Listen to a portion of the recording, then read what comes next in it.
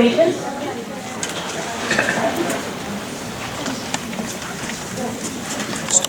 Dear Chancellor of Public Affairs and Cultural Attaché of the U.S. Embassy in Athens, dear Professor Ederle, dear speakers, directors, colleagues, students, and guests, my name is Claudia Carydis. I'm Vice President of Public Affairs at the American College of Greece, and it gives me great pleasure to welcome you all on our campus on a beautiful day, thank God, today, on the occasion of the annual American Studies Seminar, an event that we traditionally organize with the collaboration of both the U.S. Embassy in Athens and the Institute of International Relations of Panteion University. I would like to give a special welcome to all the students who are here today. Very happy to host so many students, both DIRI and also Panteion University students, but also students from other public universities. We also have a very special group of students, some of the students of a very special group that is with us this semester, some students from the University of Delaware, world scholars that are taking their first semester for the first time through a partnership we have established with the University of Delaware. So welcome to those students as well who are joining us today. I would like to give special thanks to our keynote speaker, Professor Ederle, for joining us on this occasion, and of course to all the speakers that will be talking, presenting later during the day, during the three panels. Before I proceed, I would also like to give very warm thank you to two people that have worked really hard for to organize this event. Evgenia Diatsigo from the U.S. Embassy and Maria Serbu from the Office of Public Affairs. They're here at the college, I don't see them right now. They both work really hard to taking care of every little detail so that everything is perfectly organized today. For those of you who are not very familiar with the American College of Greece, let me just very briefly say that we are an independent, non-profit academic institution, the oldest and largest American accredited academic institution in Europe. We were founded back in 1875, 144 years ago, in Izmir, Asia Minor. We relocated after the Smyrna catastrophe in Greece, and we started operating again in 1923. We relocated at the invitation of the then Prime Minister Eleftherios Venizelos. We moved in Athens in different locations. We operated from various locations, and in 1965 we came on this beautiful campus, where today we are hosting two of the three divisions of the American College of Greece. First of all, let me tell you that today the American College of Greece enrolls in total about over 5,700 students who are served from 450 faculty members in three educational divisions. Where we are today here is DIRI. It's, as I said, Europe's largest American college. We also have ALBA, the second division, which is Greece's premier independent graduate business school. This is located on a separate campus downtown Athens, very close to the American Embassy. And the third division is Pierce, an independent Greek secondary school, which is located on the same campus, but it's across on the other side of the campus. So I hope you have some time during the day, maybe to wander around a little bit and enjoy our premises. I also want to briefly note here, on the occasion of the participation of so many students from Panteion University, that at DIRI we currently enroll over 1,000 students who study in parallel, study here at DIRI in parallel with their studies at the Greek public universities. And they come from all public universities, and they're taking, most of them are taking a minor with us, but some of them also take a full degree with us. And we are very happy to host these students as well in our programs. Today's event is hosted by the ACG Institute of Global Affairs, which organizes events with the support of the Office of Public Affairs at the college. Professor Vlavianos, Dr. Vlavianos is the director of the Institute of Global Affairs, who will be addressing you shortly, along with Director Papasoteriou from the Institute of International Relations of Panteion University. And I would like to thank both of them for putting together the program and the speakers for today's very topical issue that we are anxiously waiting to hear the presentations for. And now I would like to give the floor to the Secretary General for Primary, Secondary and Special Education of the Ministry of Education and Religious Affairs, Mrs. Anastasia Gkika. Mrs. Gkika was just telling me that she had also taken some courses here at DIRI back then, before she entered the Greek University. Thank you for accepting our invitation. It's an honor to have you with us on this occasion. Right after, I will ask the Counselor of Public Affairs, Ms. Harvey, to take the floor for some welcome remarks, and then she will be followed by the two directors. Once again, thank you for joining us today. I hope you enjoy both the conference and the day on our campus. We are at your disposal if you need any further information about our college. Welcome to all of you. Mrs. Gkika, please, the floor is yours. Thank you.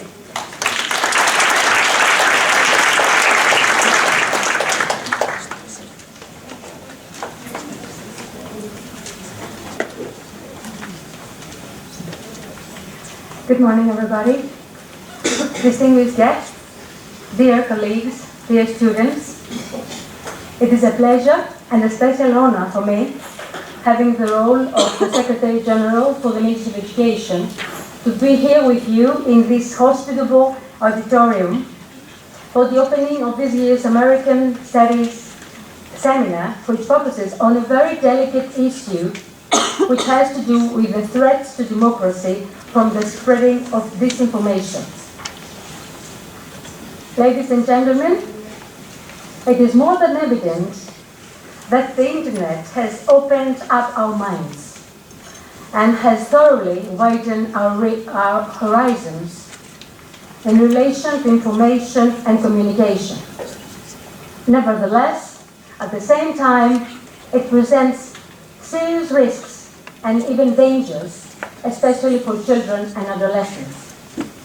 Many fear that it distracts students from their studying, severely hinders their communicative and human interaction skills, and it may also engage them into unreliable and suspicious online networking with dangerous people.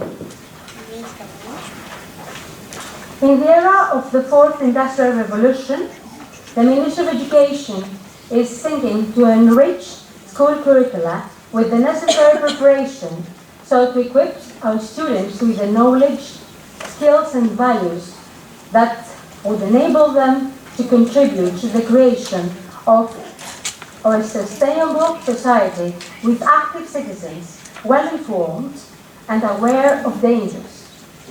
To this direction, we promote the enhancement of soft and digital skills for our youngsters.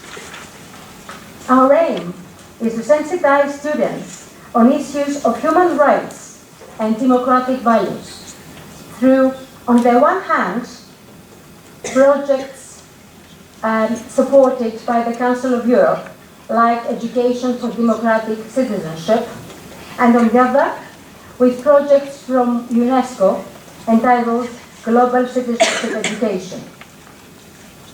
It is certainly of great importance that students experience the practices of democracy so that this eventually become a way of life, make them strong, wise and knowledgeable, and allow them to resist to fake news and assist them in order to make the right choices in their everyday life, differentiate from real and unreal, between useful and useless, between informative and disinformative.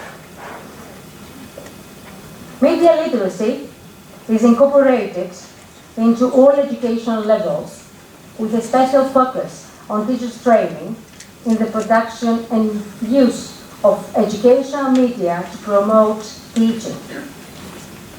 Therefore, we encourage the development of projects in the framework of extracurricular activities to ensure a successful transition of young people to increase their communication, collaboration, creativity, and critical thinking skills through media-based learning. We are bringing these issues of media in the curriculum content, teaching and learning practices, and we support the role of teachers in the realization of the relative projects. Training courses have been developed and implemented for teachers employed in compulsory education using modern methodologies for learners as group working, involving them in case studies and research projects, role-playing, and many others, in order to make them able to cultivate horizontal skills to students as creativity, cooperativity, and as we said, critical thinking and learning how to learn. When we read and see online, it is always what we see is not always true. And with so much information coming from various sources, our students need to be equipped with skills and knowledge that will help them recognize which information is real and which is fake. Therefore, introducing media literacy and new technologies in the classroom will make both students and teachers, as well as parents, feel more confident and safe. Taking all this into consideration, I really think that this issue, which will be discussed today, is of great importance, and I would like to thank the organizers of the USA Embassy in Athens, the Institute of International Relations, the American College of Jeri, the Fulbright Foundation in Greece, for inviting us, for organizing such an important dialogue here, activated in this year's American Studies Seminar. I wish you a fruitful seminar, and I do thank you very much.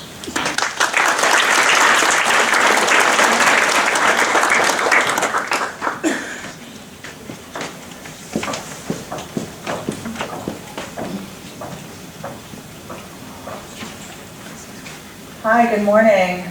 My name is Harvey, and I'm the Counselor for Public Affairs at the American Embassy here in Athens. It's really a thrill to be here today, and it's my pleasure to just see this group of young people who are interested in learning more about such an important topic that, you know, I was thinking about it when I was in university. I don't think we even talked about disinformation. So this really reflects the changing times. I was in university, I just went to my 25th reunion, so it's not like it was yesterday, but still it's quite interesting that with the passage of time that these topics do evolve. Let me start by thanking the General Secretary of Primary and Secondary Education and Special Education, Mrs. Anastasia Gkika, for being here today on behalf of the Ministry of Education and Religious Affairs. We really appreciate your joining us, and we appreciate your support very much. Last month, following the visit of the U.S. Secretary of State, Mike Pompeo, we completed the second round of the U.S.-Greek Strategic Dialogue. Our two governments are committed to strengthening the ties and connections between the U.S. and Greek universities and academia, and that was something that we spent a lot of time discussing in this strategic dialogue. So events such as today's are key to building the people-to-people ties that form the absolute basis, the bedrock and foundation of the relationship between the United States and Greece. So really today's event is forwarding an important diplomatic and strategic and foreign policy goal for the United States and for Greece. For more than 20 years, the American Studies Seminar is a series that's developed a reputation for offering Greek university students the opportunity to gain insights into American culture and history, and to participate in discussions about significant issues. These are issues that impact the United States, Greece, and countries around the world. We're pleased that this has proven to be a successful collaboration between the U.S. Embassy, Panteion University's Institute of International Relations, and the American College of Greece, Jeri, and its Institute of Global Affairs. And we're delighted that students like you come back year after year to participate in these discussions. We're also honored to have on board with us for a second year in a row the Fulbright Foundation in Greece, which is celebrating its 71 years of educational and cultural exchanges between the United States and Greece. The Fulbright program is the United States government's preeminent academic exchange program, and we're proud to note that Greece hosts the oldest Fulbright program in Europe and the second oldest worldwide. You'll have the opportunity to learn a bit more about this program in a few moments when we watch a film about the history and mission of the Fulbright program. But going back to our seminar, this year we're going to discuss disinformation and its impact on international affairs, politics, and public opinion. As Western democracies, both as governments and as citizens, we face an unprecedented attack of disinformation, which is accelerated by social media. Recognizing this challenge, we need to work together to develop comprehensive strategies to identify and combat disinformation. That's why discussions like today's are so critical, and learning how to be a discerning customer of media is essential. The U.S. government is committed to fighting malign influence and disinformation in the transatlantic community.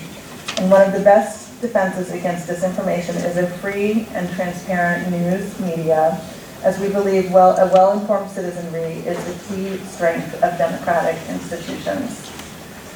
And despite the challenges, we are certain that freedom of expression and freedom of speech will continue to be the foundation of our democratic societies. These are the types of values that bind us as Greeks and Americans together. Today we're pleased to welcome Dr. Stephanie Edgerly. She is an associate professor of media and is an associate professor and media expert at Northwestern University. Her research explores how features of new media alter the way audiences consume news and impact political engagement. Dr. Edgerly, thank you for accepting our invitation to be here and for traveling from snowy Chicago to Athens to share your perspectives and insights with us. And I'd also like to express my gratitude and just genuine thanks to Claudia. We very much appreciate your hosting us so kindly here. Also to Artemis Zanetu, who's the director of the Fulbright Foundation. Dr. Papasotiriou, the professor of strategic studies of the Department of International, European, and Area Studies of Panteion University, and director of the Institute of International Relations of Panteion University, and Dr. I'm mispronouncing it, Vlavianos, the professor of history at the American College of Greece. Thank you. Their contributions and support for the seminar of this program over the years have truly been invaluable, so thank you. And I'd like to thank everyone here for your continued support and for encouraging Greek university students to learn more about the United States and Greece, especially during this important period in our bilateral relationship. So to everyone, I say, I hope you have a terrific experience today and that you find the seminar interesting, enlightening, and thought-provoking. On behalf of us at the American Embassy in Athens, we look forward to this successful event and to continuing the tradition of the American Studies Seminar in the future. Thank you very much.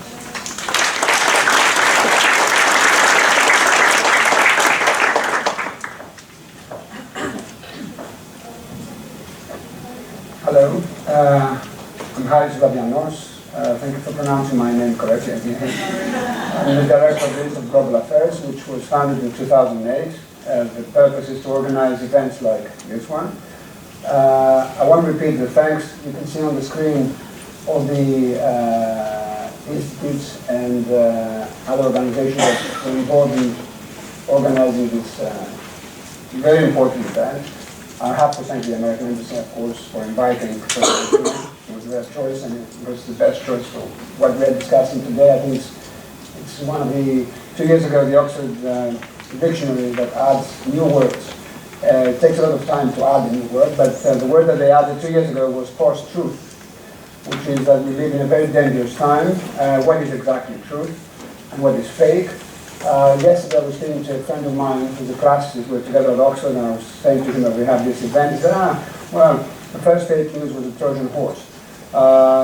Yeah, people lie all the time in politics. Machiavelli advising his nephew who was going to the Spanish capital as a diplomat, he said, you should be honest, but from time to time you have to lie, and when you do it in style. And so we're not discussing something new. What is new is, of course, technology, and how actually lying spreads through technology, and how politics becomes very dangerous, and the foundations of democracy are threatened, and we've seen that in the last couple of years. I have to thank, apart from the embassy, Harvey Papasotiriou, who is the director of the other institute, was a colleague of mine. So, we have the same name as well, Harris and Harris. Right? And so it's very nice that we collaborate again. I have to say this is the first time that we hold this event at the ACG campus. And so I'm very glad that I have so many students here to participate in this event. I won't take more time. Everybody's eager to listen to Professor Edgerly. And we have 3 panels that will somehow discuss and debate the points we'll be raising. Thank you again for being here. Harvey, would you like to say a few words?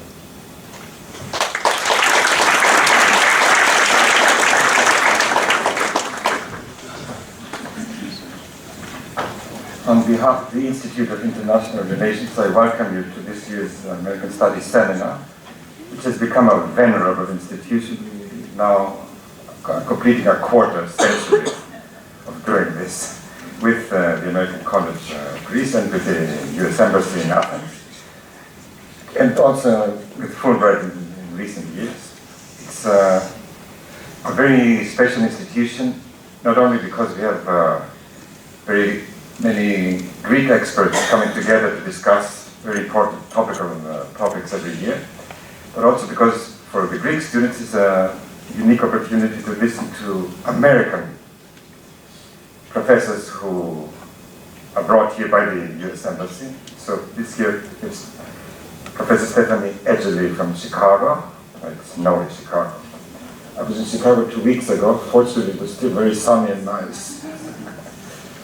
And I hope you enjoy your stay in Athens. So this has been going on for 25 years, and we hope that it will continue for as many years in the future, because it's a very vital and important institution.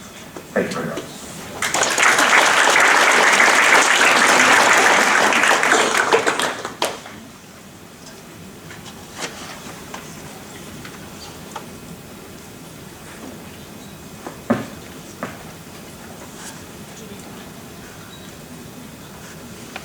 Hi, my name is Julia. I'm a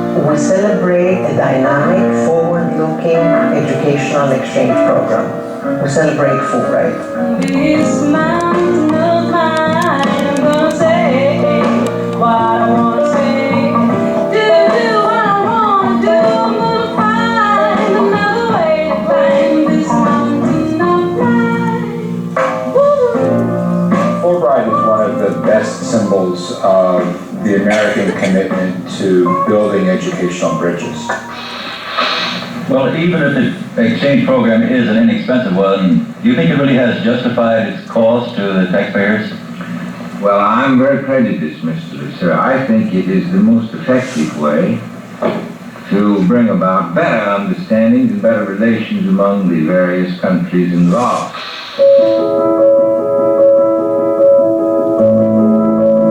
It is the thousands and thousands of Greeks and Americans whose lives have been transformed by their experience as Fulbright scholars.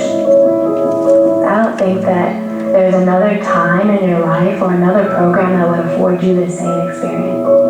I think the Fulbright program gives students like me the opportunity to really delve into a culture and get to know a culture on a level that most people don't get to experience. You have a much better understanding of another country by going there and living among them than you do listening to their propaganda or reading about them. James William Fulbright, a young man in his early 20s, coming from Arkansas, from Lafayette, a small provincial town.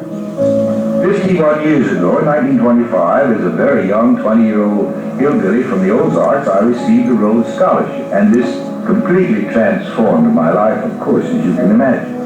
His own experience as a Rhodes Scholar in Oxford in the early 20s made him realize how internationalism and educational exchange are intertwined. He realized how young Americans at that time had an ignorance about the world outside the United States.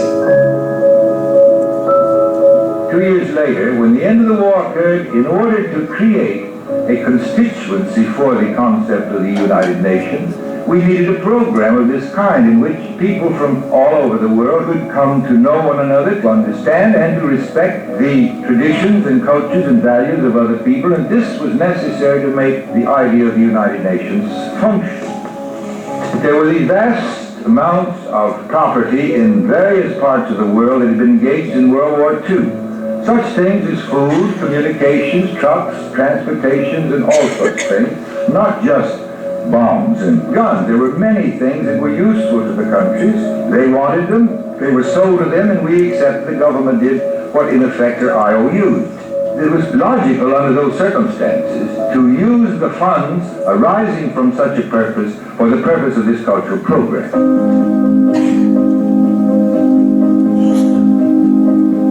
What makes Fulbright different from other international educational cultural exchange programs is its binational nature, which is also always complemented by private support. There are donors, both in the US and in Greece, that believe in investing in education and the importance of educational exchanges. When people come back, first of all, they learn much more about the culture they went to, but also they learn much more about themselves. Everybody doesn't look like you or operate like you do or have the same religion as you or the same values. One of the actual most enriching parts has been also figuring out how to live my own home life overseas. It's hard to move to a new country and to set up a life for yourself. Fulbright does that for you. Έχεις την ευκαιρία να γνωρίσεις κόσμο από όλα τα μέρη του πλανήτη. Γνώρισα την κουλτούρα τους, τον τρόπο που σκέφτονται. Να ανταλλάξεις εμπειρίες μαζί τους. Άκουγα διαρκώς ότι η υποτροφία του Fulbright ανοίγει πόρτες. Εγώ θα έλεγα ότι ουσιαστικά κατασκευάζει πόρτες και δημιουργεί διόδους εκεί που φαινομενικά υπάρχουν μόνο τείχη. We're proud to say that Fulbright Greece is the first Fulbright program in Europe and the second continuously operating in the world. Greece represents the birthplace of Western democracy, Western values, and makes Greece a natural home for one of our most dynamic and successful Fulbright programs. It was a war-ravaged country, and I think Fulbright came along at the time to be able to empower men and women by offering them training opportunities in the US. Despite historic events and hardships throughout the years, it has continued to operate without closing its doors for one day. The success, I would say, of the Fulbright Foundation in Greece relies on a wonderful team of dedicated professionals. Actually, what Fulbright does is threefold. It's the scholarships, the educational advising services for both studies in the US and in Greece, and also institutional linkages and programs that we do, and in general, cultural and educational exchanges from institution to institution. We have a very strong and committed team for providing educational advice about studies in the United States. We never promote individual institutions, but we provide the skills and knowledge, the guidelines to the students and the parents to be able to make their own selections. How many of your top academics, your top artists, your top officials have a Fulbright experience somewhere on their resume? Fulbright does create a community, local, national, and global. As the world gets smaller and smaller through international collaborations, getting a scholarship and working with someone for that long creates bonds that are going to last for a very, very long time, if not forever. Not only does it support you while you're here, but it does really seem to want to help you in the future. Οι δυνατότητες που σου δίνονται σε επίπεδο δικτύωσης είναι απεριόριστες. Προσπαθώ να μεταφέρω τα θετικά της διαφορετικής νοοτροπίας στη λειτουργία την καθημερινή του εργαστηρίου, του τμήματος, αλλά επίσης και στο κομμάτι της καθημερινής ζωής. Σε προσδιορίζει σαν άνθρωπο και σε βοηθάει να πάρεις πολλά περισσότερα εφόδια από το κομμάτι το καθαρά το εκπαιδευτικό. Education is life-changing. I mean, I grew up in a very low-income neighborhood. I was the first in my family to go to college. That's why I got into the education field, and it has changed lives. I've seen it change lives. It changed my own. Education is about opening your mind, opening your heart to things you didn't think existed, and going into places, into thoughts, into experiences that are new. Η εκπαίδευση είναι μια αργοκίνητη αλλά ισχυρή δύναμη. Αυτό που το πρωτοδιάβασα σε ένα από τα ενημερωτικά φυλάδια του Fulbright το ανακαλύπτω κάθε μέρα όλο και περισσότερο μπροστά μου στη δουλειά. Επίσης σου δίνεται η ευκαιρία να αλλάξεις και τις ζωές των γύρω σου, να τις επηρεάσεις με έναν μοναδικό μαγικό τρόπο. I think education is the safest investment. It does not grant immediate results, but you're planting the seeds for a better future. And that's the real excitement of this program, the fact that it is an investment in the future, including the future of the U.S.-Greece relationship. Fulbright is as relevant as it was 70 years ago. It's still dynamic. It's a young program and can be an agent of change. What I wanna do, I'm gonna find another way to climb this mountain of mine. I'm gonna say what I wanna say, do what I wanna do. I'm gonna find another way to climb this mountain of mine. I'm gonna say, I'm gonna find this mountain of mine.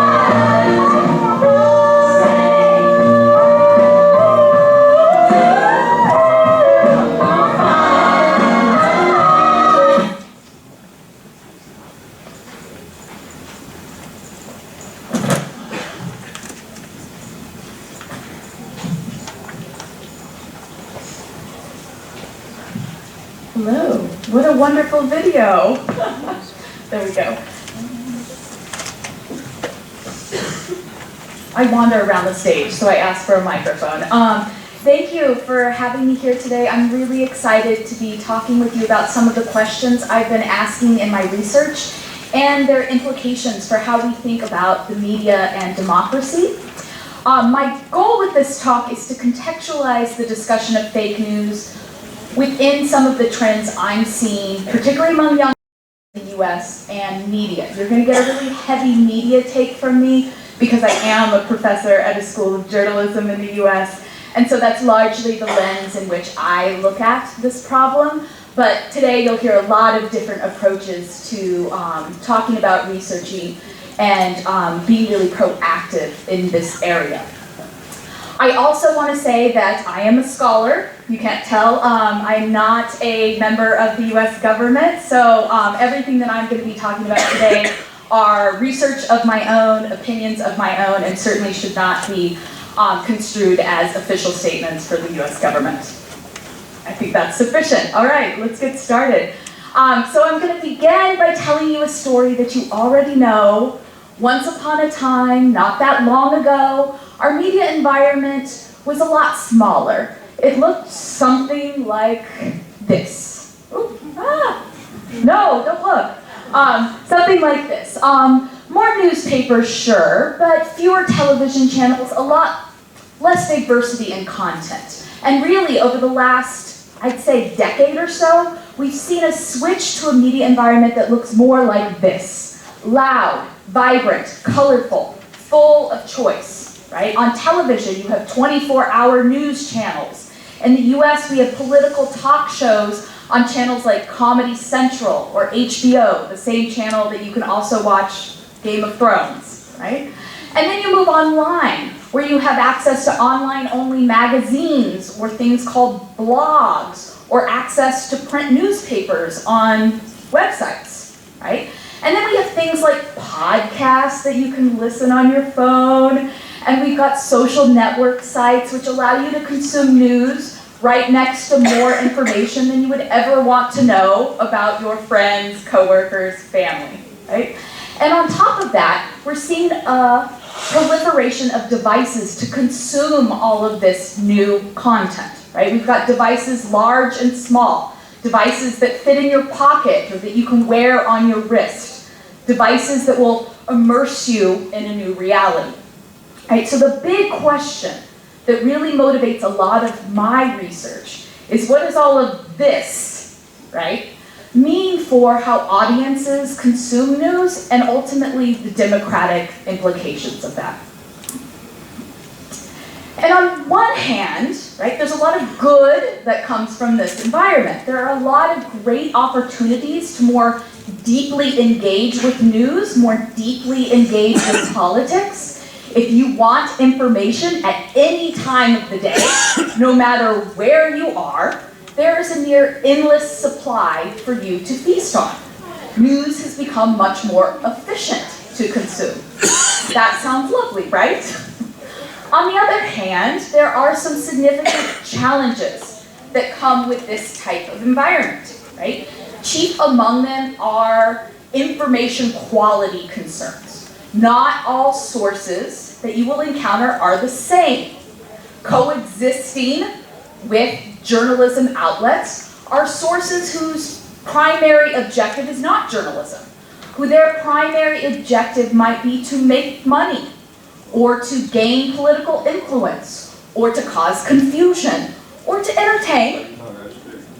And so with so many options, with so many sources available, there's a big concern about what is true and what is false, right? Who can you trust? And this concern is worldwide, in fact. And here I'm showing you some data from the most recent Reuters Institute out of Oxford University, their digital news report. And this report collected data from people across 38 different countries. And what you're seeing right here, apologies if it's very small for some of you that are away from screens, is the proportion of people that said they were concerned about what is real and what is fake on the internet when it comes to news. And at the high end, you have Brazil at 85%. At the low end here, you have the Netherlands at 31%. I flagged for you Greece, which is at 61%. The US is a little higher at 67%. Right now, concern. What does it mean to be concerned? Concern in and of itself, neither good nor bad. You could argue people should be concerned, right? What I would like to argue to you today is that what really matters, right, is how this concern motivates people. Right? What becomes really significant is what people do about being concerned. In a world where increasingly people are concerned about what is real and what is fake, right? How do they deal with that concern? And in order to do that, I want to show you why I think this is important. And to do that, I want to talk about a study I did a couple years ago. And this study involved qualitative, in-depth interviews with young adults in the US. And these were people that were 18 to 29 years old. And I won't get into too much of the methodological approach here, but I'm happy to answer questions, more specific questions about that.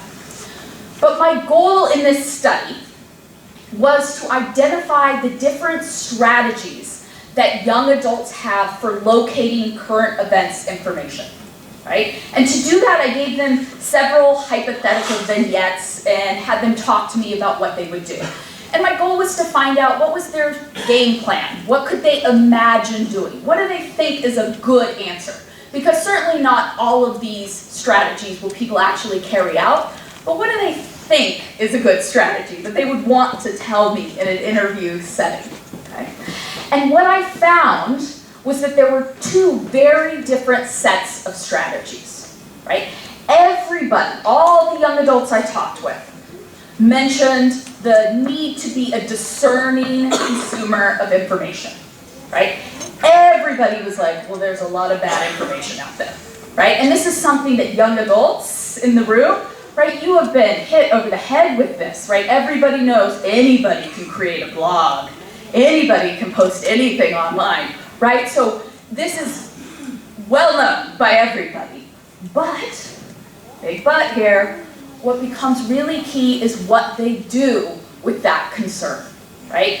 And so I found that that concern motivated people into articulating two very different types of strategies. So let me show you those strategies. The first set of strategies, which I'll walk you through just briefly, were articulated by young adults who were from college-educated households. They had at least one parent who was college-educated.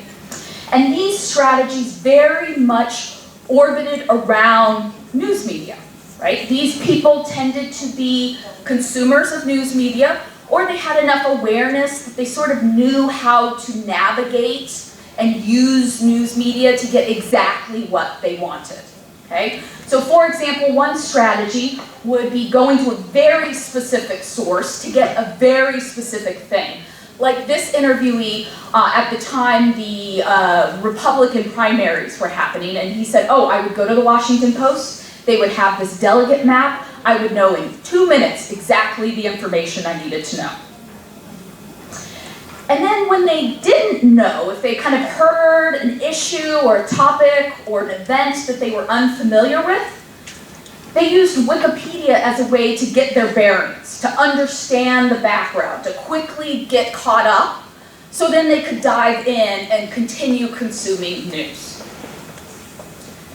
Now, how they dealt with credibility was a little interesting. When I asked, where would you go to find credible information? Right? A lot of people were very skeptical that such a thing exists, right? I actually had several people chuckle and say, credibility, huh, is that even a thing anymore?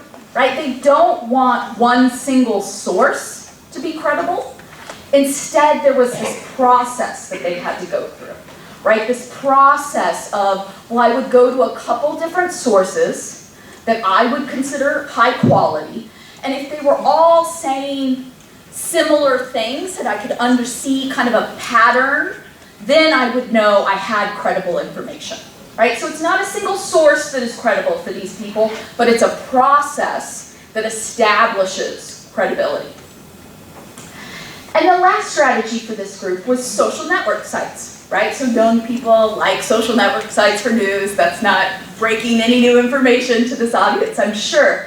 But what I think is really important to acknowledge here, what's really different, potentially, about this group, is that they've made the conscious decision to invite news into their social networks. So these people follow news organizations. They follow individual journalists. And as this quote shows, they purge their friend lists to make sure that these spaces, right, they've curated these spaces so they can be spaces for news. Now I see a lot of head nodding here, so some of these strategies might be ones in this room that you practice. Okay? But what becomes really interesting, at least for me when I was doing this research, is that not all young adults had these strategies, right? Another set of strategies emerged from the exact same hypothetical vignettes that I was showing to people. So there's this second set of strategies, right? And here they were voiced by young adults who were largely from households where their parents did not go to college. And you can see how skepticism or concern about what is real and what is fake really motivates these people differently. It points them away from news, right? So there was a tendency to rely on Google. I'd go wherever Google took me, right? You outsource decision-making to an algorithm because that seems more preferable than knowing that handy Washington Post map. Or there was a reliance on trusted family or friends, interpersonal contacts. Why? because then you wouldn't have to second guess the information, right? These are people that you grew up with who have similar background than you. You know they don't have some hidden agenda, and so you can trust what they're telling you.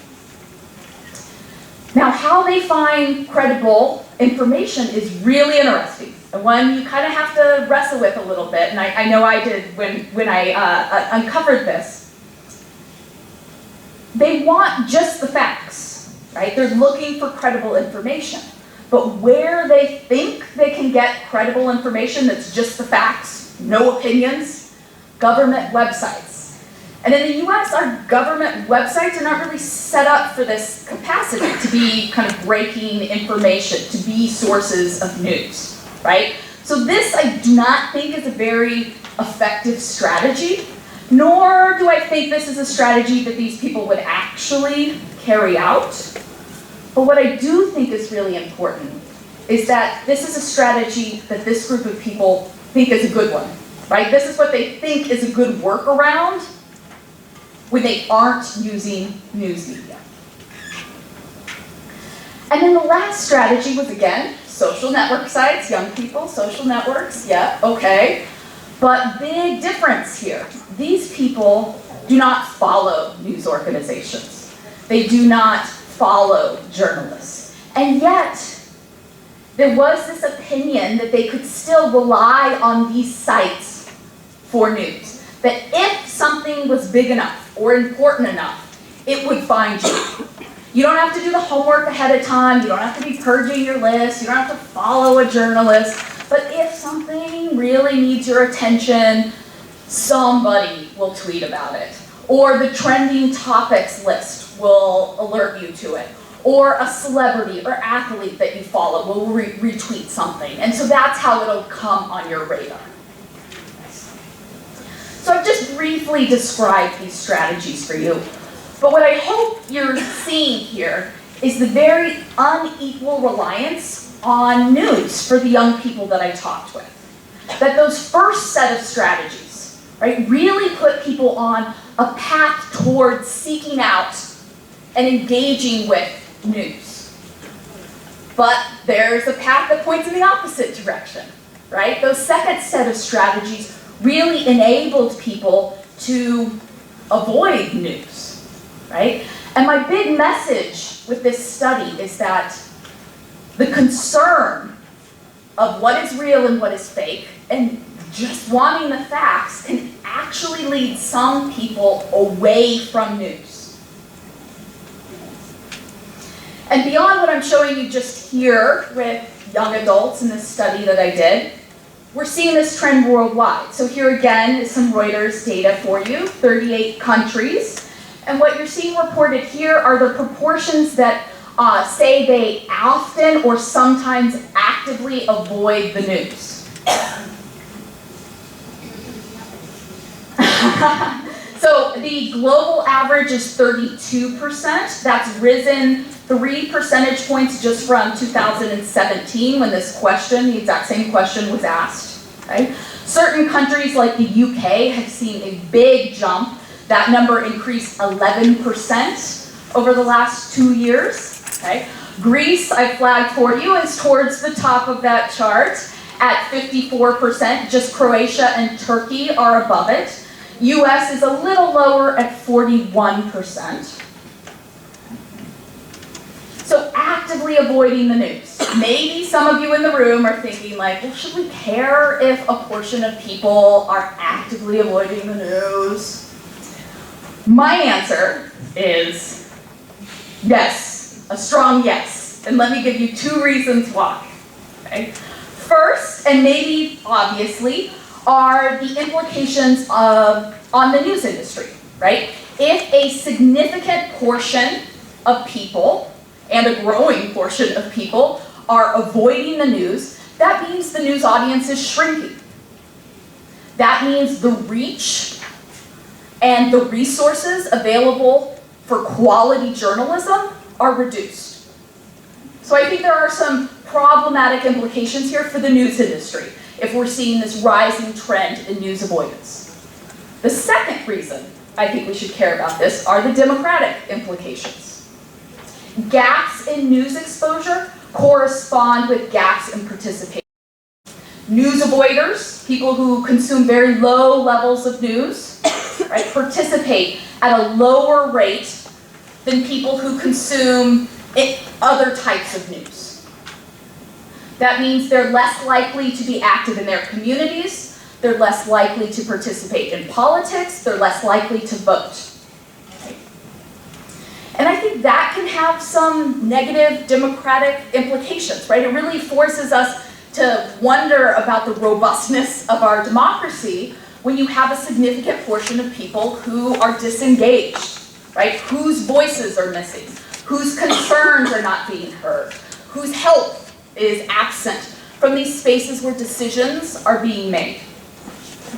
So what I think this kind of rising trend in news avoidance makes us do is kind of ask a very fundamental question, which is why do people, some people, consume very little news, and what can we potentially do to curb this problem? Now, full disclosure, this makes journalists kind of uncomfortable answering this question. It always surprises me when I talk to US journalists. I get a lot of answers. Number one, they always assume we're talking about young adults, right? So I get answers like, I don't know, do young adults just not care about the world anymore? Or I get responses like, we'll wait until they buy a house or they start having kids and then they'll read the newspaper, right? So it's very hard, I think, for journalists to understand why people would not consume the news, right? And equally so, when I teach my journalism students, who are young adults, they also struggle with understanding why people would not consume news, right? They are avid news consumers, they clearly see the value of news, and so they're left kind of struggling to imagine the real reasons why somebody would do this thing, which is clearly really valuable. And so that's where research, I think, is really key in giving us some concrete information to chew on. And what I would like to do is talk about a second study for you. And in order to do that, I want to highlight sort of 4 big explanations to set up this study. So 4 big explanations for why people avoid the news, why people consume very low levels of news. And the first explanation is really grounded in demographics, right? It's just some people will never consume news, right? And there is a line of research that has fueled this explanation, supports this explanation, and this research usually measures media use, measures news exposure, identifies a segment of the population that is very low across a wide range of news exposure items, and then predicts that behavior, right? And so you see, the first 4 are worldwide trends, true in the US, but also other countries have found this. News avoiders do tend to be younger, women, low educated, low income, and then this last one is very US specific. They also tend to be Republican or hold conservative viewpoints, right? So while this explanation is useful for telling us who is not consuming a lot of news, it sort of misses the mark with understanding why, right? And what I really don't like about this explanation is I think it also fuels complacency, right? I think it's like, well, you know, young adults, there's not much you can do about it. They just aren't going to consume the news. But luckily, we can do better. There are other explanations. Okay, so the second explanation is what I call a gap between who people think they are, who they identify with, and then what they think news provides. And so here, in this explanation, we see the strong role that political interest plays in explaining higher levels of news use. Right? So conversely, if you are somebody who says, oh, I'm completely apolitical, or I hate politics, then you're likely to have very low levels of news use, right? News is not for you if you're not into politics. We also see this gap with statements like, the news is not made for me, or I don't see how the news is going to impact my life, which are common statements uttered by news avoiders, right? And they sort of reflect the lack of relevance that news is perceived to have, right? If it's not going to talk about topics you're interested in, if it's not made for you, if it's not going to clearly help you accomplish your goals, whatever those may be, then why would you devote time and effort to consuming it? Right? Fair enough. The third explanation is really rooted in the high cognitive costs of being a news consumer in the modern environment. Right? There's a lot of information to catalog.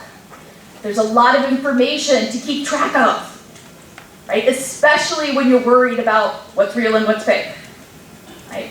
And so for people who lack self-confidence, self-efficacy to navigate this media environment, for people who are unsure about how to tell whether facts are correct or not, or they're unsure about how to determine what's credible, right?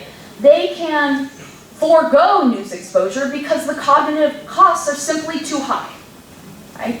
Relatedly, people who lack concrete knowledge, right, about the news system, how news is gathered, how it's presented, how Google is different from CNN, then this can render news consumption simply too taxing, right? You can think of these two explanations as sort of the news literacy explanation, right? News becomes really hard if you aren't literate in the news. And the fourth explanation, is how news feels, right?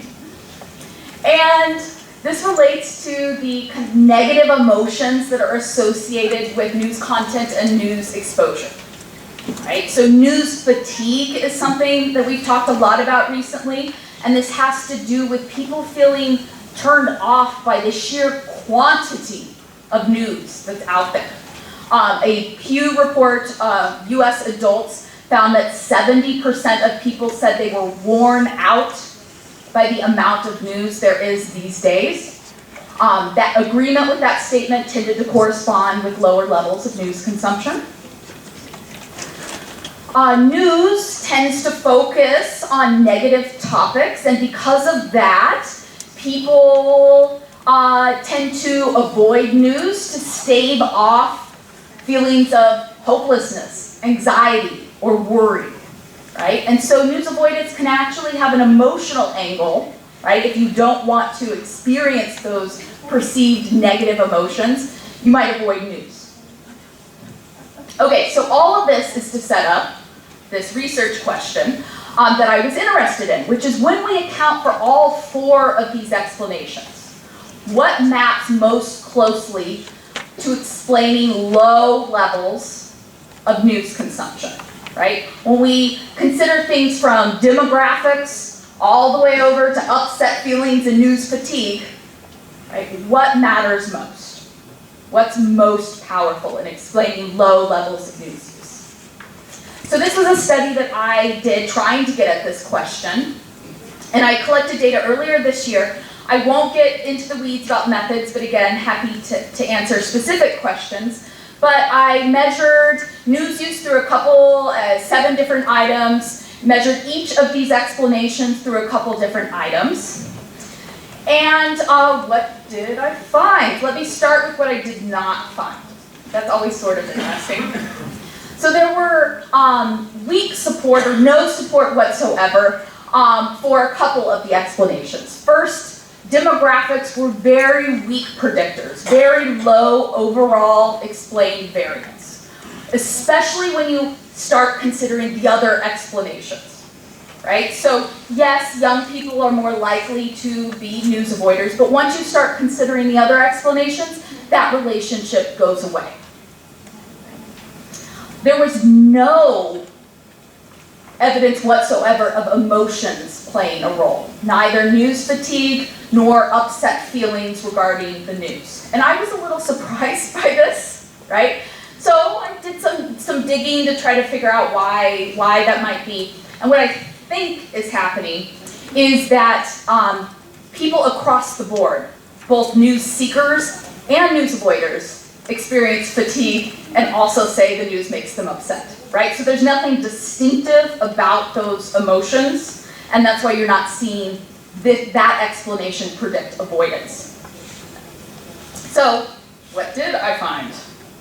Strong support for the second and the third explanation.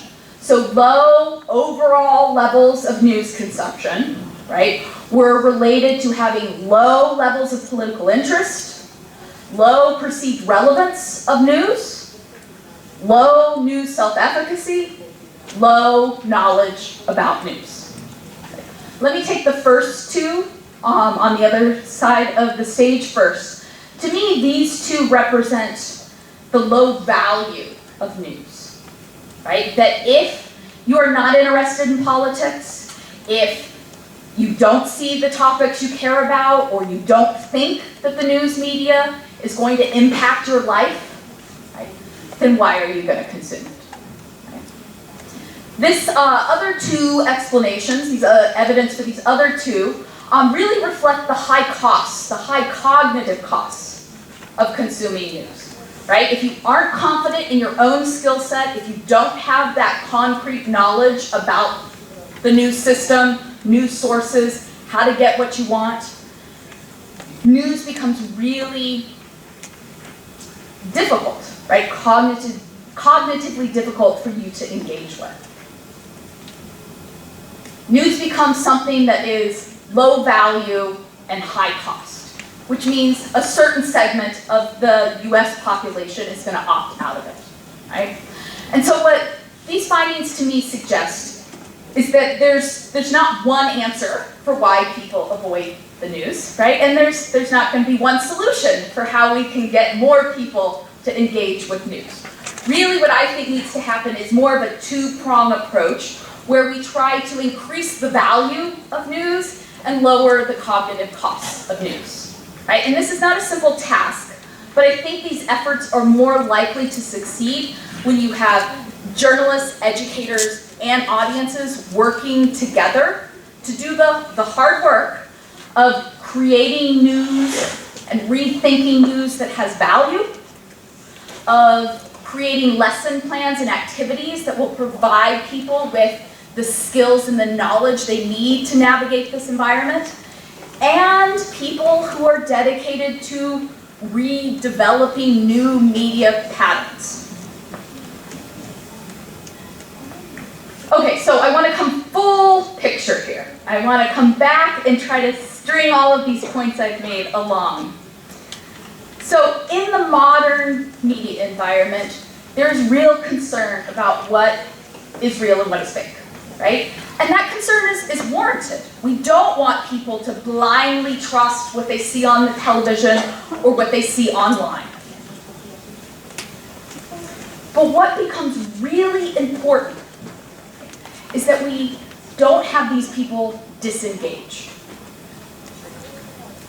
Because that also has really negative democratic implications, right?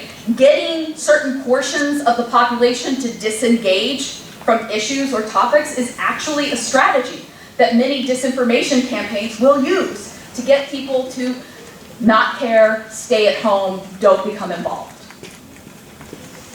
So fake news can have real consequences, and I'm sort of just highlighting one type of consequence for you.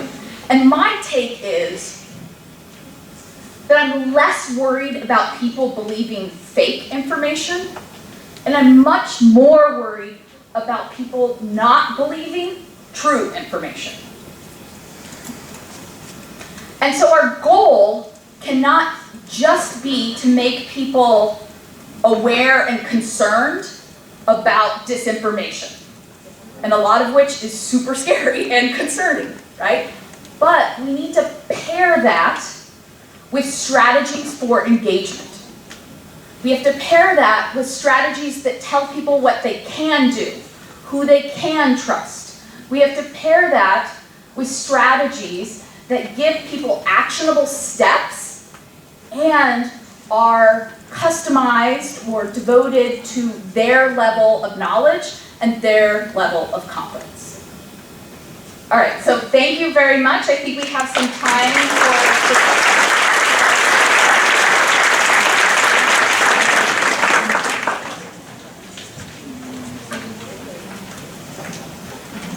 you, Professor Ederick, for your talk. I'm sure there's going to be a lot of discussion on the important topics that you analyzed. We're going to have a 20 minutes break, and then I would like Maria Lavano, Professor Gassenschmidt, Professor Panteion and myself will be here for the first round of discussion on the long history of disinformation, the historical roots of that, and I will be moderating the discussion. So, just 20 minutes and be back in the room, please. Yeah.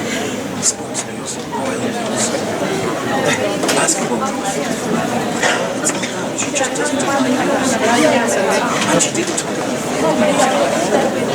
disengagement is one thing, faith is another. You should have questions now. You said you regard news as if it's one thing. Local news. Yesterday we brought umbrellas. Today we didn't bring umbrellas. Why? Okay? Because of surveillance. We read the local news to find out if it's going to be rain or if there's going to be a metro strike. So she regards news as one thing, and she regards it as political news. And it's not. People read the news all the time. Prince is dead. Oh, he's dead. I'm going to read that fucking shit, right? And we get alerts all the time, so just sit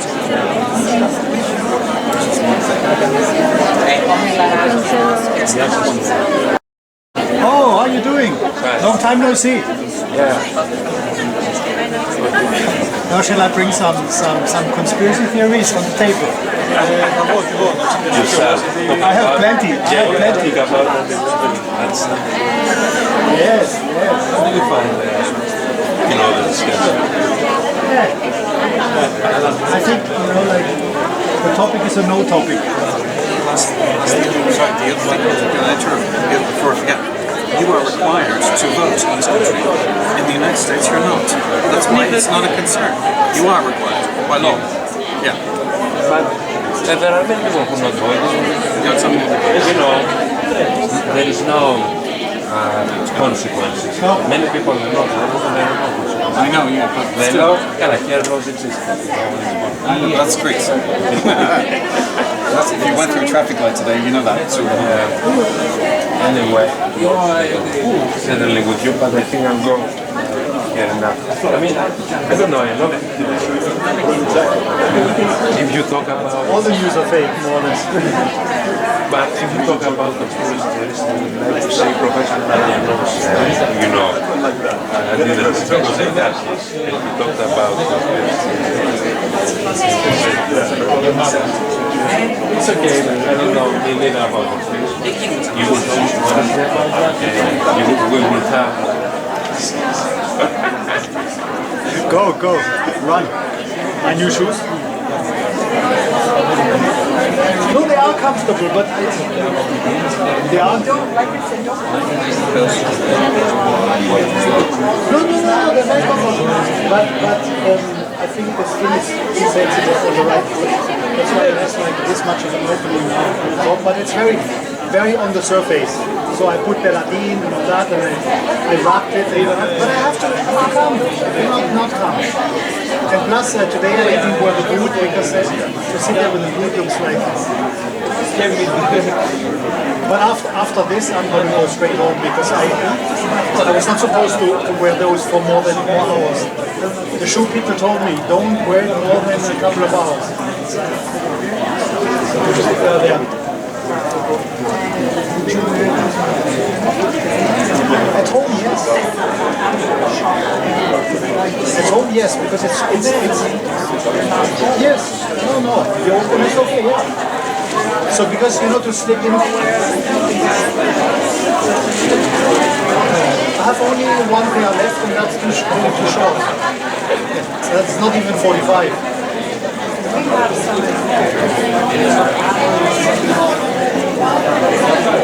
Sure.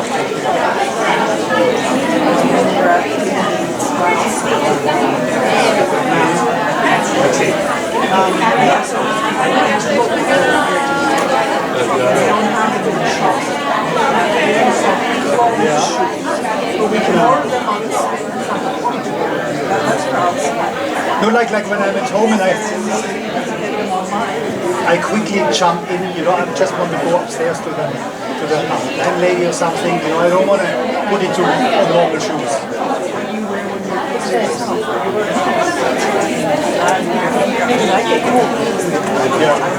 No, usually I still have my mother's shoes, but the pair that are 45, they look shitty, and the other ones are very tight.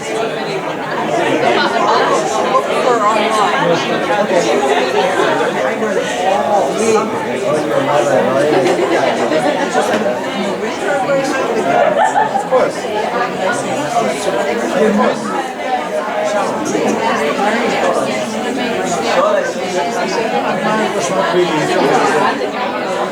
I mean, for me, news are always fake.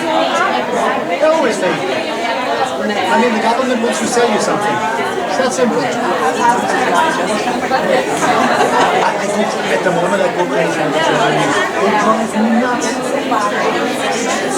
You know, they love to put these attributes at the AfD especially. They always, when they mention them, they always say the populist right-wing AfD. Excuse me, I don't think the stupid CDU or something. You know. But with the AfD, Panda, always.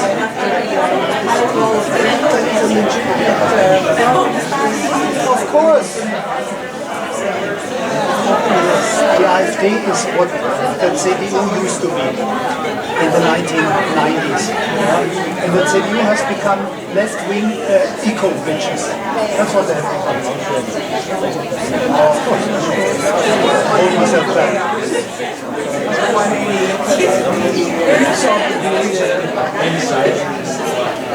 No, but this thing about 3 years, I mean, it's famous.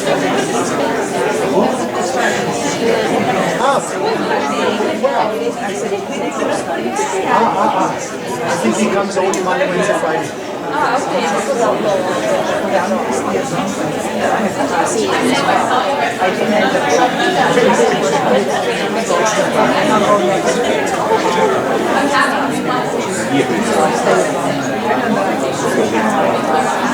have to give you the video. It's in my office. The video and Nani's paper. I looked at it, I made some comments. Yes, I printed it out, I did some comments. She's a typical case of a student that is not that clear about what she's saying. You know, that it's too general. Her paper is too general, and she needs to give more clear-cut cases. You know. But he is not.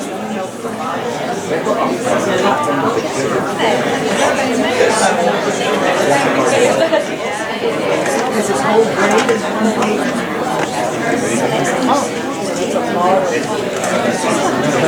Well, we had to in Freiburg. It was just a research paper.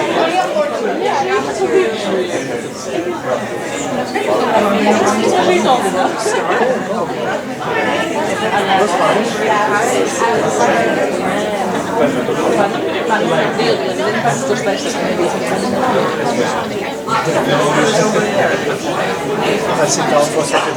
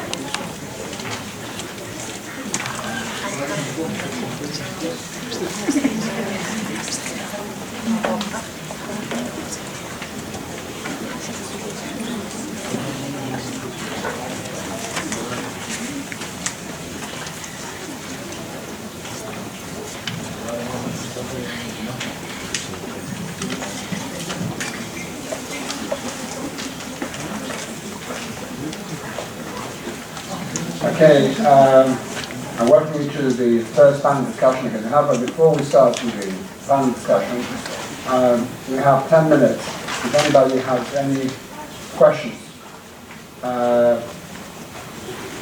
Professor Edgerly from her wonderful presentation, very engaging. Does any student want to ask something? Yes.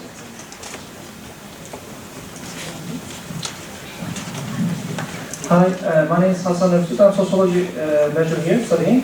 I have a question about the news can be neutral because we talked about the consumption of news. Who shaped the news? Who has power to describe the news, fake or true? So, what about your opinion about the neutrality of the news? Thank you.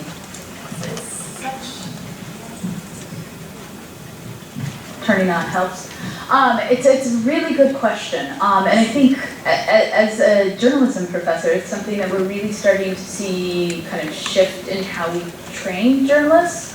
And I think, this is my opinion, I think the norm of objectivity has sort of been co-opted a little bit with a lot of the US news media. So something like a slogan, fair and balanced, or no spin zone, which sounds lovely, it sounds like what you want to consume, can actually backfire if you're not delivering on that message. And so I do think we try to train journalists in verification strategies that enable neutrality, but I don't think that all news has to be neutral. But I do think it's important that we properly label things or own our perspectives or biases, which is something we're not seeing as transparent in the US market compared to something maybe like partisan press history in the UK. Anything else? The question is interesting. I just want to say something about neutrality. First of all, anybody who writes has certain outlook, certain values, and also, because I have a lot of friends who are journalists, you're sometimes constrained by the newspaper you work. So sometimes your values will be different. If the line of the newspaper is specific, you have to follow the line of the newspaper, otherwise you have to resign. And a lot of friends of mine have in the past 7 years resigned from newspapers because they couldn't agree with the line of the newspaper. But neutral is very difficult because we all have, a view on life, values, we want to defend the things we believe are true. Any other questions? Yes. It's Prince Panteion, who was a friend of mine, were together at Oxford. Actually, it was very nice to hear that some of my best friends at Oxford were Rhodes Scholars, and I never knew that Fulbright was a Rhodes Scholar.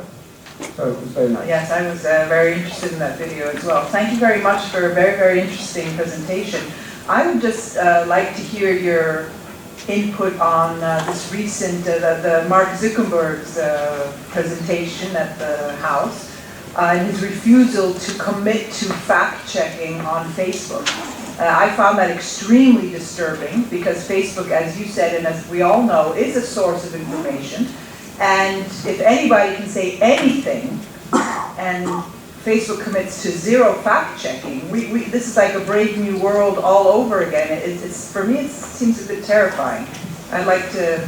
Yeah, I share your terror in that, and I think we're seeing some really contrasting approaches with Twitter recently saying they aren't going to have any political ads. So you sort of see two, Twitter is saying we're just going to ban it all, which is not necessarily the right strategy because there is some positive effects towards political advertising, and when you remove that, that tends to help institutional candidates, incumbents. It makes it harder for small grassroots campaigns who would rely on advertising to reach audiences to do so. So we don't want them just to say, well, none of that on our spaces, but we also need a little bit more buy-in than what you're seeing with Facebook. And to some extent, Facebook is such a big player, much more so than Twitter, right? Because at least in the US, I don't know the Greece data offhand, But in the US, we're talking about 22% of the US population is on Twitter versus 70% of the US population that is on Facebook, right? So even though Facebook, I know, is not cool anymore, and all the kids are on Instagram and TikTok now, it still is almost like the television of our time, right? It's like the mass media of our time, and Facebook just has to be a player more. And they're really unwilling to do so. So I think we as consumers need to push a little bit with some campaigns. I think the political system and the EU has been much better at this than the US has in forcing Facebook to play a little bit more. I don't think it's going to happen. I'm extremely worried about it, and I think the issues that existed in 2016 still exist on Facebook, and so the current strategy is just to make people more aware of them because they still exist. Thank you very much. It's interesting actually that Facebook refuses to do that after the Cambridge Analytica scandal, that actually hacked 50 million accounts of Facebook. That's even worse than that's scandal. Yeah, and they don't play well with scholars. This is a very obviously biased viewpoint here, but they aren't very free in giving their data, and so it's really hard to work with Facebook because they're very uncooperative. Last question if you have. Yes.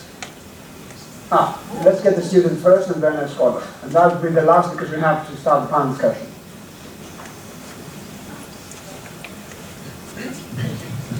So what I wanted to ask is, what is the connection between the modern pace of life, which is obviously very fast, and the time that we can dedicate daily for news? For example, if you dedicate 10 minutes, you're obviously going to observe and what is the mainstream news, whereas if you dedicate 1 hour or 2 hours, you're going to get into much more detail. Thank you. Yeah, we're seeing this trend towards slow journalism, right? Where the pressures, the real pressures on news organizations to break news, to be the first, right? And that constant ambient environment that's always on produces a lot of unhealthy effects on news organizations, more prone to errors, but also consumers, because we're just bombarded and a little overwhelmed with how do you finish the news. It's like the endless scroll on websites, and you're like, but when can I stop? There's always something more. And so I think it becomes, I often get the question, because I study a lot of teenagers, so 12 to 17-year-olds, and when I give talks about teenagers in the US, I'll get a parent raising their hand and saying, what can I do to make my son consume the news? And I think it's a little bit like, well, I need to know a little bit about your child. How much effort are they willing to put in? What topics are they really passionate about? Because I have yet to meet a young person who just doesn't care about anything, right? And so I feel like you have to know a little bit about the person in order to recommend some sort of strategy. And so when I'm talking about news avoiders and how can we make news avoiders into more regular consumers of news, I think it's a little bit like what I would imagine is training for a marathon, right? You have to start small. And so if you are already consuming news, an hour a day might be your routine, right? You might have that down. But if you aren't, I do think it starts with 10 minutes, right? And we were just talking about NPR podcasts and Up First. And I think there are a lot of these kind of snackable pieces that do give you, obviously not all the information. It's not 10 minutes is exactly equivalent to 2 hours. But it does put you on the pathway toward developing those muscles, developing the conditioning to do what can be hard work for being a regular news consumer. So I think it's important to realize that it could only be 10 minutes a day listening to a podcast while you're putting on your makeup or making breakfast, and it allows you to lay that foundation for building upon deeper engagement of news. Right? I think I would never recommend to a news avoider, well, I recommend buying the New York Times. Like, they could be like, yeah, lady, okay. And they'll just stop before they start.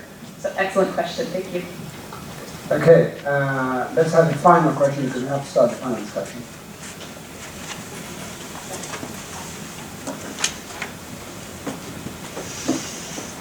Do you want to stand up? What did your young adults say about the Daily Show? Ooh, excellent question. Because you know the Daily Show is the original fake news, right? Well, not original, but I've been studying fake news for a decade, but for most of that, it was the Daily Show, right? That was what we considered fake news, was satire and parody. So I have a piece where I did in-depth interviews with young adults and asking them, is the Daily Show news or entertainment? And what you find is that people give you very different answers. And some young adults are very traditionalists with the separation of news and entertainment and not liking that blurry line, and they love the Daily Show but are unwilling to grant it news or Jon Stewart journalist or Trevor Noah now journalist status. Other young adults were like, news is horrible, so I love that anything would make me laugh. Or the third type was more sophisticated. These tended to be the highest consumers of news, and they argued using very traditional journalism language for why the Daily Show is news. So they would talk about accountability, or they would talk about tough interview questions, or in the case of John Oliver, original investigative research. And so it wasn't just like news, entertainment, but they were saying actually this very traditional way we think about news and journalism, I'm going to apply it to this very non-traditional source to show you why I do think it's news. So the short answer is it varies. Thanks. Thank you very much. I can add just an afterthought on what you said, is if you have, which is a new phenomenon, if you have the politicians of the country, prime minister, presidents, discrediting all the news as fake, then why should one actually trust the news? I mean, for example, today, the BBC, the first news was the president's impeachment of President Trump. And then he says it's a hoax, it's all fake. Then if you believe the president, you just wait for his tweet. So there's nothing to follow. And all politicians now across Europe and in the States, whenever they don't like something, they call it fake.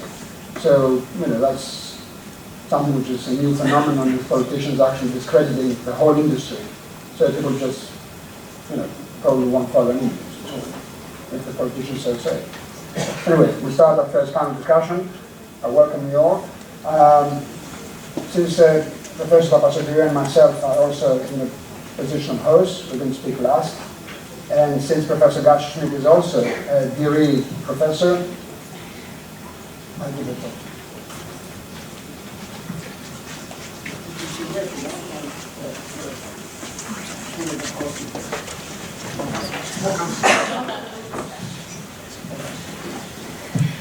So thank you very much for the invitation, and it's lovely to be here in the school, in the surroundings.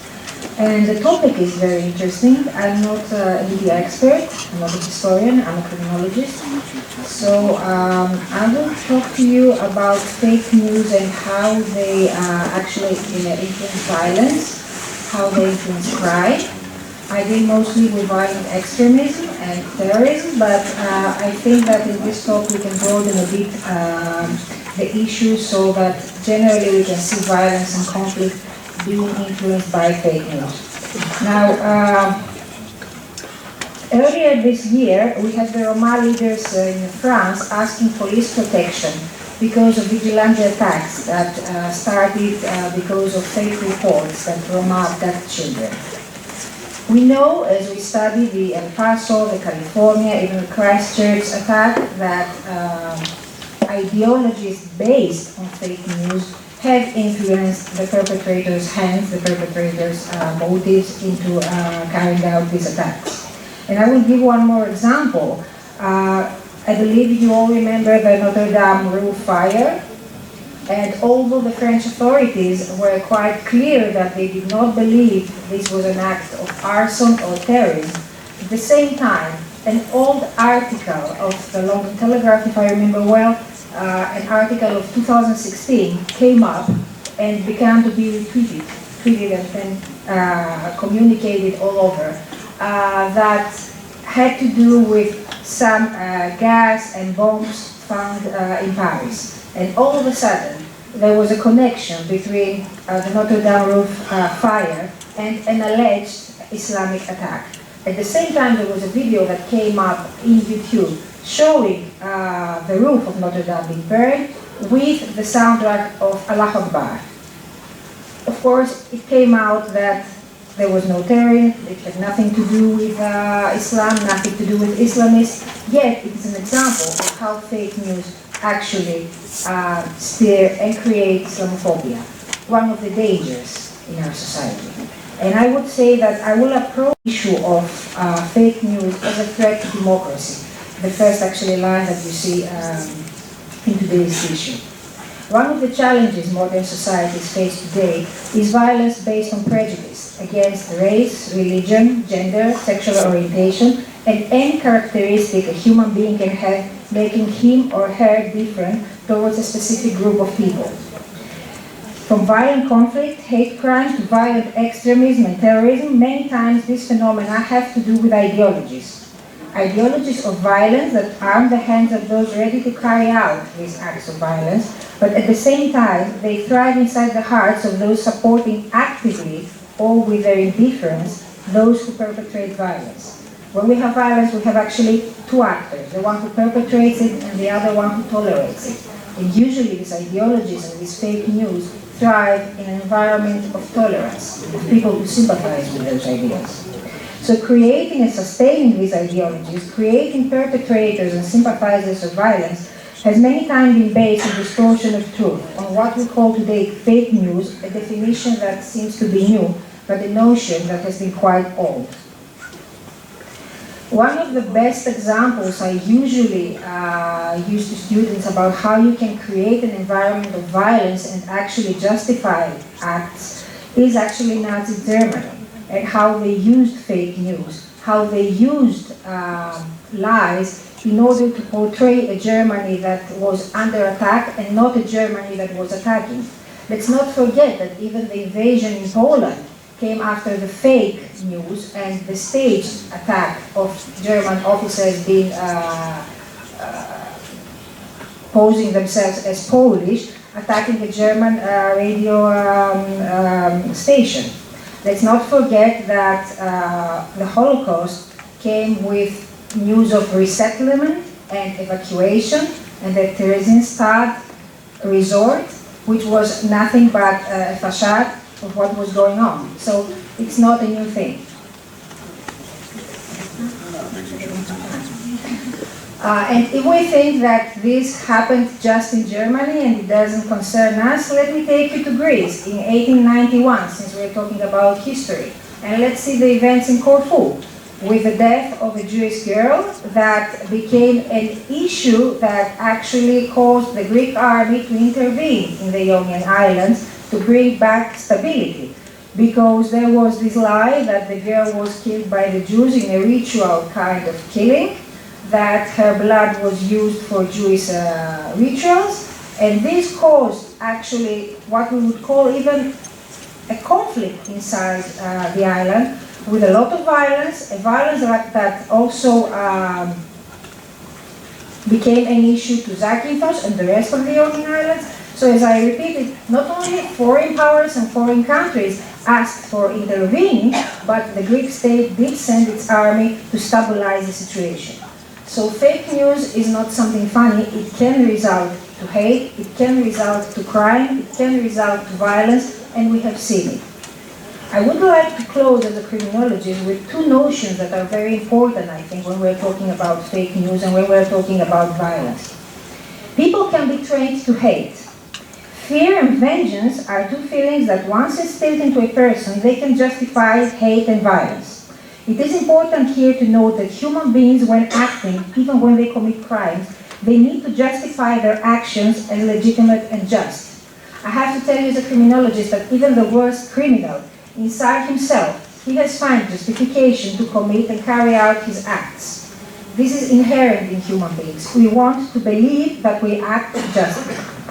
So feeling that you are in self-defense mode, where self can be whatever you can identify with and whatever you want to preserve, family, nation, country, heritage, actually makes you right in doing whatever you think you can do and should do to preserve and protect the above-mentioned values. Additionally, it is easy and justified to perpetrate violence when you cease to perceive others as human beings. And this is the second notion after fear that I want you to hold, the dehumanization. which is a psychological process by which you actually see the other person without his value as a human being. And then you're allowed to treat them in whatever way. The most blatant example, again, of dehumanization has been in history the Nazi process of dehumanizing the Jews. But we see it all over. We see it in anarchist ideology towards whomever represents the state and the establishment. We see it in the Islamist terrorists, where everyone is actually a follower or a descendant of the Crusaders, and thus he is a legitimate target. We see it in every type of crime. So I want you to keep these two notions that are very, very important. When fake news, when the distortion of truth creates fear, it is enough to trigger a weapon in the hands of someone who believes that he's actually in self-defense. Whenever the other person or the other group has no human value, or his human value is less than yours, then you are allowed to carry out crime. And I want to finish bringing you back again into contemporary reality. A couple of years ago, criminologist Pfeiffer resulted in a very important study about the link between immigration and crime. This great criminologist actually ended up saying that we have to have better integration in order to limit crime that happens in areas where we have immigration. Please Google to see how his study ended up in the news. It ended up in a completely different way. It ended up saying, which is not something that of course Pfeiffer said, you have immigrants, you have crime. This was fake news, this was distortion, this was putting the weapon to the hands of those who didn't like immigrants and found just a reason to attack them.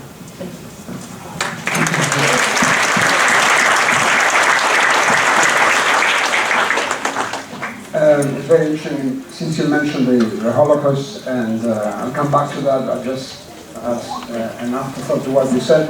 One of the greatest fake news in history is, of course, the Protocols of the Elders of Sion, which was a document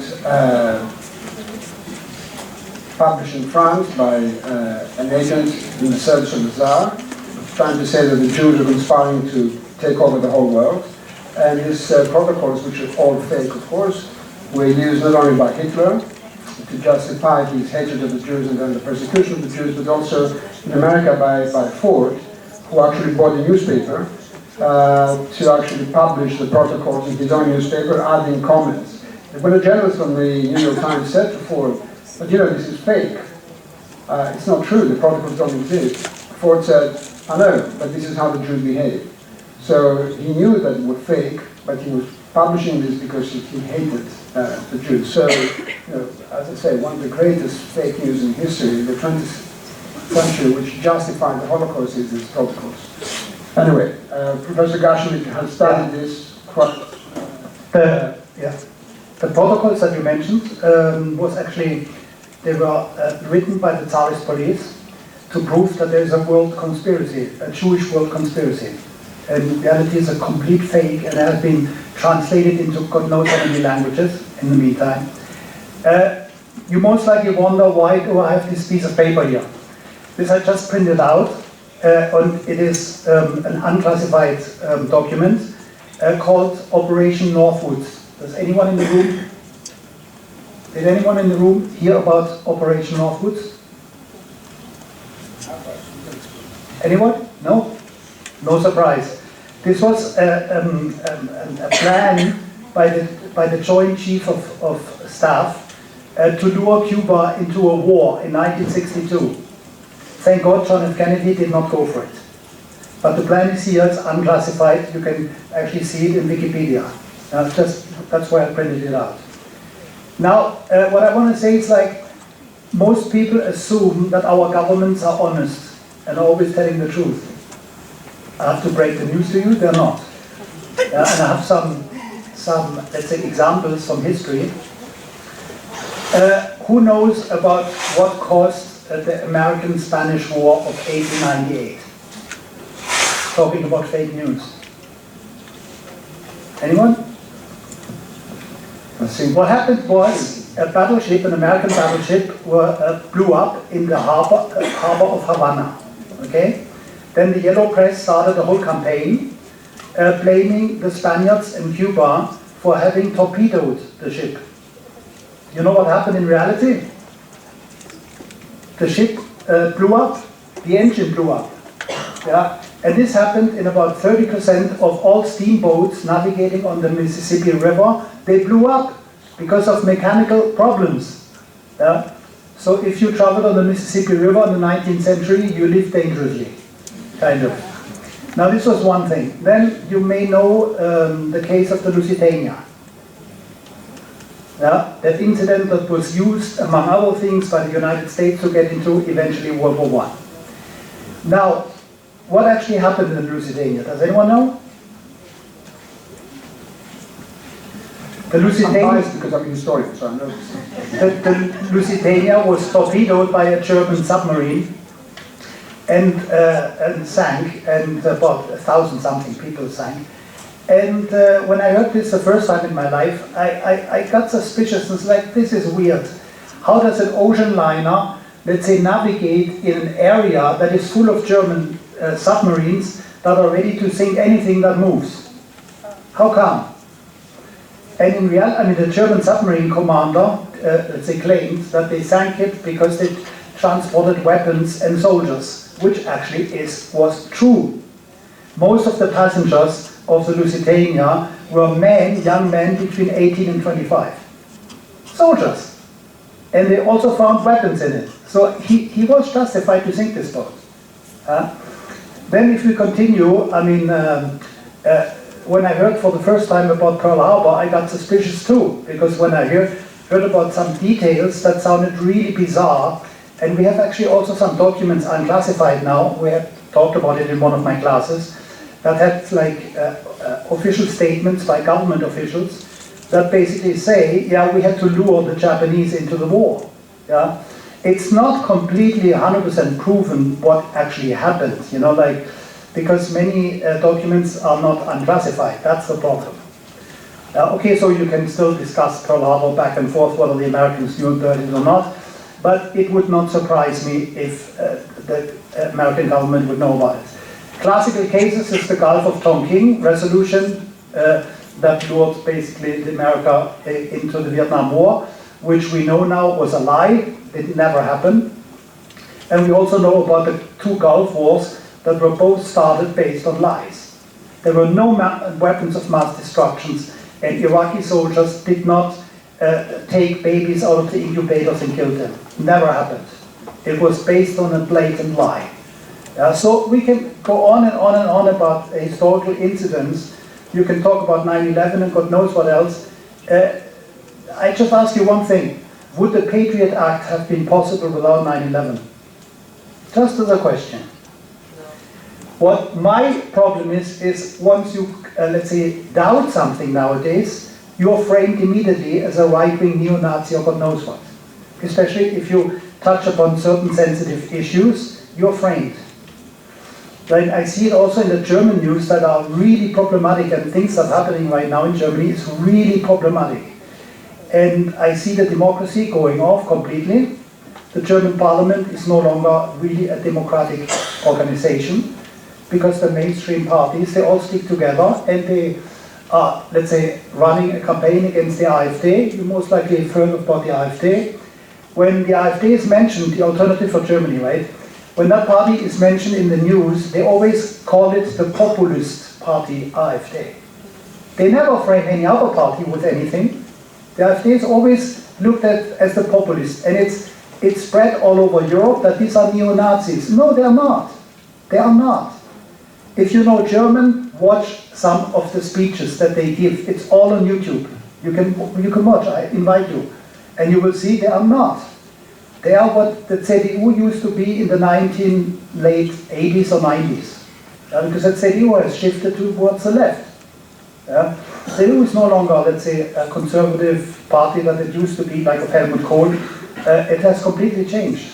And I'm really worried about this development, that if you mention something, you criticize, let's say, the German policy towards the refugees, the migrants, you know, that they are were invited completely uncontrolled, which is unacceptable by all standards.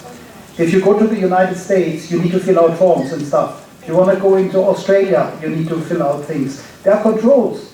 If you want to go to Israel, there are controls. Any country. In Germany, you just come in. And it has been proven that some of the so-called terrorists came actually with the refugees. Because there is absolutely no control. That's a problem. I mean, in Germany, nobody would doubt that, let's say, one should help people. Fine, no problem. But you need to check whom you are inviting. You can't just invite anyone. That's a problem. Yeah? I think from my side, I'm okay. Done. So we'll come back. Yeah, we'll come back.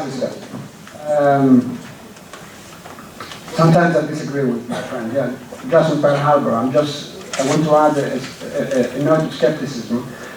Something which is also very popular today is conspiracies. Okay, we have to be very much aware of conspiracies because everybody wants to believe in a simplistic theory. Sometimes you don't believe the actual fact because it's too obvious. So you have to go behind the fact and construct a whole theory. And so, I don't know about that. How Professor Gashmi is... With the conspiracy theory, does anyone know who basically created this idea of conspiracy theory? It happened within the Kennedy assassination. The FBI basically created this idea of the conspiracy theory to discard any other alternative interpretations of the assassination. Yeah, I'm sure that perhaps it's not said like that, but you can go back into history and look at a lot of conspiracies before the Kennedy assassination. Mm-hmm. I just want to also add another note of skepticism, is that sometimes as historians, political scientists, and criminologists, we undervalue the force of stupidity in schools and universities, and we're actually approaching the 200-year celebration of the War of Independence. Is the one big lie is, of course, that during the Ottoman Empire we had those things called secret schools, so that the Greeks learned letters in caves by priests at night with the moonlight. All that, of course, is completely fake because the Ottomans had no rule against education. It's just that the Greeks were very poor, it was an agrarian community, people were working in the field. When they got back home, they were exhausted, so they wouldn't actually go to schools. But those who were middle class or upper class, there were academies in Chios, in Samos, in Gianina, people like Carydis and Rigas actually learned letters, and there was nothing against education. The other great myth that we have in Greek history is the day we celebrate our Independence Day, which is the 25th of March, which, as a coincidence, is the day of the Annunciation of the Virgin Mary. Now, don't you think that's a bit bizarre? All other nations celebrate, the 4th of July, the day of rising, and we celebrate something which has to do with the October. And we know, of course, that the patriarch, to save his king, had anathematized all the Greek revolutionaries, and just some crazy monks and priests took part in the revolution like Diakos and Papaflessas. The official position of the church was against. And we tried to somehow hide that. Now, any historian who's written books about these great myths of the Greek Revolution has been victimized, has been accused, has been terrorized. One of the people who taught at during the junta period, Alkis Angelo, a great philologist, wrote a tiny book before he died called The Myth of the Secret School. And the right-wing organizations used to call him at night and threaten him that they're going to kill him. And I knew Alkis Angelo very well. And one day I was actually in his house, and he got a phone call, and he said, "I don't mind, I'm 95 years old, come and kill me." And he put the phone down. So you can see how threatening it is to uncover this myth. Now, the question I want to ask is, all national history, in order to create cohesion, create myths. And all histories have skeletons in the closet. Sometimes historians take them out. But what do the public believe? And every history has, holy days. We have martyrs and villains. And it's very difficult sometimes to change the narrative. We try, but it's difficult. So what I'm trying to say is that in order to create this imaginary community, the Greek, the American, the English, whatever, some lies are always part of that national kind of narrative.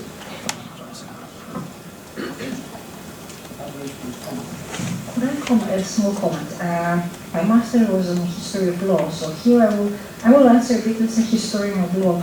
Sometimes when we see a law, and we try to interpret what was happening in the past, we should not stay just in the text of the law, but we have to see the whole social environment. So when I see, for example, a law in the Ottoman period allowing and giving liberty, I will not base my assumption only on this. I will also try to see what was happening generally, because even in present, if someone checks the code of criminal procedure today, he will think that everything is going fine in courts in Greece. Let me tell you as a lawyer, it's not. So I have some doubts on certain issues that we consider myths today, because we base our search only into texts, which look fine, especially for the Ottoman period. So I would just bring this small objection, and I will bring also another small objection, just 500 victims, 500 people killed. It's not a small number, and I guess that the Jews that were expelled did not wake up one morning and took their bags and left Spain to come to Greece and to Turkey. Yeah.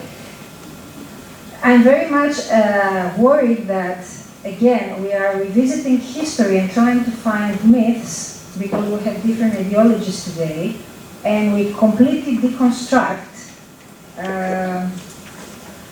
You mentioned national myths. I would say national narratives that maybe we should look them also through a different lens. For example, the Patriarch and the Orthodox Church, who they have not actually denounced the revolution. If they did not denounce the Turks, the Ottomans would have eradicated the whole Christian. I'm not saying that. I'm just saying that you can.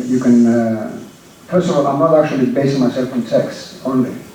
But texts are there because we're historians. I mean, people who actually lived 200 years ago, I don't know who they are. I mean, I can't actually have access to them. I have access to testimonies and texts. So we know that there were schools and academies throughout Greece. We know that people actually studied. They were a minority, of course. They were merchants, people that actually, I mean, Corey studied in Chios, and then he went to Amsterdam, then Paris. So if you were in Chios, you could study. There were academies.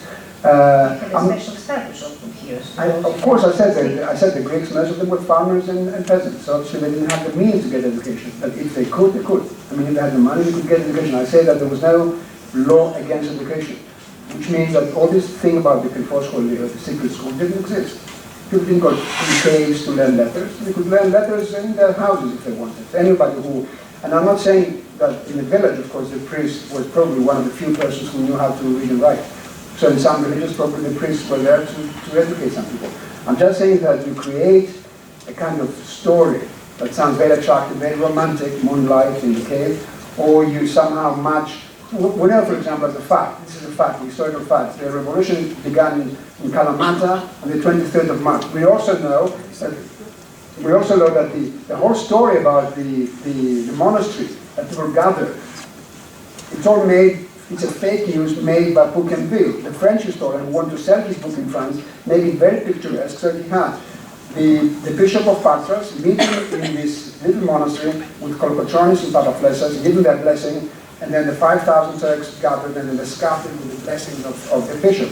This never took place. Germanos was in Patra, Kolokotronis was in Kalamata. These are facts. So how do you create the myth of the Agia Lavra? That's a fake news. That was made by a Frenchman. It's still taught in schools. In Greek schools, people actually say that the revolution began in Lavra. It didn't begin in Lavra. It began, first of all, with Ypsilantis, Monoplakia, and then it began with Kolokotronis and attacks in various fortresses in the Peloponnese. So, why can't a historian say what actually happened? Because there is a narrative that sounds more interesting and perhaps more romantic.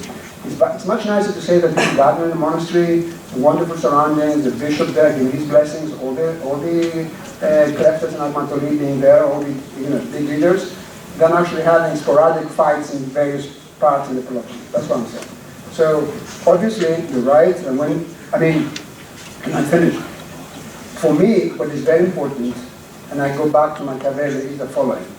How do you translate a word that you find in the text? So, for example, Machiavelli talks about virtu all the time, virtue. For me, in order to understand what is virtu means, the Greek translation of virtu, of course, is arete. How do you translate that? Well, in order to understand how Machiavelli uses the word virtu, you have to see how all the people in his time, in Florence, for example, when they use the word virtu, what did they mean by that?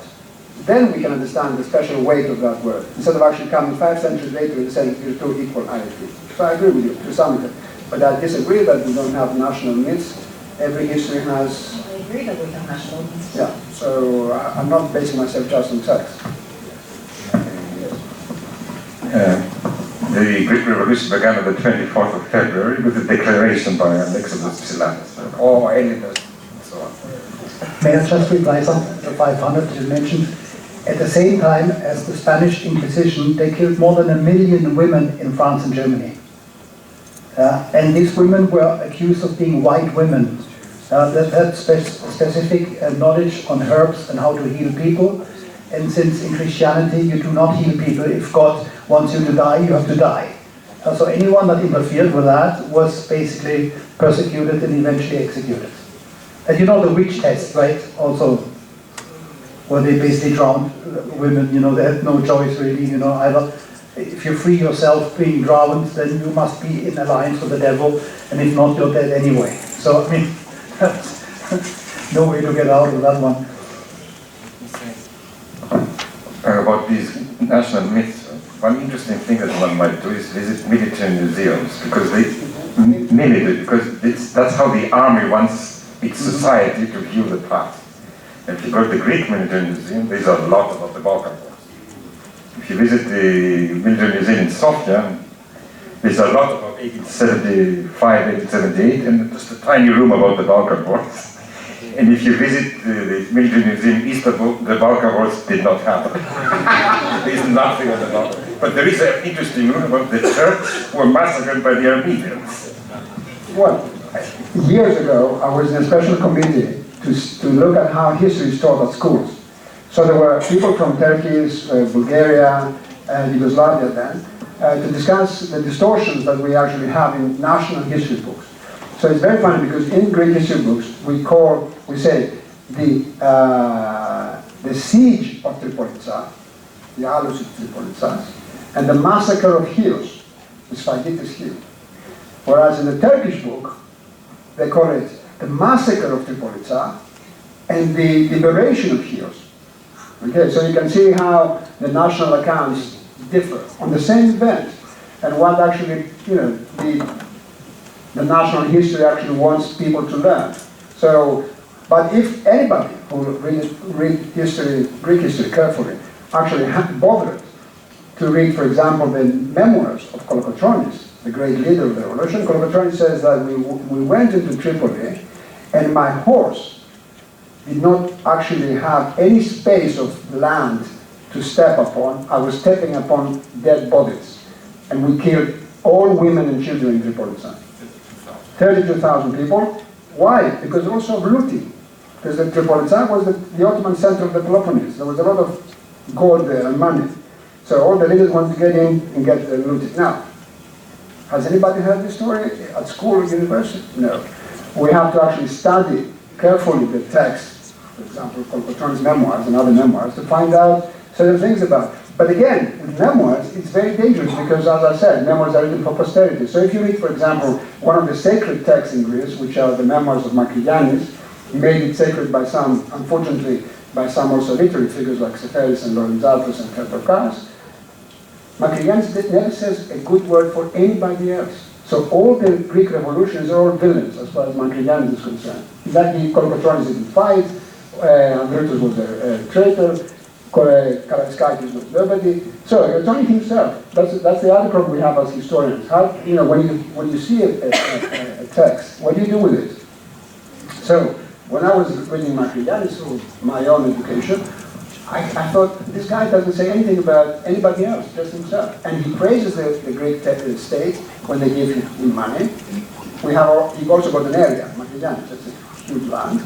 But when the state doesn't deliver, then the state, of course, is the bad. So it's a typical Greek of the, you know, there's some kind of Greeks that behave like that throughout the ages.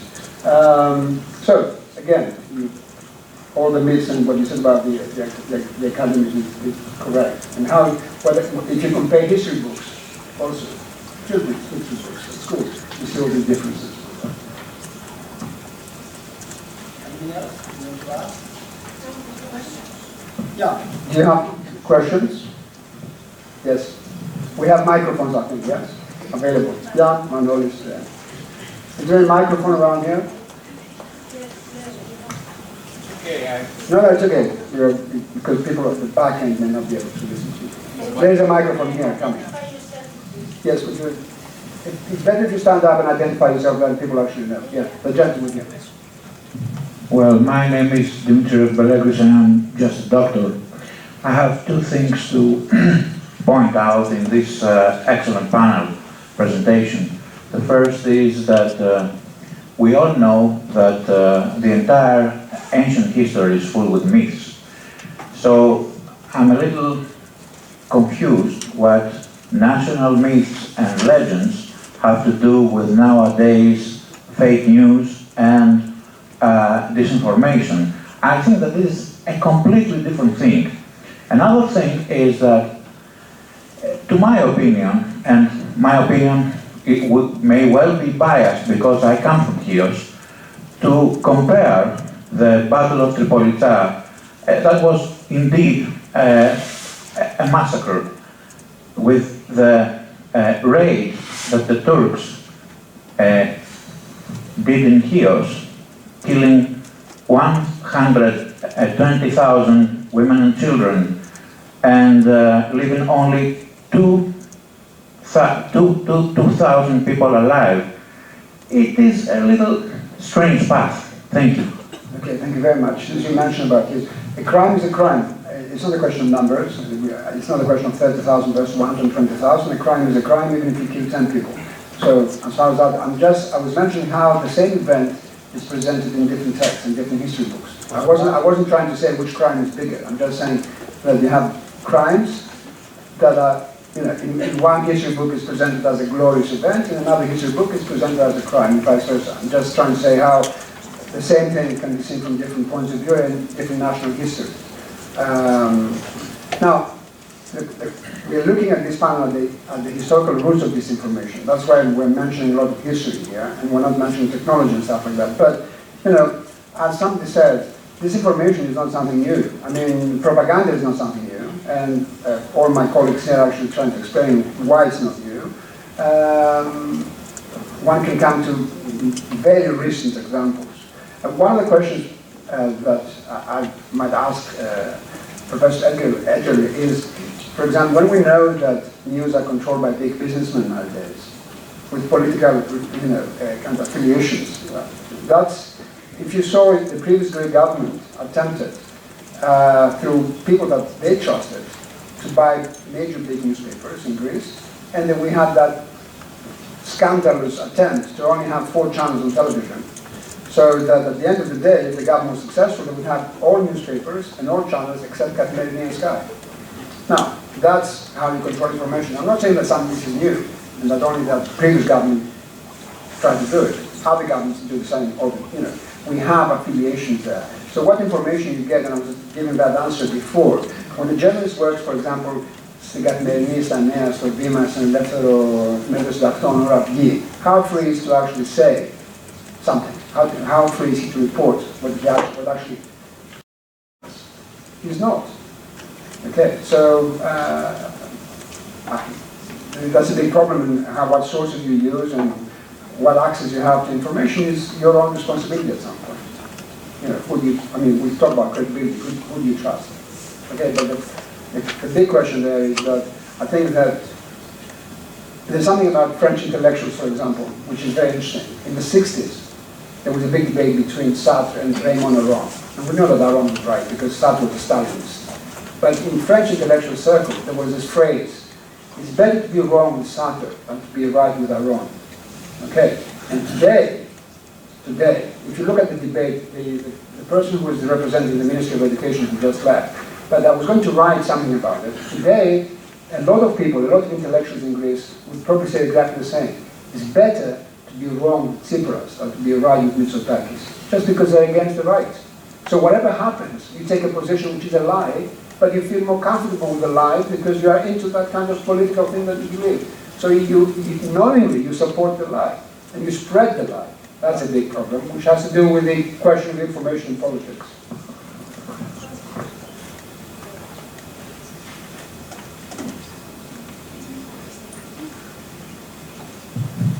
then Manolis at the back. Thank you. My name is Dimitris Vasiliou. I'm from the International European Studies University of Piraeus. So, in order to contribute to our very interesting topic, I would like to ask, is it possible for any nation to actually make it throughout history without such special narratives?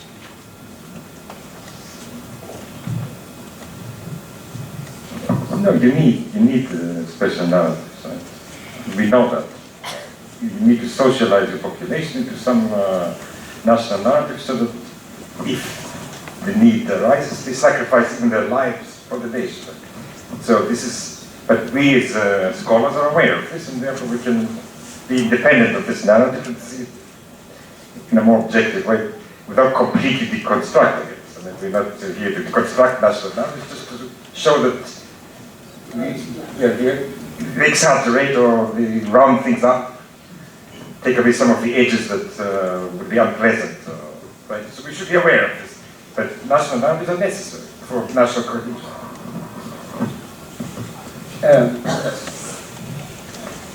Yes. Manor, you're a gentleman, ladies first, and then Thank you. Hi, my name is Cynthia Zuanich. I'm a degree student here. I'm studying communication in my fourth year. And I wanted to say, first of all, I greatly appreciate the diversity on the panel of opinion. I think sometimes we get stuck in an echo chamber, and I really love seeing scholars disagree with each other or, debate different things. That being said, I wanted to direct my question to Professor Gashin-Smith. In an American college here in Greece, in an era where political correctness is, really important and emphasized, especially on college campuses, I wanted to know your experience with your students, their reactions, and the way that they engage with maybe more controversial ideas that you might present within the classroom. Are they passive? I think that's a good way to bridge what you all have talked about with what we're talking about, news avoiders, and how people take information and interpret it. So I'm curious as your experience. Yeah, just a couple of days ago, an interesting conversation with a couple of students that told me something that really worried me. I was talking in the class about the 1920s, about the Dawes Plan, the Young Plan, two American bankers that helped the Germans to pay the reparation payments for, let's say, World War I. And I showed the class a propaganda posters by the Nazis that were actually fighting the Dawes and the Young Plans, and it basically had an image of, let's say, a swastika, and the slogan was, "Break the chains of the Dawes Plan." Yeah? So the poster was a Nazi poster, had a swastika on it, and some students were irritated that I show a swastika.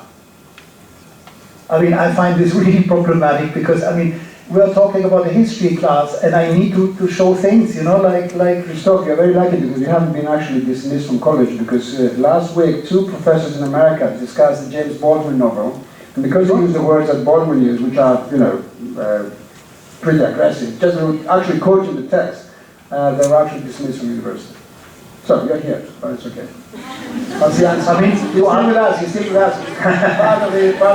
To answer whether students are passive or not, well, there are ones that are active, ones that are passive more, it depends on the character.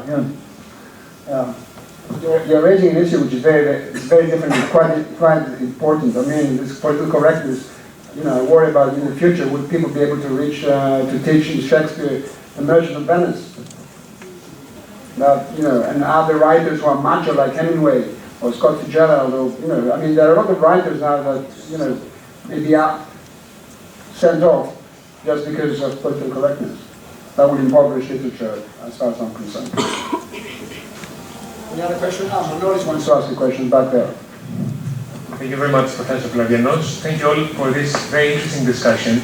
And I think we're really reaching something very, very crucial about humanity itself. Are we so much in need of tales? We are. We swim inside stories, narratives. And truth in itself is maybe a narrative on its own. So we need maybe philosophers as well in this panel, and we need maybe a psychoanalyst as well. What is the need of us to have something certain? And it seems to me that the state, of course, has the prerogative to unify its domain and to enforce laws and to create citizens that will uphold these laws. But what is the responsibility of educators, just like yourselves? What is the responsibility of students, of scholars? I mean, is there really a solution, or are we just moving around in circles? There is a solution. Yes, there is, of course. So we need some practical proposals for our education, how to combat this. In our debate so far, yes, the debate we had just now, I find it that it's not demeaning to actually say that the Greek Revolution did not start the way that history books talk about. It's exactly, as Harvey said, you can take the declaration of Ypsilantis as the starting date. That's okay. And there's no problem in saying that the revolution began in different places. Why do you have to have that specific narrative?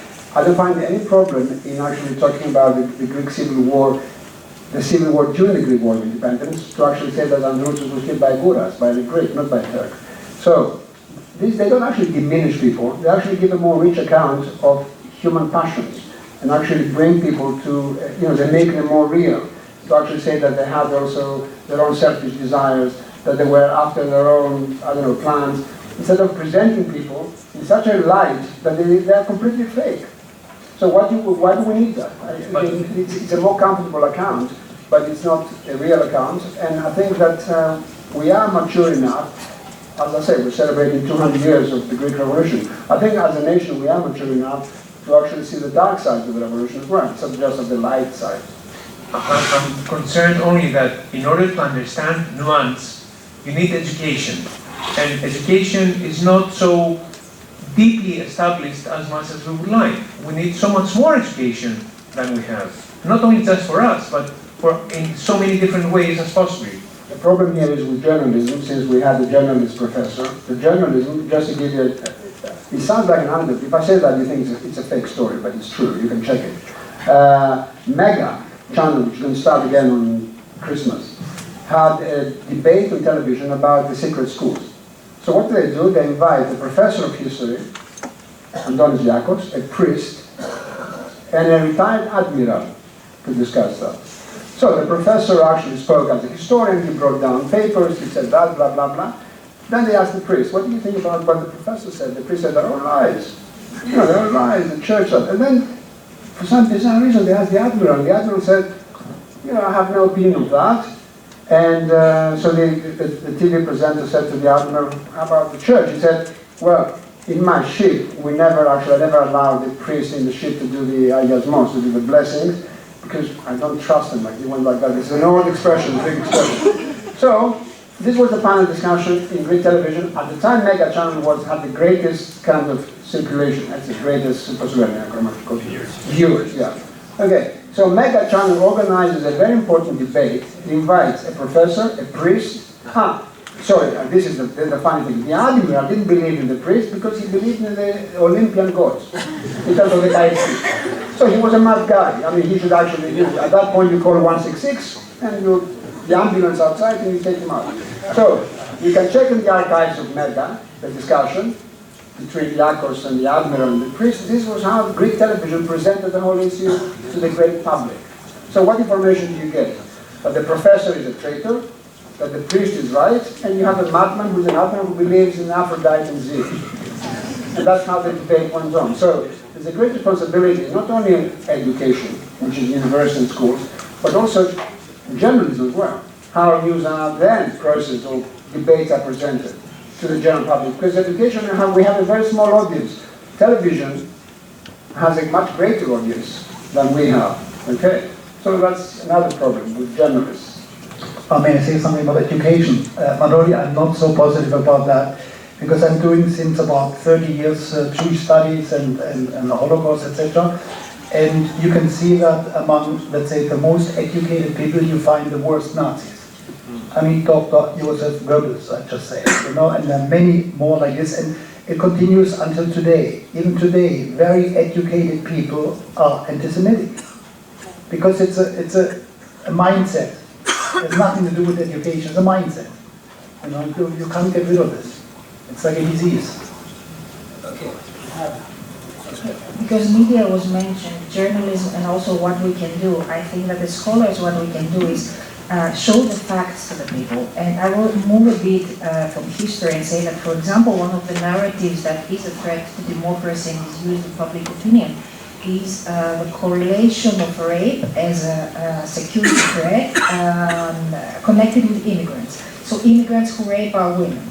And you can see that in newspapers and in the media, especially before elections in several countries. You want the truth says that statistically in criminology, date rape has higher numbers than any rape from immigrants. And date rape doesn't happen with immigrants, it happens with friends, with natives.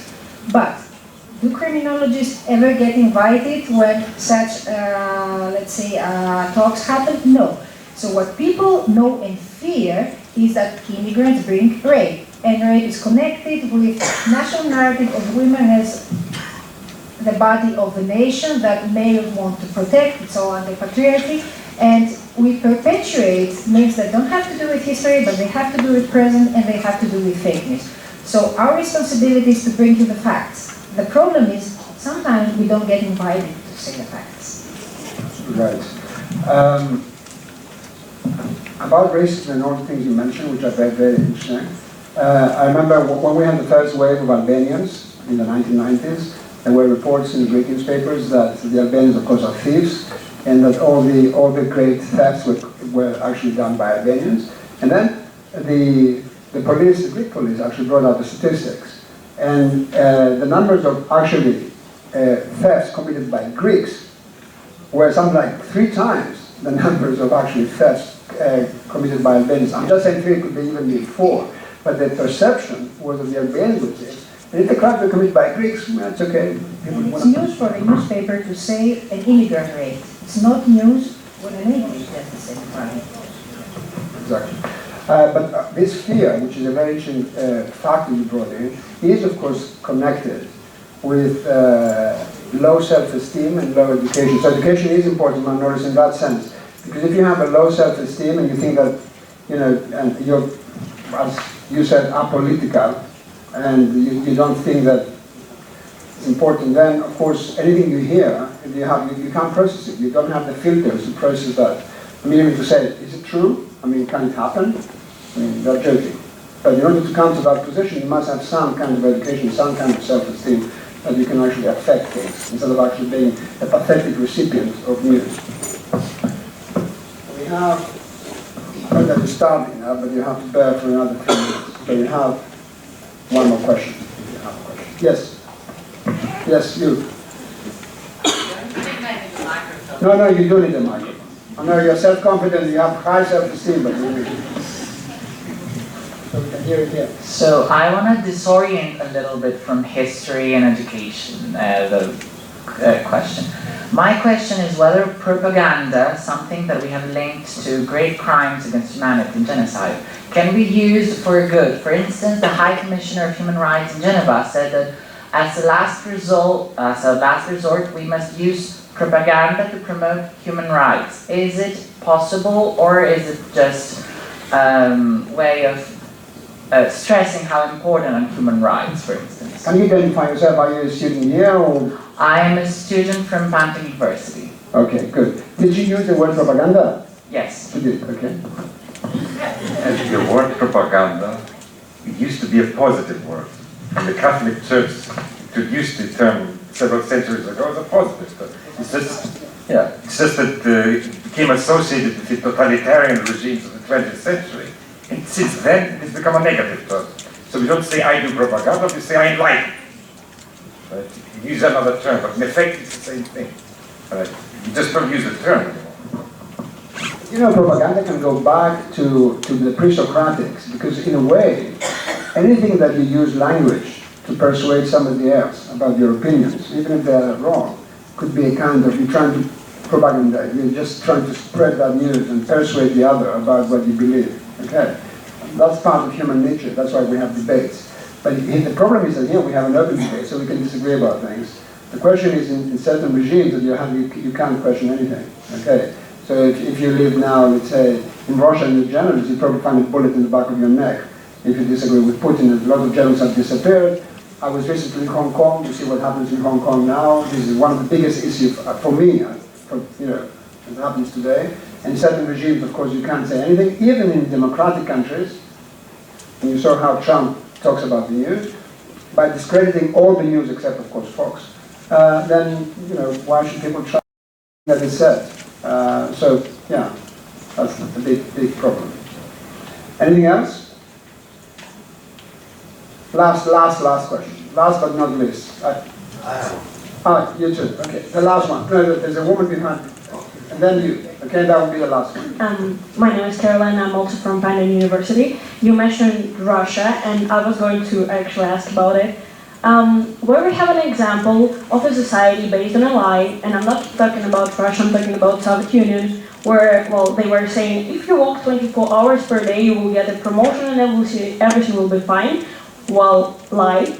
And as soon as person tried to say, well, this is a lie, it's not working out, this is disinformation, people were punished, oppressed by government. And now we have a successor of the Soviet Union, Russia, where some youth, like people like us here, they try to say, well, we looked up in different sources, and we know that the thing that you're saying is a lie. And then they get into jail, and what can we do if we were in Russia? What can we do about this situation? We know that's propaganda, we know it's disinformation, but as soon as we say it, no, you go to jail. Well, you have to be very brave. You saw the students in Hong Kong who actually come on television, they actually look, you can see their faces. There are going to be consequences if these people succeed, the China government succeeds. All these people that you see now on television will probably disappear for a while. I was just going to say Russia. Do you know what is the first, I thought as a historian that the first Photoshop in history was done when Stalin erased Trotsky from that speech in the Red Square. But I discovered that there is a previous fake news, previous Photoshop. There's a Photoshop which I saw in the Hermitage Museum in Holland, in Amsterdam, not in Petersburg, which is Lenin speaking to some people. And the photographer, because the people in front were not too many, he took pictures of different meetings that Lenin had, different speeches. And he combined all these pictures in a very, I would say, amateurish way, you can see it. And so Lenin is actually addressing a huge crowd of people, but there are different, he actually collaged different crowds. That's the first, Photoshop in the history of Photoshops, which is the first kind of fake news in Soviet history. Okay. Last question. The gentleman who's taking a picture. Who's the last one? Oh, you're the last one, but you're taking a picture, I don't know of who.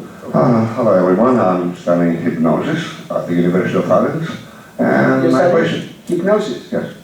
And don't go to sleep, please. This is my question actually. I mean, okay, we have a serious system that actually hypnosis cannot do whatever you want.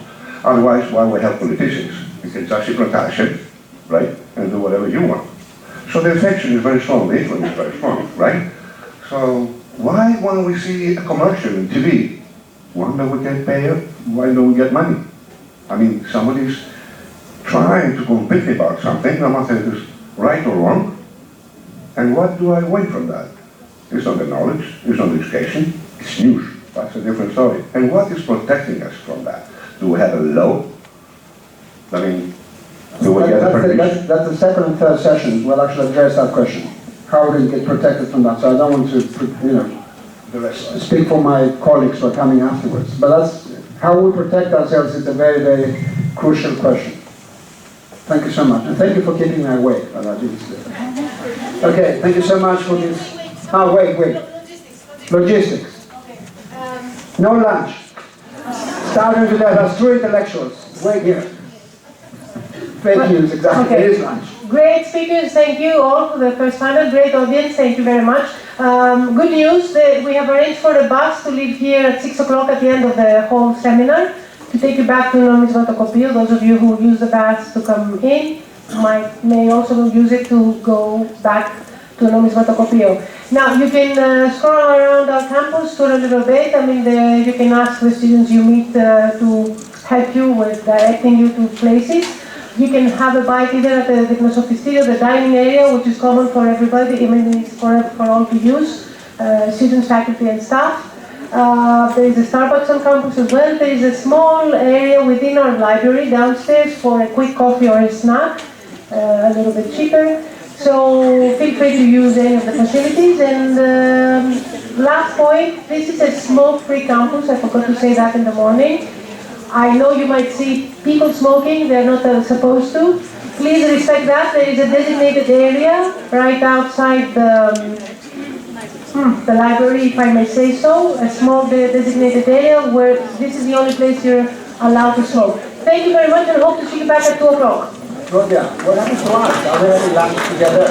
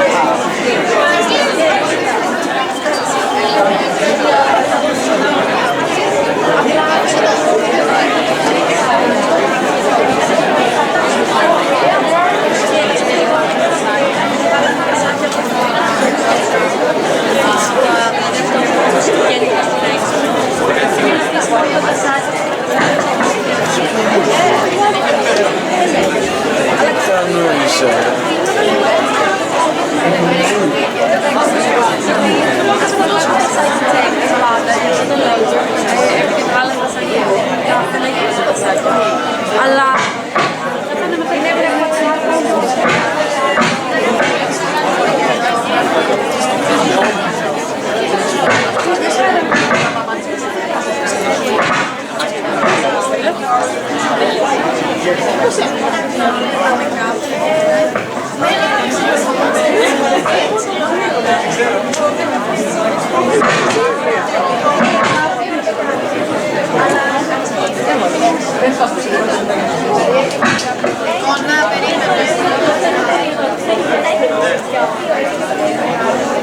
Τι πρόβλημα κάνουμε, λέμε να του πούμε πώς καταφέρουμε να μην πάμε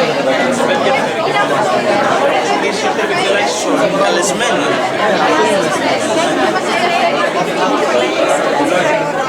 Νομίζω ότι θα μας πει να πάμε. Ναι, γιατί ρωτάμε, ας το ρωτήσουμε όμως, τα προϊόντα του απαντώ μας είπε να πάμε. Μήπως όμως τώρα το ξανά...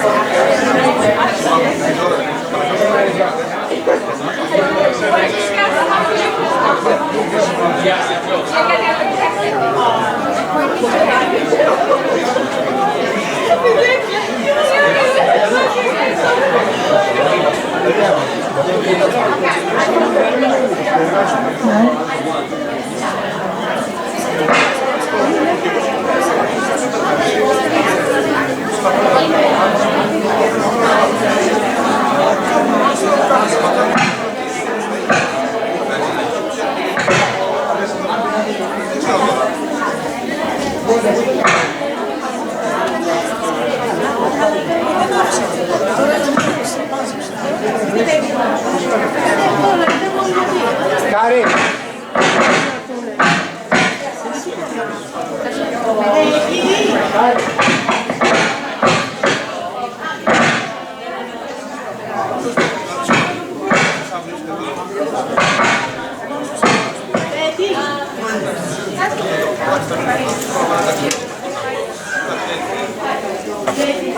Να δώσουμε ένα βιβλίο και εστίαση.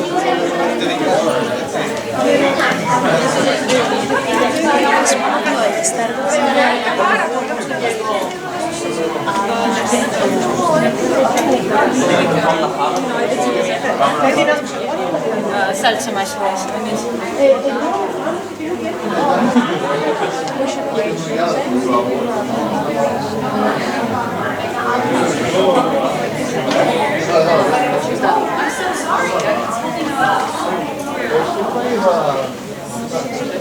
She had a double major like besides.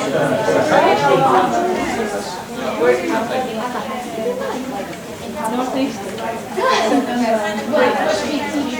Very interesting. Yes, a lot of historians just know.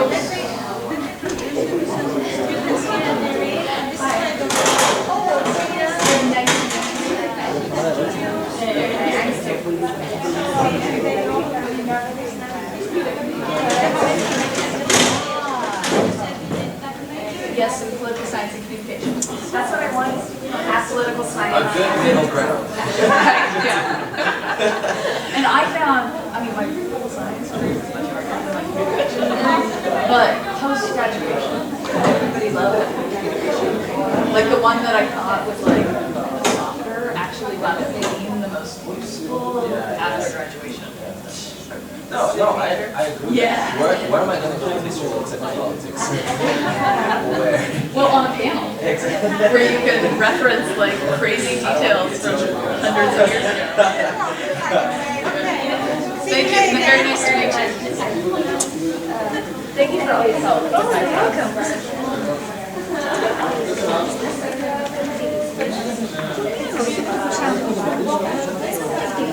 Μήπως επειδή ήταν πολύ καιρός να... Αυτό φοβάμαι, μήπως επειδή...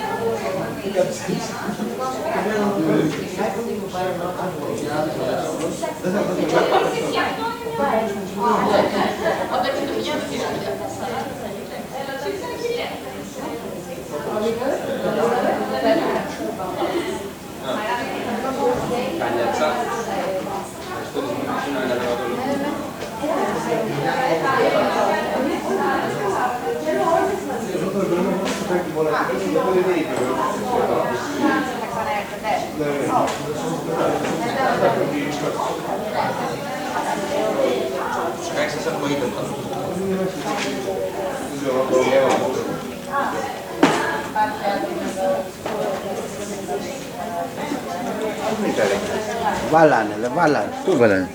Το τέλος. Πού είχε εκεί?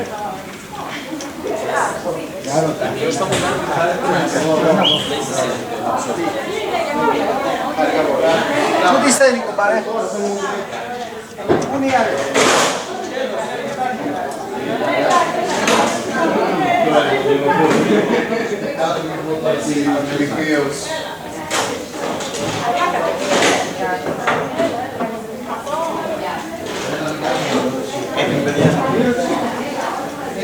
Άντε και κοίτα στο στομάχι σου, λέει. Τι έφτανε? Στο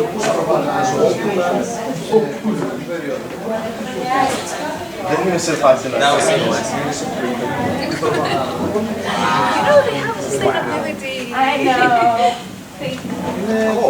Είναι τακτική, είναι τακτική. Knowledge affects the spreading of disinformation. We'll begin with Professor Gregory.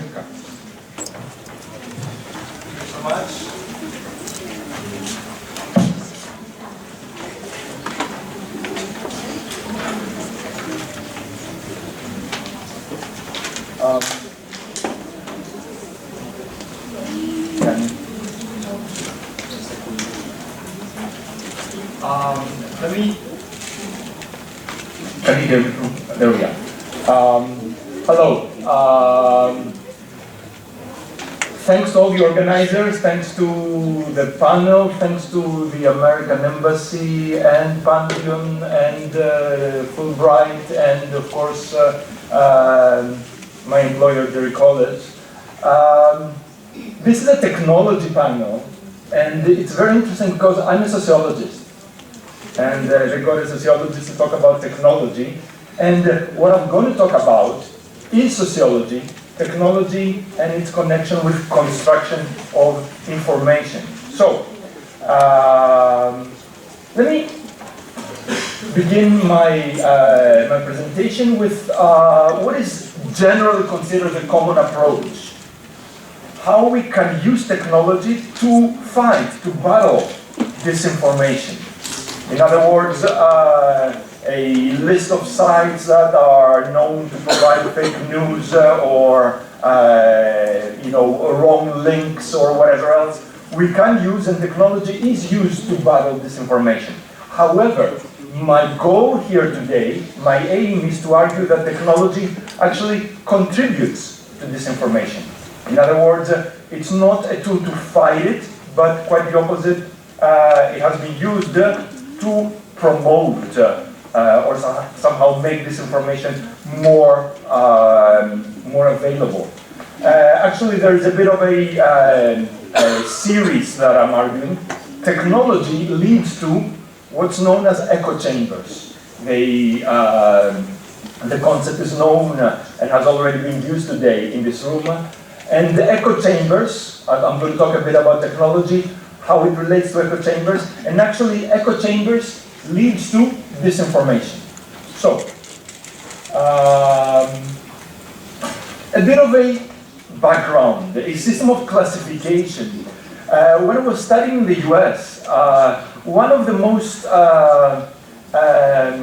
interesting suggestions that were presented to me that I learned about how to do time management is a scheme. Two things, level of importance and level of immediacy of something. And there is a table, things can be highly important, highly very immediate, or very important but low, with low level of immediacy, etc. etc. For example, you want to keep in touch with a friend, send an email, write a letter. That's very important, but it's not immediate. It doesn't have to be done now. It can wait, right? Some things are low importance but high immediacy, right? A phone call that rings and maybe it's a sales pitch. It's immediate because the phone is ringing, right? It's making a noise. But chances are it's very low importance. In this scheme, there is a boy behind that is crying wolf. Why? The media, the way that especially electronic media, so technology, the use of technology, the way that news are presented are placing things in the top left corner. So everything is of high importance and everything is of high immediacy. At least that's the way they are perceived. And there's a bit of a confusion there because you have different kind of news, right? For example, the impeachment hearings now are at the same level with, let's say, the score of a soccer team and a new way to make your hair, all right? And that creates confusion to the consumer of news, placing everything in the top left corner. And the moment you start placing everything in that box, if something really important happens, you lose the critical ability to recognize it as truly important and immediate. So it's a bit of being socialized into losing that critical ability. So, the role of technology here, because I'm arguing that technology is responsible for placing everything at that top left corner, at that high importance, high immediacy corner. What are the characteristics? Technology is fast, right? Something happens. I think it's the first time that humankind can learn things so fast, right? From all over the world.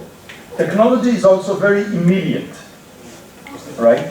A website can be refreshed, can be renewed instantaneously, and it becomes immediate. If something happens, you almost got instantaneous response or knowledge about it. or at least dissemination of information. It's easy, right? I mean, think about it. In this room, we can Google something, we can get into a website, and can find out what's happening in real time right now, right? Also, it's massive,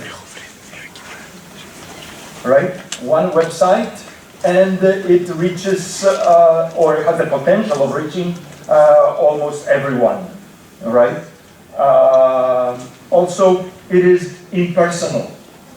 In other words, it has an element of creating a sameness, all right? Everything is the same. Also, at least I find this with talking with my students, and research also shows that there is a lot more emphasis on the product and not the source. I read this in the news, as shown on television, right? Where did you read this? Is this a credible source? I don't know, I read it, right?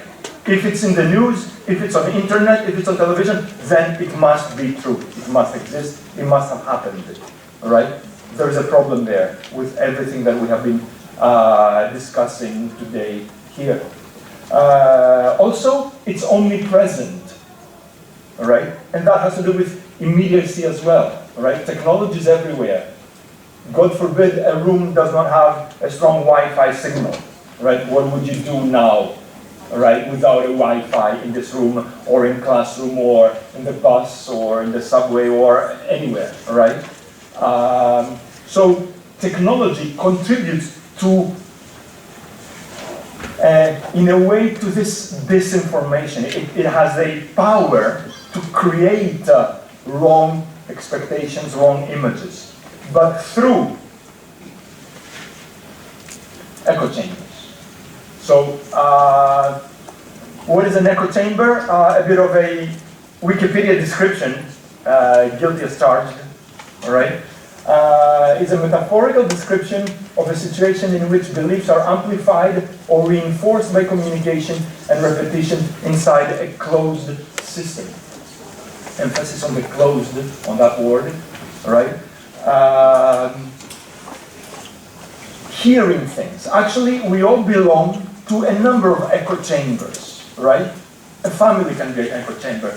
Our keynote speaker earlier talked about, where do young people get their news, right? So they may trust family members or friends. So I get my news from this particular friend.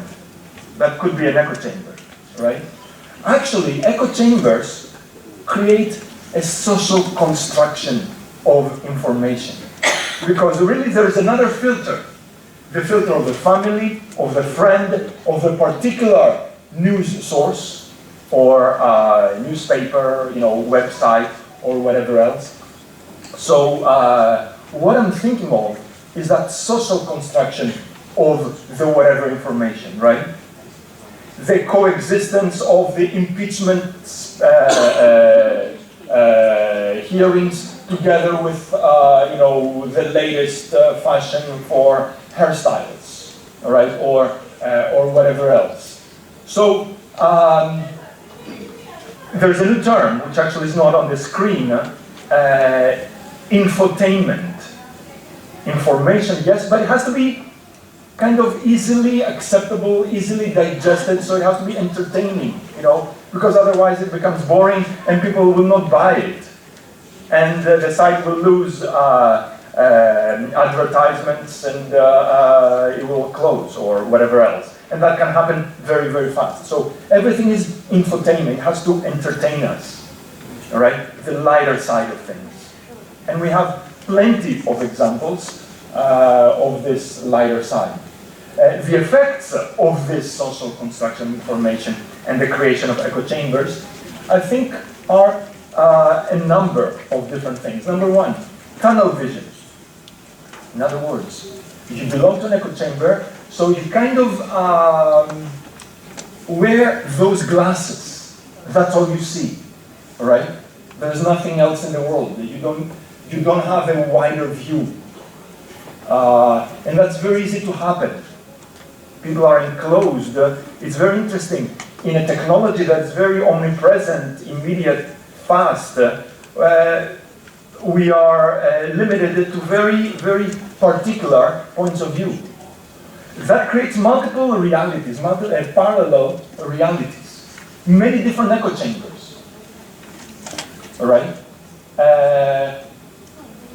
In the same audience, right? In the same audience, in the same place.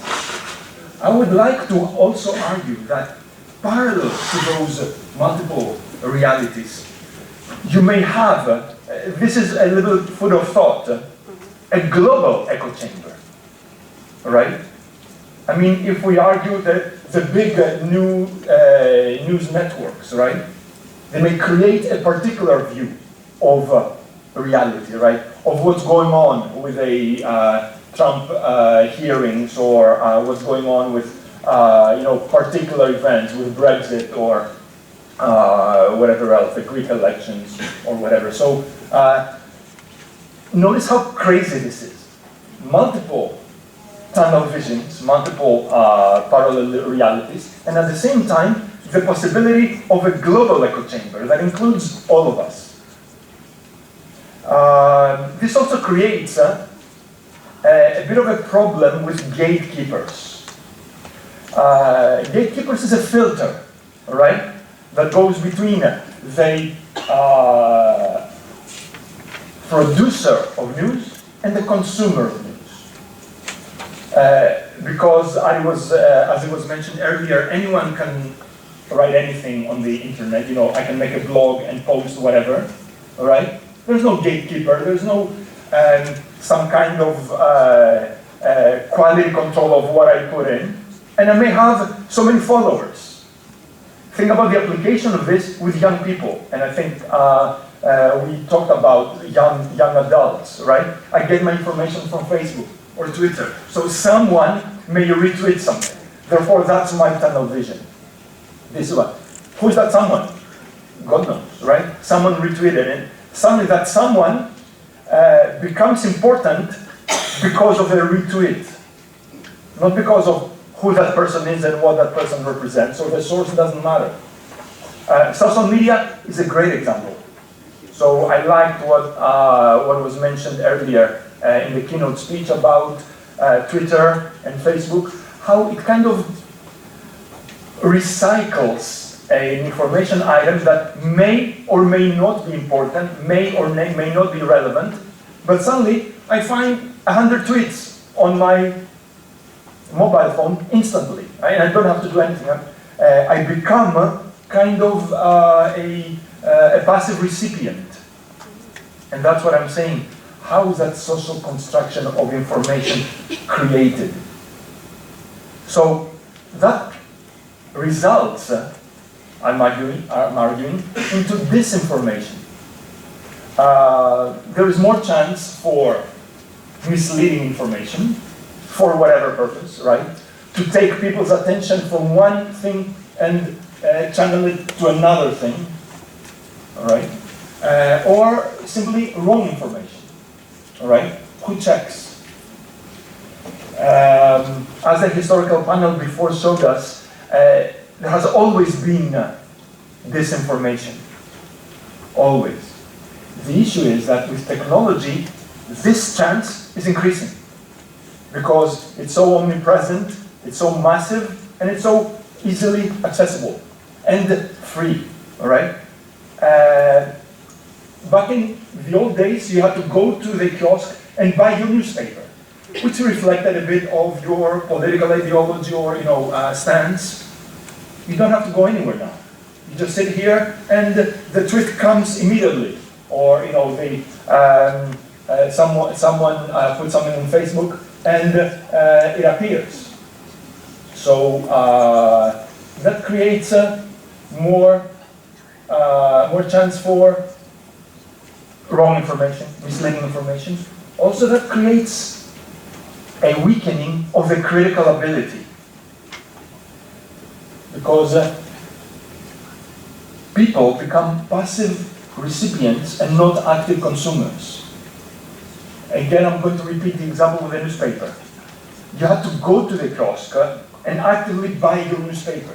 which reflected your point of view, okay, right? And probably it was a tunnel vision, right? Or an echo chamber. But now, you just sit in front of your smart TV and things come to you, unfiltered, right? And all you have to do is just jump around. So we are creating passive recipients, especially among young adults, not active consumers. And it's amazing how, and I sort of disagree with our keynote speaker. Young adults, I guess 18 to 24 age group, get the vast majority of information from social media, regardless of level of education, regardless of family background, regardless of socioeconomic status.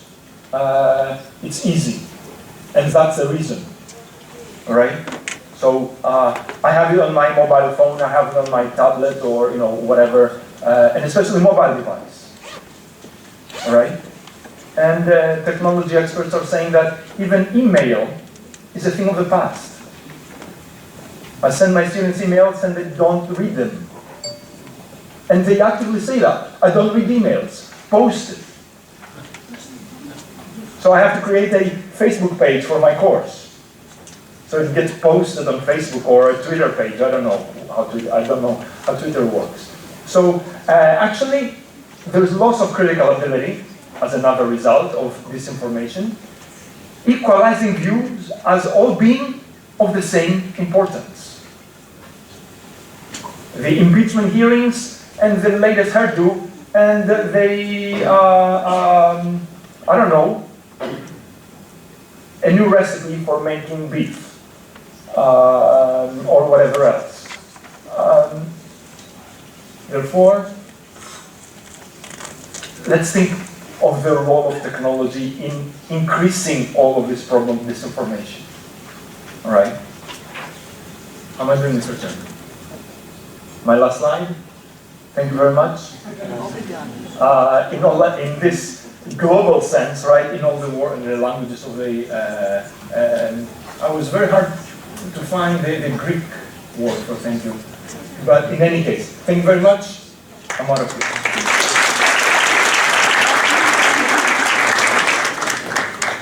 Thank you very much.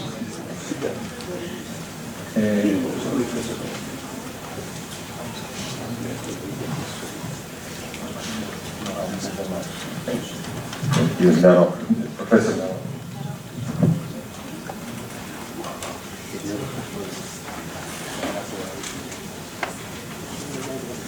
Okay, I'd like to thank the organizers for the kind invitation. It's a great pleasure to be here. Actually, the last time I was participating in an American Studies seminar, I was a student.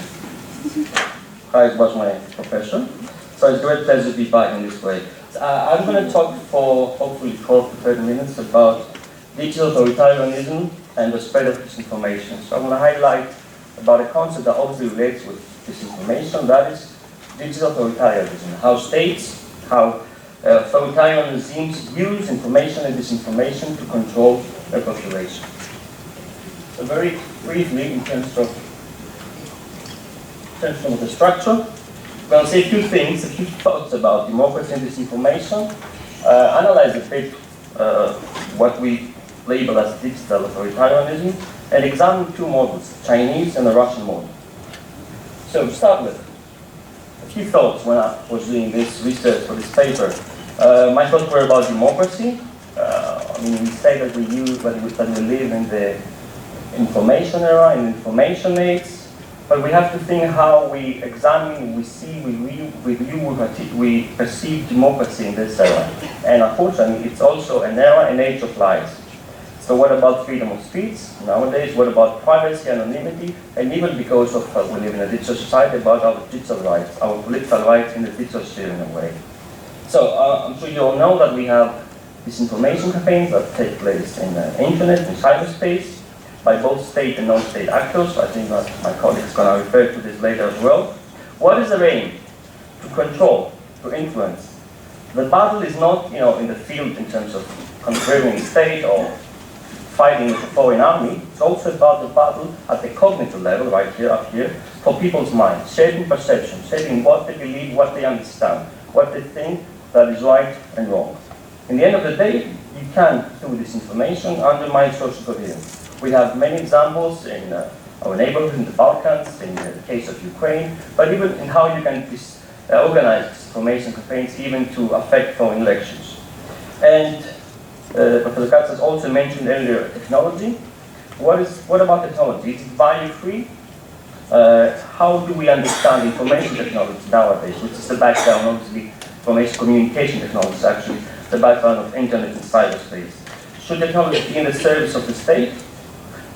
Is internet, unfortunately, nowadays used also for social control instead of enriching the marketplace of ideas? If we look, like 2 decades ago, everybody was what we call in the literature cyber enthusiasts. Everybody, oh, internet, it's a free medium, everybody will have free information, everybody will be participating in those global villas. But unfortunately, the other side of the story is that we have information nowadays. And it's a web of deceit in a way. And if we say, and I think everybody agrees that information is power, the ability to have information, to control information. For information we have knowledge and then wisdom.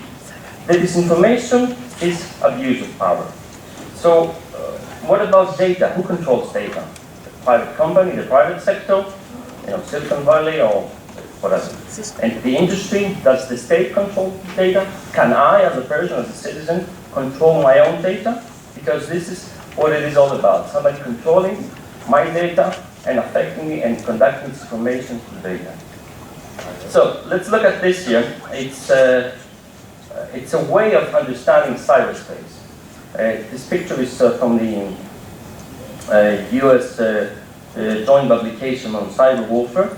We can understand cyberspace in those 3 layers. There's a physical layer, of course, we want geography, right? We have to have underwater internet cables that transfer data from one place to the other. We have the physical network component. We have all the infrastructure actually to exchange our data. We have the logical layer, which is kind of the language that we speak in internet and cyberspace. It's about the codes and the algorithms. But I will emphasize mainly on the social layer. We need to understand all 3 layers because we will see that states try to exercise the digital sovereignty. And you might discuss about information, data sovereignty, digital sovereignty, but you need to do it in a certain area, right, down in the ground.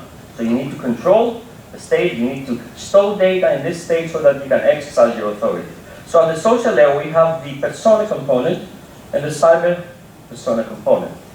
This is where everything happens, okay? So somebody writes something, somebody uses the code, the algorithm to spread the information / disinformation, but it all comes down to the social layer. I am a persona, I am Andriopoulos, but I might have one or multiple cyber personas because I have many email accounts, I have many accounts in Facebook and Twitter and social media.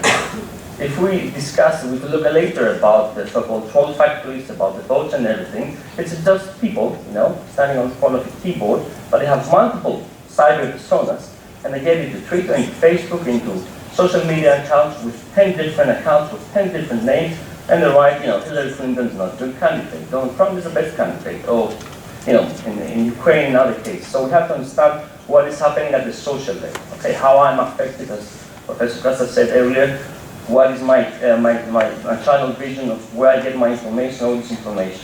So let's go to digital authoritarianism. Most information is from it's very vital to see, on the internet, it's free, the Freedom of the Net report, 2018. So it's just a map, okay? So we are used as political science to look into maps, political maps. This is a map that values the freedom of information, the freedom of internet. So we have states where internet is totally free. We have states where it's partly free, and with a gray area, that is states where the freedom of the net had no report, had no access to data. And some of them are not free, so I'm going to speak about Russia and China in a bit.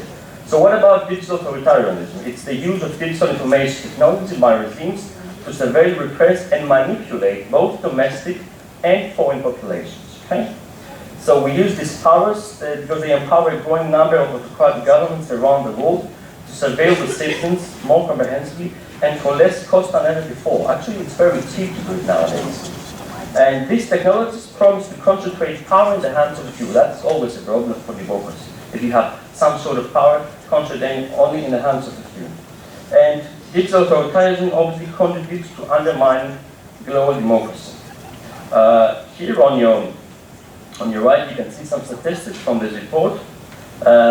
For the last decade, as I mentioned earlier, there was a very, let's say, liberal understanding of internet and cyberspace. Everybody thought that it's a very nice medium to spread information, to make everybody powerful because they can use information, they can express their own views. But there is also the other side of the story, right? Obviously, authoritarian regimes have taken a different approach towards the internet within their states, their borders. So rather than maintaining, let's say, a liberal, whatever, understanding about internet governance, they want to control. So they discussed about cyber sovereignty. This is a huge debate in the United Nations about how states can exercise some sort of authority, sovereignty, control within their borders. So we don't have, in a way, cyber borders, like physical borders out there. So how can we control, how can we construct some sort of borders in a way, so a state can control the data and their citizens by that. The best example I can think of relatively recently is that of the Arab Spring. We had states where they were able to shut down the internet, to censor Twitter, Facebook. One side of the story is looking at the so-called Twitter, Facebook revolution, where everybody went in the streets in the Arab Spring and rebelled, whatever, against the authoritarian regimes. The other way of seeing the same story is that the state was able to control, to censor, to suppress, even to put those activists or whatever, cyber activists in jails. And guess what? They didn't do it by using Chinese or Russian technology back then. They did it by using Western technology, by Germany, France, UK.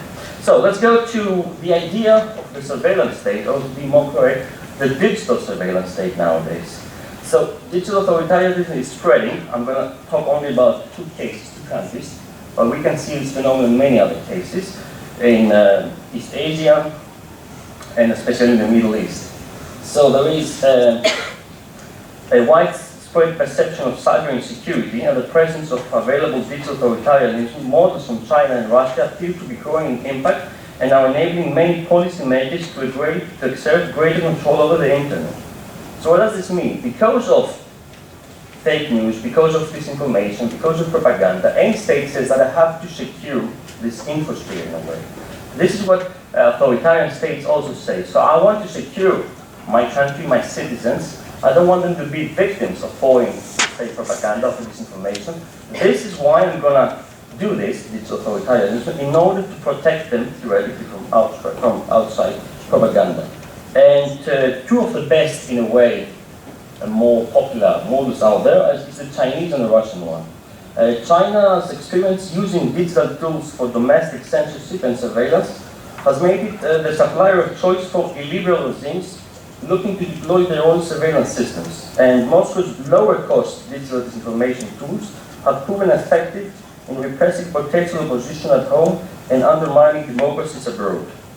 I see that we're all aware of the George Orwell, the 1984 thing. We're already experiencing that in a digital sense.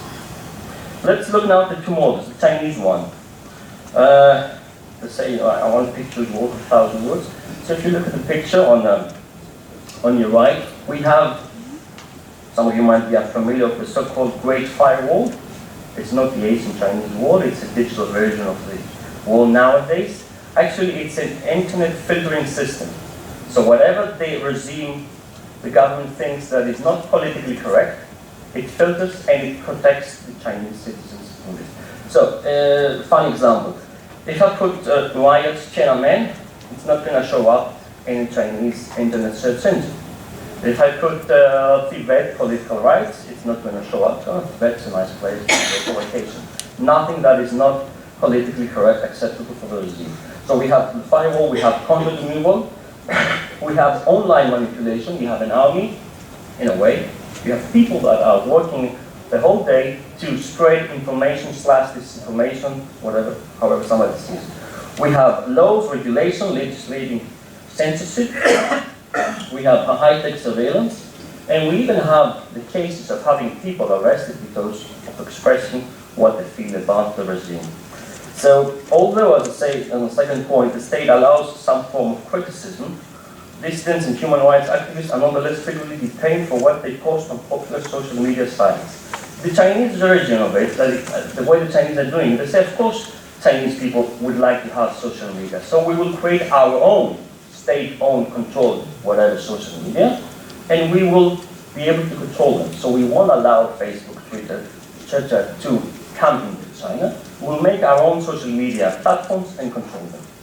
Another interesting thing is to see how actually China relates this to the Belt and Road Initiative. So the idea is not of having the Belt and Road Initiative in terms of just spreading products, goods, but say wherever we go and our products go, we also have to construct in a way not only a road, but also an information highway, digital highway. So we invest in those countries, and we also want to control the infrastructure. And this is obviously in this slide, where you can see that China is investing on telecom infrastructure, artificial intelligence surveillance, and training. So we have people from the Philippines, from Thailand, from Vietnam, participating in courses in China about understanding how the Chinese model works, because those countries are interested in controlling the domestic audience. So they sell, in a way, the infrastructure, they sell the software, they sell the data, the algorithm, and with it, they train governments, authorities on how to practice this. The other idea is about doing investments on 5G or Wi-Fi networks in Latin America and even in European countries. That's something actually the Chinese also person suggested to the Greek government. And we also have artificial intelligence surveillance in countries like Zimbabwe, Malaysia.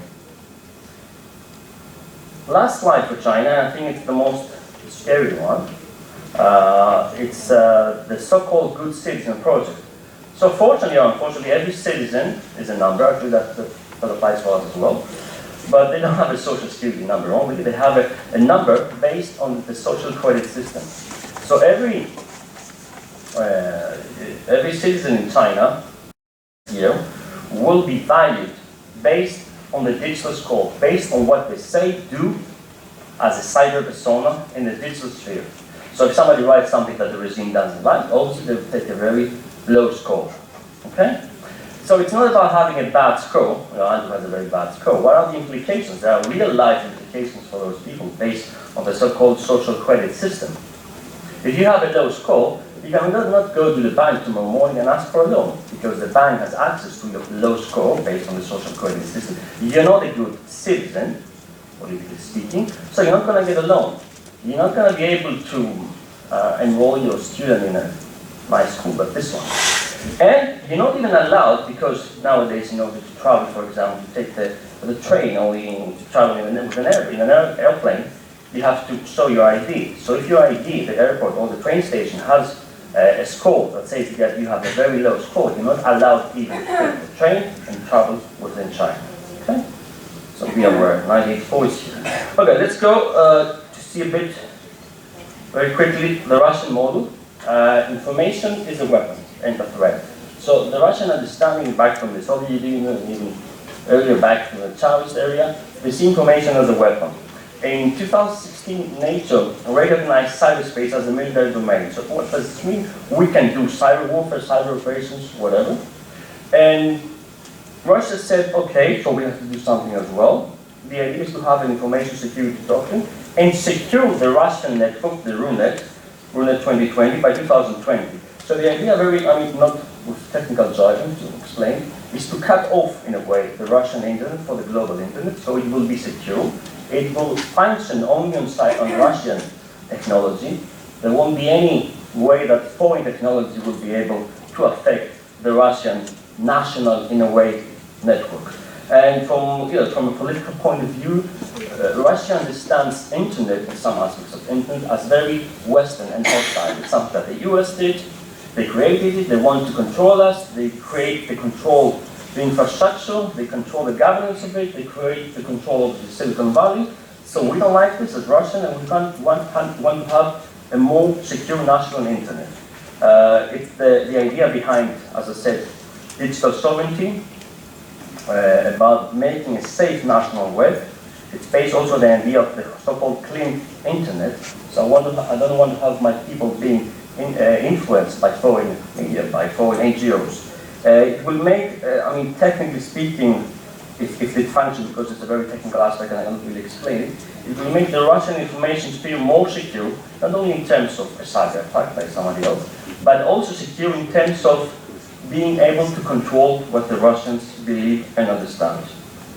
There are many laws, for example, that enable Russia to censor information, to block websites that are considered a threat to the political establishment.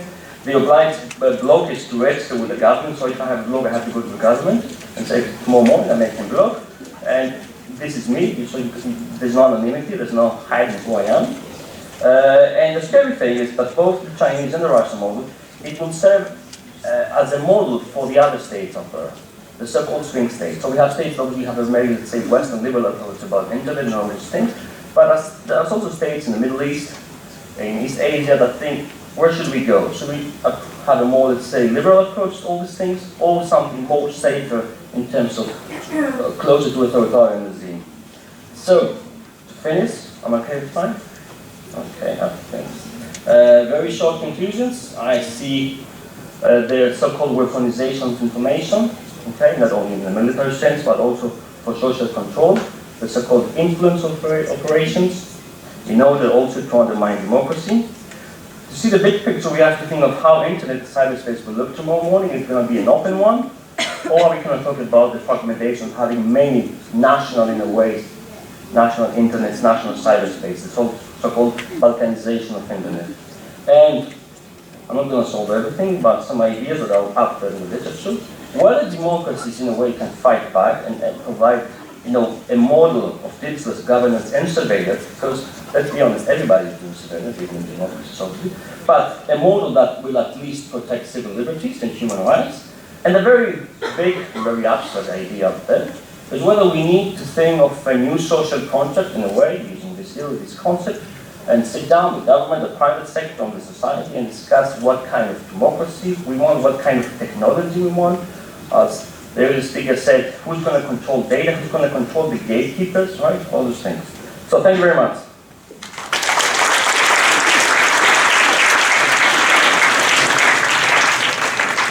Now the floor goes to Dr. Lavrov.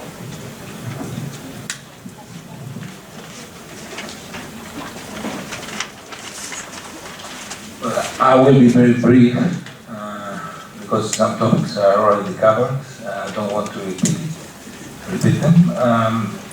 First of all, I would like to thank the organizing committee for inviting me to this marvelous event.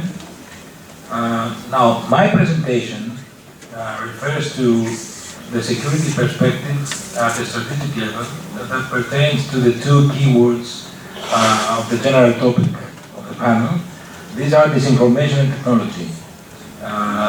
The presentation will refer to disinformation as a tool in a hybrid context, or if you prefer, in the context of political warfare, just to remember George Kennedy's definition in 1948.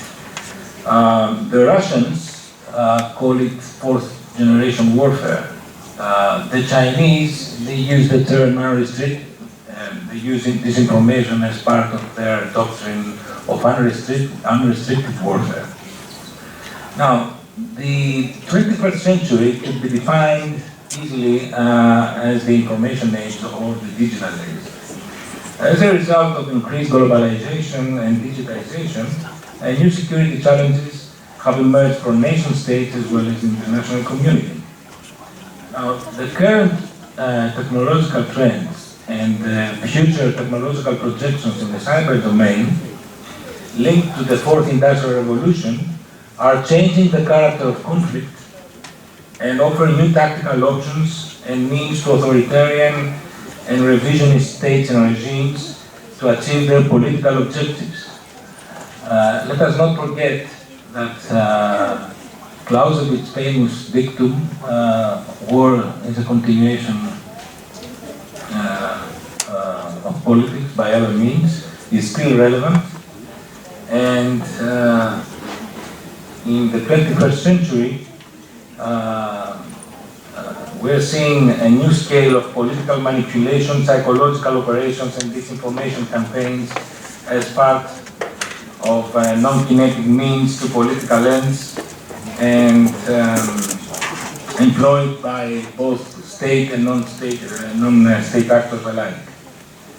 Now, let me give you a definition of disinformation in contrast to misinformation in order to grasp the utility of the concept in a hybrid context. Disinformation has been defined as false, inaccurate, or misleading information designed, presented, and promoted to intentionally cause public harm or for profit. There is a difference between disinformation and misinformation. With the latter defined as incorrect information that is spread, regardless of whether there is intent to mislead. So the difference is in the intent. It has been said earlier that disinformation erases critical thinking. Actually, disinformation is the process of erasing history, culminating in a disruption or blockage of critical thinking or a constant unlearning of the facts, as the ability to think critically is deeply linked to the ability to think historically. So in this sense, disinformation mitigates the conscious processing of information, creating a structure where contradictions are not recognized. Now let's get back to the concept of hybrid warfare, and which has evolved over the years. Originally, it defined irregular non-state actors with advanced material capabilities. A prime example which popularized the term was Hezbollah's activities during the 2006 Israel-Lebanon war. Since then, the term has been morphed into meaning conceptual warfare, involving a blend of approaches, from conventional warfare to the polar opposites found in irregular warfare and cyber warfare. Now, a recent RAND Corporation funded study stated that it refers to deniable and covert actions supported by the threat or use of conventional or nuclear forces to influence the domestic politics of target countries.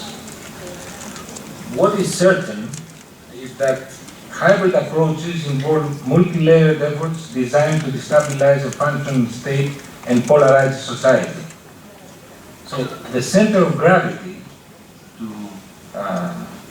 remember Clausewitz again, in hybrid warfare is population, political institutions, and the political system of the adversary. Of course, as a tool of hybrid warfare, disinformation is inextricably linked to the acquisition of sharp power, a term first introduced and coined by academics Christopher Walken and Jessica Ludwig, and further elaborated by Joseph Nye. Sharp power, in sheer contrast to soft power, is the use of manipulated policies by one country to influence and undermine the political system of a target country. Unlike winning hearts and minds, as it is in soft power, sharp power can include attempts by one country to manage information, to manipulate information about itself in the news media and educational system of the other country for the purpose of misleading or dividing public opinion, or for masking or diverting attention away from negative information about itself. Well, as it is said before, disinformation is not a new phenomenon, and hybrid warfare is not new either. Both existed in different forms in different contexts and were employed with varying intensity at times. Disinformation operations have been a weapon of strategic importance in the arsenal of states for centuries. What has changed, though, is the blending of this concept with technological advances. I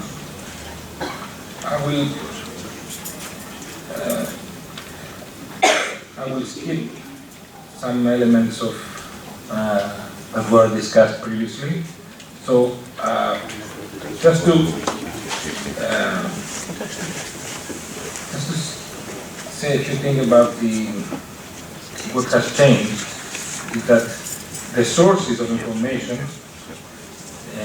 back in the old days were numerous but controllable because the system was centralized with a one-way transmission spread, sender-receiver,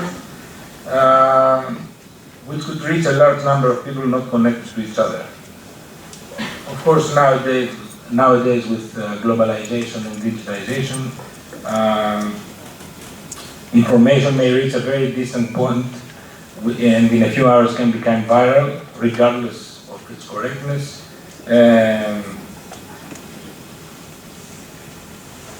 Transcending geographical boundaries. So,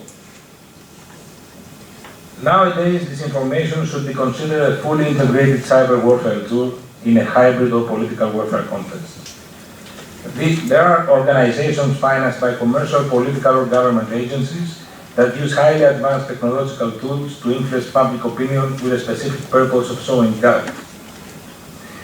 Now, the increased international complexity has made societies particularly vulnerable to disinformation operations, and in order to understand these vulnerabilities, one should focus on the fact that societies, institutions, and the political system live and operate in a linear world. The hybrid approach with regard to disinformation is a non-linear approach, operating in the so-called gray area. That means it blurs the lines between fact and fiction, truth and falsehood, and creates controlled or non-controlled chaos, thus undermining social cohesion and political stability. Furthermore, when used proactively as a hybrid or political warfare tool, disinformation provides much greater potential to move audiences to action, shape or confuse public understanding, and influence political events.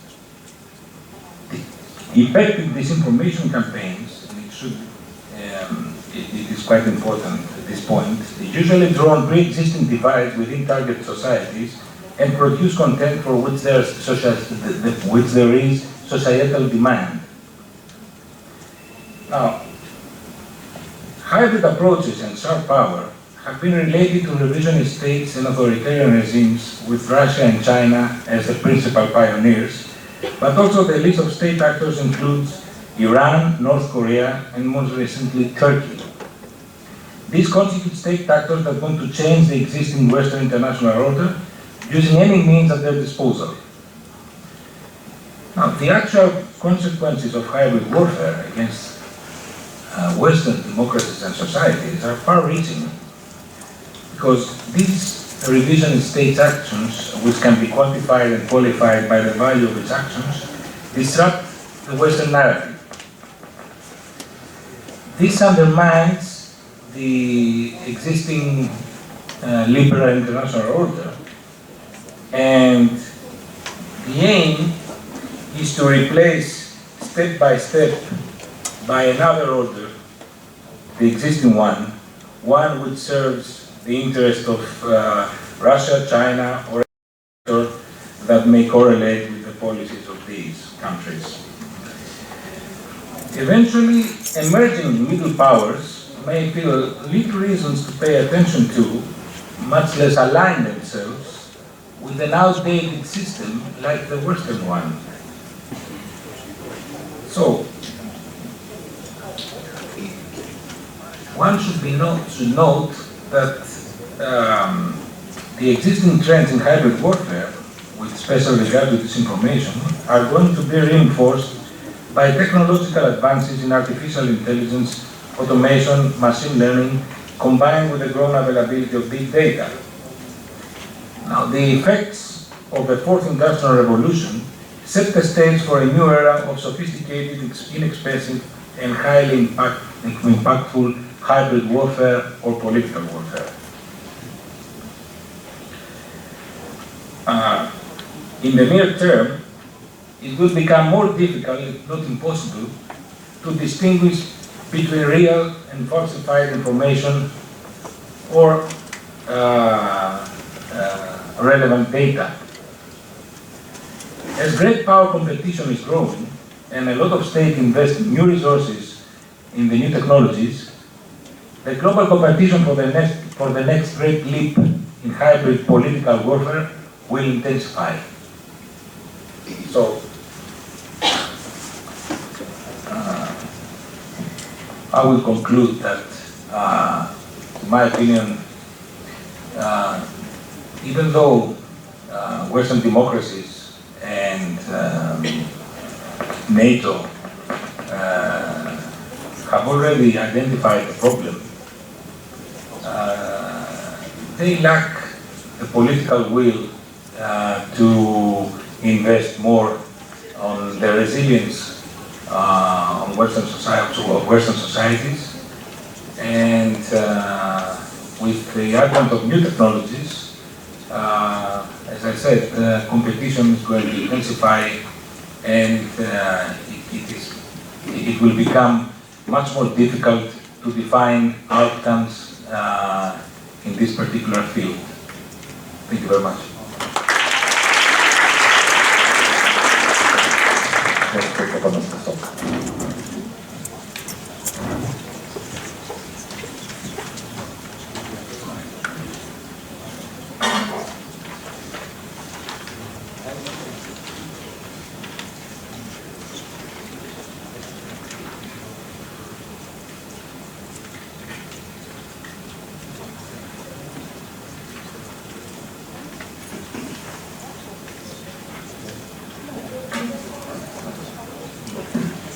Hello, thank you for this invitation. I'm going to talk about fake news as a hybrid weapon and the ways of countering these threats. My area of expertise is crisis management, and therefore my point of view is more or less deriving from a strategic studies background, perhaps kind of strategic theory of knowledge. Speaking about the outline, firstly, I would like firstly to give emphasis on the theory and the necessary key terms, terminology. Secondly, I will move on to the issue, the nature, and the ubiquity of hybrid threats and fake news. Then I will move on to demonstrate the analytical contour and possible proposed future model of high-quality counter fake news as hybrid threats, including NATO's approach. Finally, I will focus on the US role and will try to explain my approach.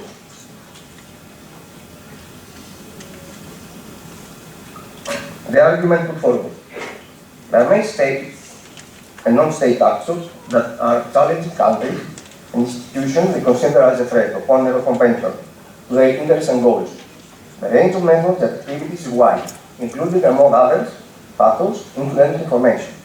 Considering all of this, we can see fake news as a kind of hybrid weapon of threat.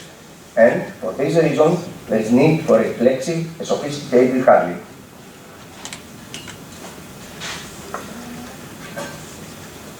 We live in an era of hybrid threats. Hybrid threats are methods and activities that are targeted towards vulnerabilities of the opponent.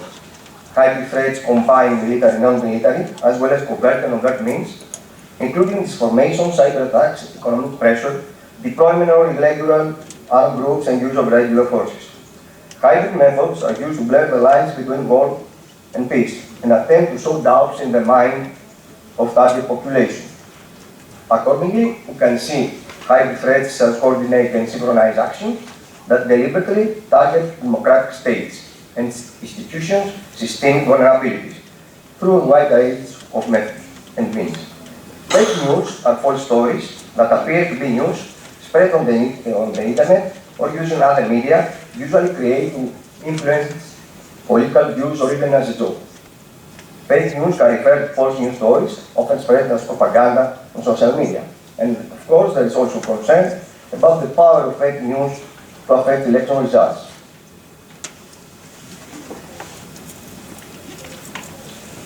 It's safe to say that fake news nowadays is part of the public sphere.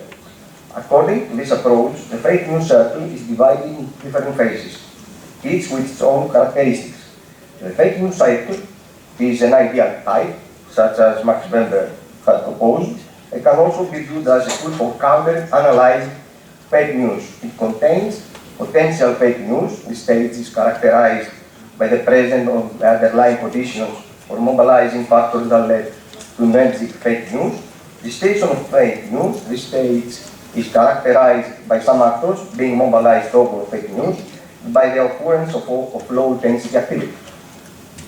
Mobilization of fake news, this stage is often referred to as the trigger phase, characterized by a high degree of mental confrontation among the society.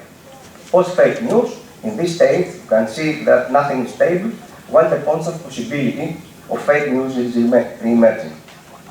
Again, considering all this, you can say that the aim of the activity is to influence different forms of decision making. Also, you can detect the priming phase and the operation phase. At the priming phase, the fake news actor is constantly monitoring the situation, exercising reasonably subtle means of influencing whilst gradually improving their assets. If so decided, it may initiate a more serious hybrid operation whereby the effect of measures becomes stronger, which means that the more violent and plausible deniability decreases. Now, the primary responsibility to respond to cyber threats or attacks rests with the targeting nation and society. NATO is prepared to assist any ally against cyber threats as part of collective defense. The alliance has developed a strategy on its role in countering hybrid warfare to help address these threats. NATO's strategy is to prepare, deter, and defend. Also, we can see the Joint Intelligence Security Division at NATO headquarters that improves the alliance understanding and analysis of cyber threats. The alliance supports allies' efforts to identify national vulnerabilities and strengthen their own resilience. We requested about strategic communication and cyber defense. Also, you can see training, exercise, and education that also play a significant role in preparing to counter cyber threats. To prepare cyber threats, NATO is resolved to act promptly whenever and wherever necessary. Now, I would like to draw your attention to this pondering point. It may be a good or interesting idea to put forward the CATS model about the 4 methods that should be implemented. Rule 1, never to accept anything for true which I did not clearly know to be such. That is to say, carefully to avoid precipitancy and prejudice and comprise nothing more in my judgment that what was presented to my mind so clearly and distinctly as to exclude all grounds of doubt. Rule 2, to divide each of the difficulties under examination into as many parts as possible, and as might be necessary for its adequate solution. Rule 3, to conduct my thoughts in such order that by commencing with objects, the simplest and easiest to know, I might ascend by little and little, and as it were step by step to the knowledge of the more complex, assigning in thought a certain order even to those objects which in their own nature do not stand in the relation of antecedence and sequence. And rule 4, to make enumeration so complete and review so general that I might be assured that nothing was omitted. These principles are operating as a navigator to turbulent cognitive environments. They make us and ourselves and our thoughts follow like Popper's approach and give us the feeling and the pursuit of optimizing our attempts. In addition to this, we can see that the CAS principles are the fundamental methodological framework and content to reconcile their ambiguity. Due to their reflexivity, they are the key for any point of view, especially in cyber threats and fake news situation. For this reason, maybe we can see them as an algorithm. Finally, what can be done to counter fake news? Apart from NATO, we have to examine, according to this, the US and Greece revised operational agreement. The US and Greece held their strategic relationship after signing a defense deal. According to Secretary of State Mike Pompeo's statement, Greek and US ties have never been stronger. In this context, you can see the US and Greece strategic dialogue expanding cooperation, including fake news and cyber threats, maybe by establishing a center for this situation. To sum up, there are no simple answers for dealing with fake news. For optimists, any strict measures lend support to conspiracy theories and adds fuel to the criticism of the elites. It's also likely that the susceptible users will move to less accessible parts of the internet. And of course, freedom of information and expression are fundamental freedoms that are indispensable to democratic societies. Experts therefore recommend that the following measures should be introduced. Teaching media literacy both at school and outside school to prevent harmful media influences and to promote a critical attitude to media consumption. Display warning notice to users before they say fake news. Promote and enhance respectful social dialogue to prevent anti and pro-elite polarization. Support research on media consumption behavior as well as on the impact of fake news to allow for more comprehensive risk assessments and more effective education. Also provide platforms to facilitate information exchange between domestic and international researchers. Of course, another legislative responses, and in Israel we will see serious responses to fake news such as media fact-checking. Conclusion. Fake news as hybrid threat is a matter of knowledge in the digital era, and especially is a reflection of political and strategic culture. Greek legislators and officials have raised concerns over threats posed by the possible dissemination of false information by private individuals and foreign powers. Greece, speaking about, has to solve this political, technological, social, and not only conundrum, not as in many cases as fatal Sisyphus, but as a reflexive Prometheus. In other words, escape from Plato's cave and illusions, and the key to this is education, not as a structure, but as content, moral content. This path gives the possibility to overcome atavistic points of view and behavior. Thank you for your attention.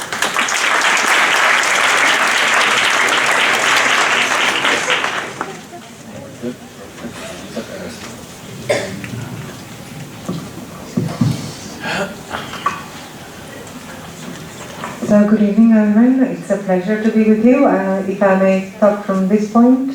All right. Today we had the opportunity to discuss a lot about misinformation and mostly about the threats, about fake news, and maybe technology is a threat.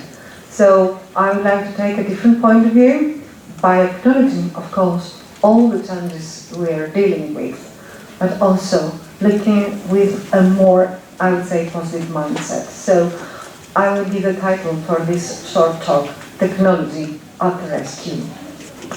So the first thing is that I would like to start from the point from the previous speakers. I started with the card. This is my favorite starting point, which is, I think therefore I am, Carydis. And why I start with this? Because especially in the English language, but also all over, we put a lot of emphasis to our emotions. And the way we express language is a structure, but also is a power structure, and frames the way we put weight on different aspects. So we say, I feel. How do you feel about this issue? How do you feel about that? Well, by overemphasizing the feelings over the thinking, I think we open a wide door open for putting more mistrust to scientific knowledge, to facts, to have common understandings, and to moving towards to a more private sphere. My feelings, your feelings. Meaning, everything is relative. Nothing is a commonplace. So this is the first point I'd like to argue, that thinking and feelings and emotions should find a balance, but also in our language structure, how we frame the problems and the issues. That's the point number one. Point number two. Point number two is that by claiming that we are dealing with misinformation, disinformation, or fake news, we also risk into framing by design and by choice our current situation, including both great opportunities for new enlightenment, but also new threats and challenges, only as a problem. only as a problem that we have to deal with, has to be attacked. All of the people who have joined this conversation, but the global conversation, of course acknowledge the great potential technology can offer us, especially deep learning, artificial intelligence, and blockchain, actually to provide solutions for the same problems and challenges that we say technology is contributing to. So I would like to take our mindset towards into providing solutions and thinking wider than having a more closed mindset into perpetuating only the negative part of it. Not missing the point of not acknowledging the challenges and the complexities, but also acknowledging the good potential we have for that. Point number 3 I would like to make.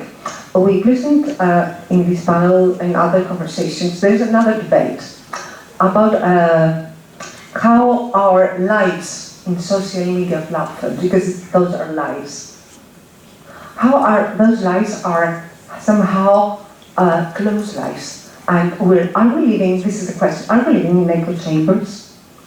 This is, I would say, an ongoing question that, you know, as the research goes on, gives different answers. And the latest answer I have, to my knowledge, at least according to Reuters Institute, most recent research, and also by Rasmus Nielsen, the director, who is very vocative and very loud on Twitter, saying that we have overemphasized the idea that social media are echo chambers, meaning that the way we not consume news, but the way we are seeking the news, we use the news, we are users, not consumers, are very diversified.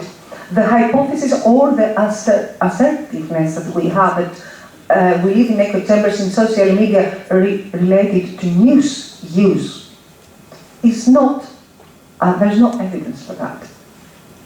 So I would like to invite all of us to have more questions than answers, especially in new challenges, new behaviors that are really very fluid, very dynamic, and we're at the very early stage providing very concrete answers. So this is the latest. Maybe in a year we might say something different, but for the time being, I think this is the latest we know about echo chambers. So by saying that, social media is not just a dark place.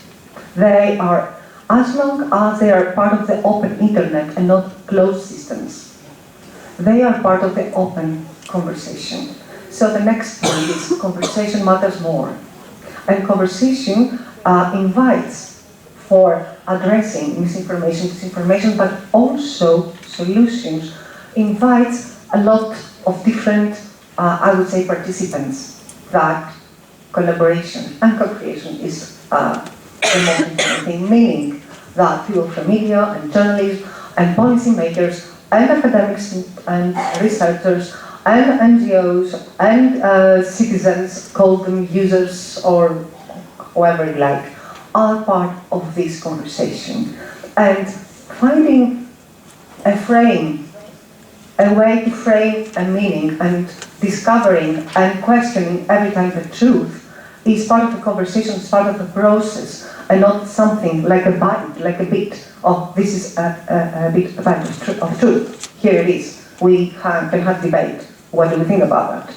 So I would like to highlight this as well, the process of the conversation that includes all those different stakeholders of truth and citizenry, which is two aspects of our civic lives. The other part I would like to move then from here to there, which is a real challenge and has to do with the closed words. As we follow the discussion, should we regulate the platforms? Because the platforms like Facebook or Twitter or WhatsApp, especially we are living in India or other parts of the world, are really spreading misinformation, are becoming, you know, the platforms by preference for deploying all these controlled propaganda games. Is that a solution? we cannot be very, I would say, certain about which direction, because there's no solution comes with no really risk for democracy and civil rights per se. And let me give you one example. Facebook responded to the political pressure from both sides of the Atlantic, meaning Mark Zuckerberg had to testify before the Congress, and also in European Union leaders. Okay, and what's his final response? A new declaration. Facebook started as a public square, meaning Facebook initially its mission was that I'm part of the public life and the public square for everyone, as a neutral platform, not discriminating and inviting all type of voice and contents. But as the years went by, what we design might change course of action and different things come up. So now they say, oh no, we are not anymore public, in the public sphere. Let's go back. Let's go to the private sphere. Let's become a private place. Let's escape from the internet. Let's not be accountable. Let's escape legislation and regulation. That takes us into a different challenge. Should Facebook and WhatsApp go closer to WeChat and Weibo, the Chinese model? Because this is a closed word. This is actually where the conversation is disrupted and ended. This is where we cannot have diversified voices. This is where we cannot have really communities. There we have the proliferation of tribes, closed mindsets, and there actually is where we lose the debate and the fight between public sphere. With all the problems and all the challenges and all the issues, but still something to have a conversation and debate and to work around.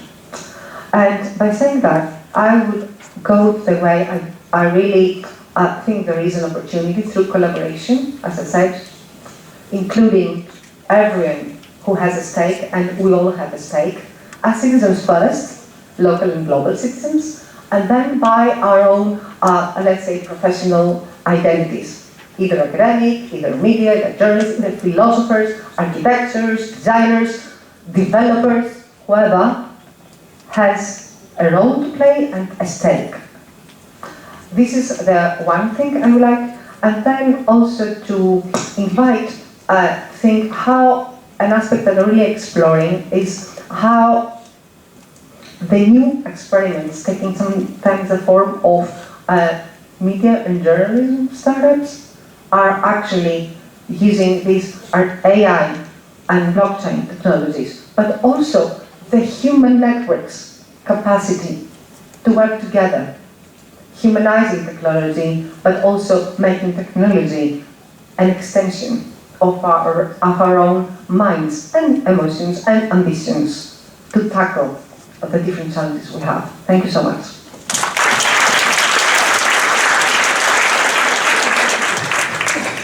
Now we will proceed with questions from the audience. Any questions? Yeah, please.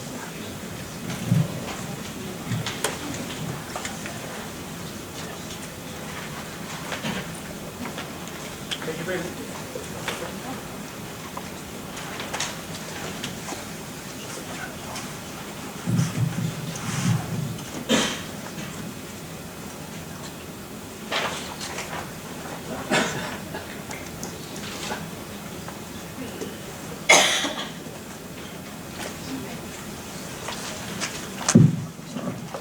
Thank you very much for a very thought-provoking panel.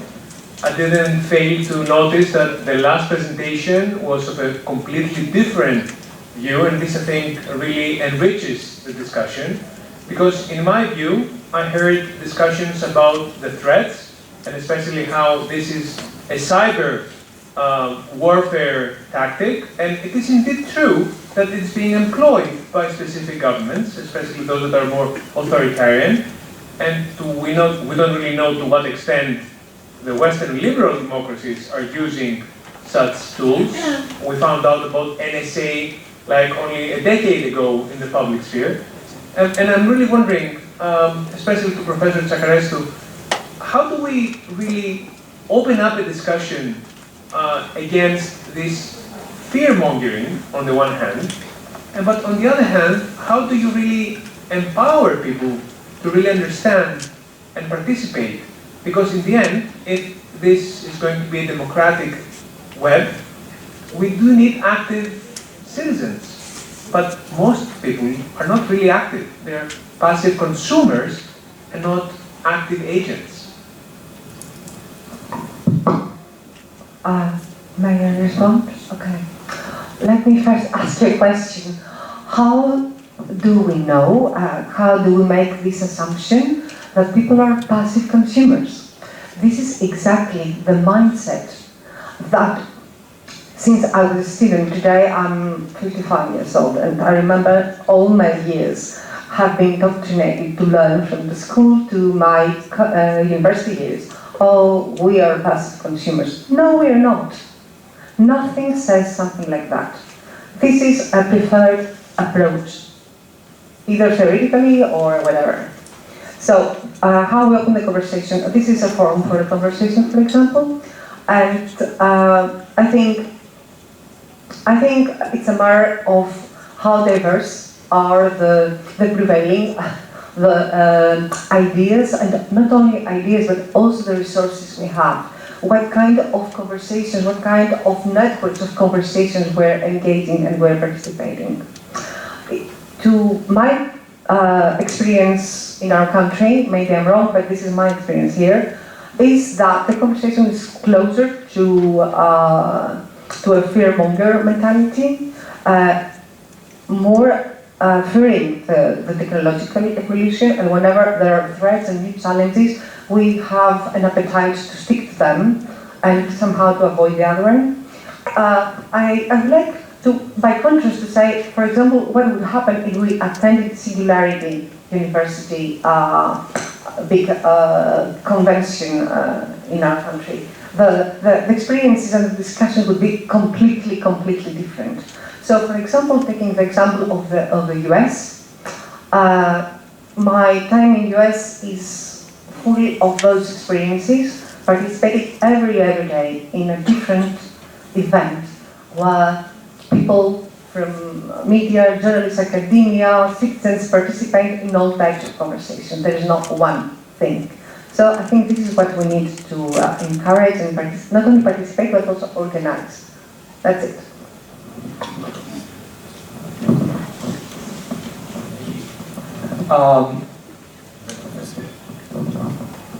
I love this. It also happened in the first panel with some disagreement. Very good points. But I'd like to place the whole discussion at a different level. Is technology value-free? In other words, it's just available out there and just people have access. I don't think that a conversation among academics in an educational institution includes everyone in the world. And the majority of people do not have access to internet or technology that we take for granted. Therefore, I do not think that, like the Chinese or Russian example, there is access, or there is the potential of access. We are the lucky ones here. And that's why this event is so beautiful. Yeah, I want to raise 2 points. Professor Katz spoke about echo chambers, and you probably disputed that. In what you mentioned at the beginning, you said the difference between the past and now is that people will go and buy a newspaper.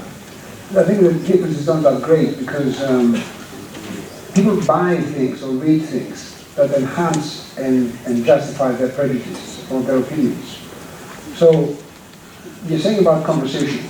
Okay, but conversation is never open. People actually converse with people they want to converse, and at the end of the conversation, we don't know how many people actually change their opinion because they understand what is right and wrong. Greece went through a crisis over the last 7 years. All my friends who voted for one specific party, whatever you told them, even that today is what, 3:30, they would say, no, it's not. What they did throughout the time of the crisis, they just went on and on with their prejudices. Nothing changes. So, I don't know if people actually engage in conversation in such a kind of enlightened mood as you suggest, that people actually are there to discuss and be persuaded by good arguments and rational arguments. I think other people actually go into conversation just to verify what they already believe in. If they don't, they just leave.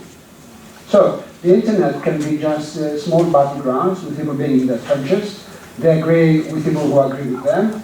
They disagree with something that offends them, in quote, perhaps it's not offending, but it's something that challenges their opinion.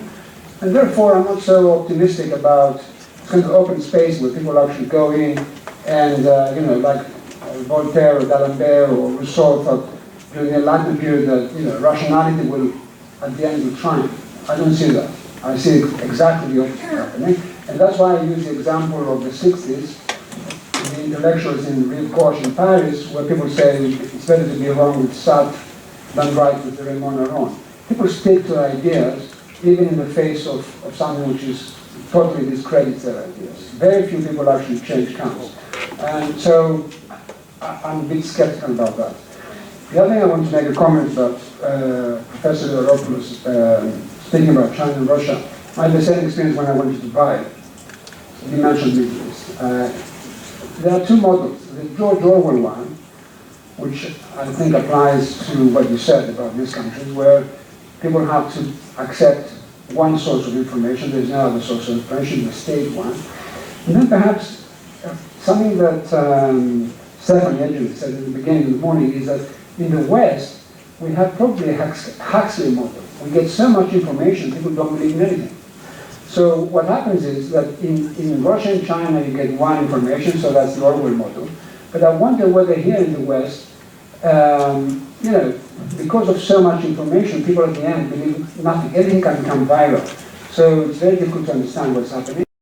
And when you talk about debates and conversations like, and the voice is right, we're having this conversation in this kind of wonderful environment here.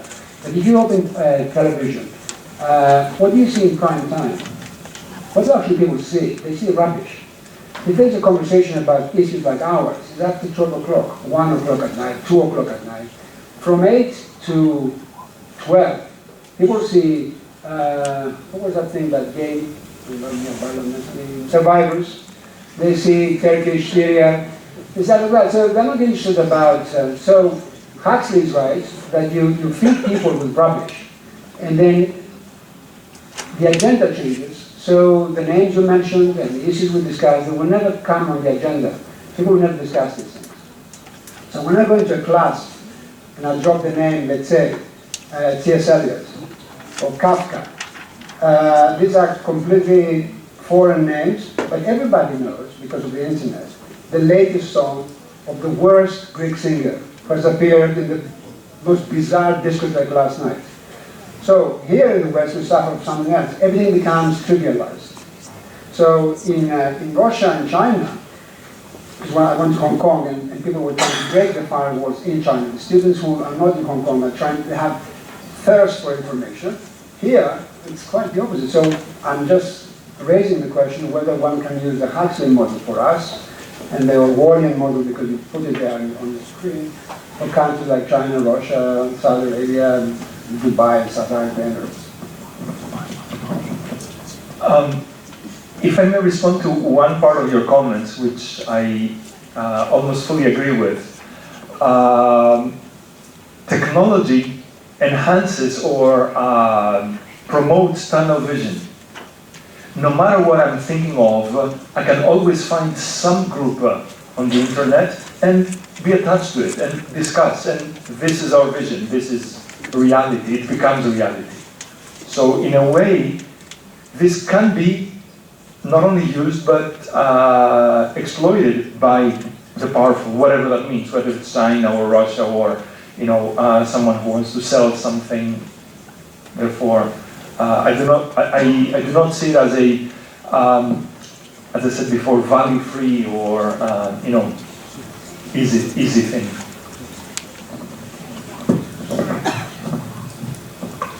All right, I like the debate. I have that. First of all, 1995, in The Guardian, we have a two-page coverage of a newly published book by Carey, The Intellectuals and the Masses. This book became quite influential, but also still it's in the reference, still, at least in the academia.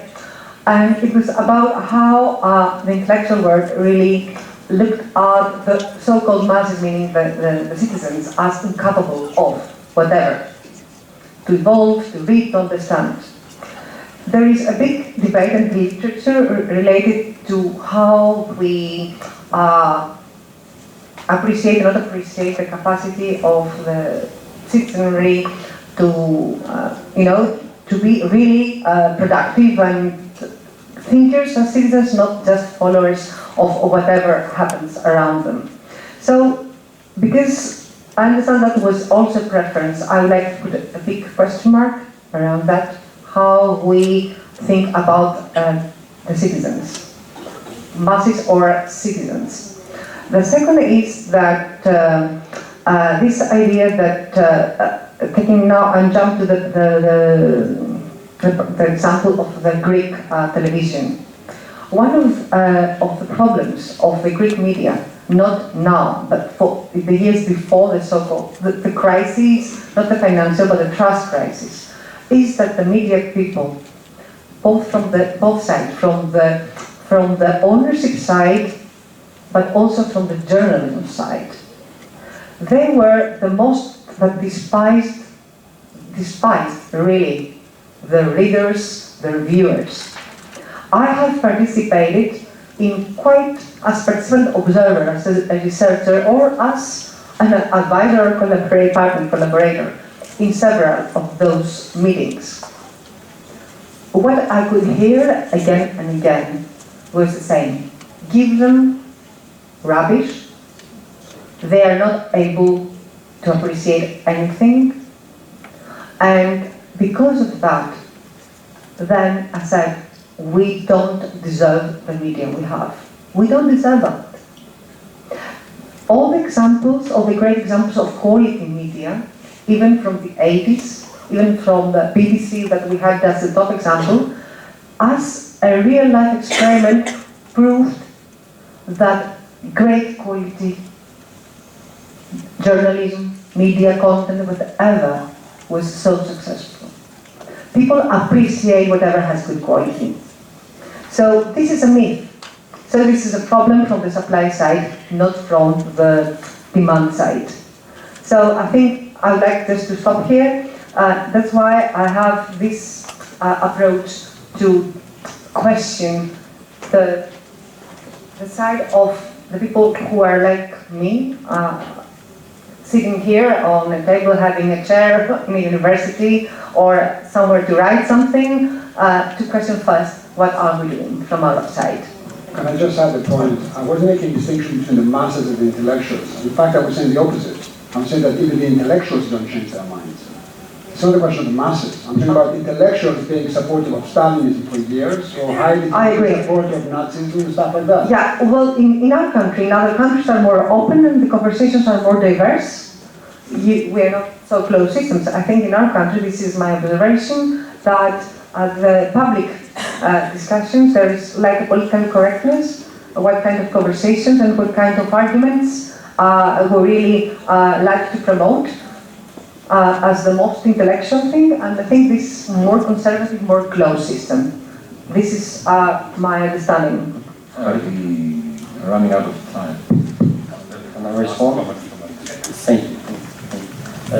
Excellent points. So 3 points. First, on technology, I'm also skeptical whether it's value-free or value-neutral. You have to think who writes the code, who writes the algorithm, what's the rationale behind that? Does somebody install, let's say, ethics or not?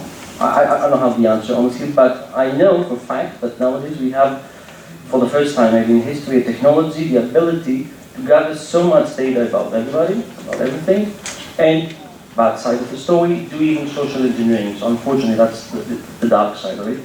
And I agree that there's also a positive side, obviously. The second thing is just think of how internet started. It was like, 20 years ago.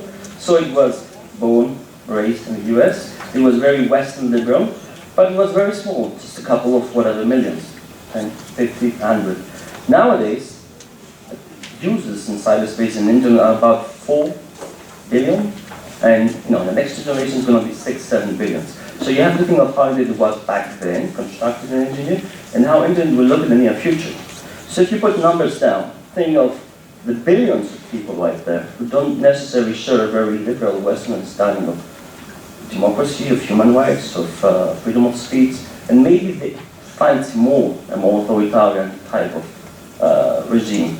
And on your point about, I think you framed it very, very correctly about those two different styles. The problem with the second one is, as you said, that because we cannot, let's say, manage all this information to thorough, and therefore we have confusion. And that's the target of the Russian and Chinese influence operations. You cannot control them, you cannot control the strategic narrative, but you can create confusion, social distrust, not having social coherence. So they are confused about everything. It's not easy to be very strong and very coherent. We can play with them, we can up to a point manipulate them for the foreign audience. We have to possibly to stop.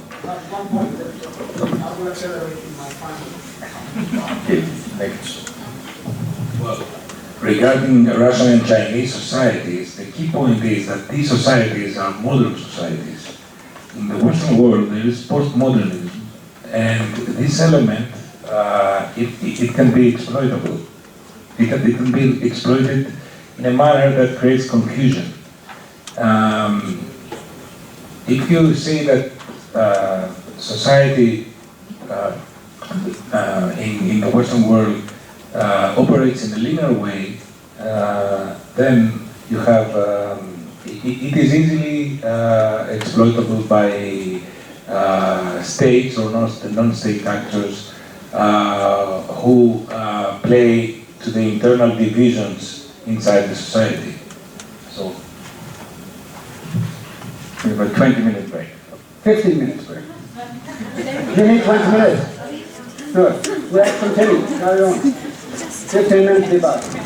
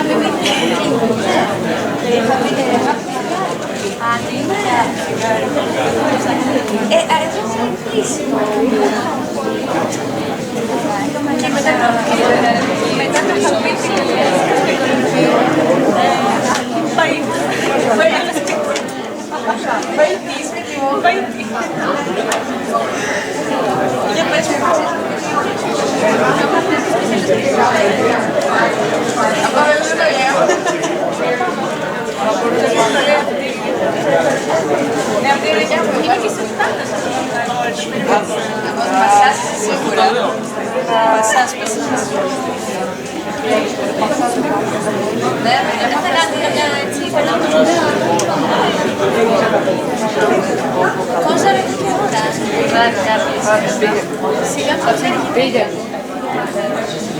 Μια κουβεντίτσα από τα Αμέρικα. Ναι, τότε βούλα. Ξέρετε και καλά το επιχείρημα.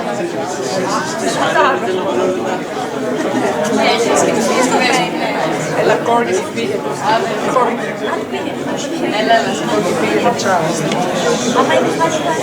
Εγώ πάω Buenos. Δεν μπορεί να βγεις. Θα το βγάλω το αυτό.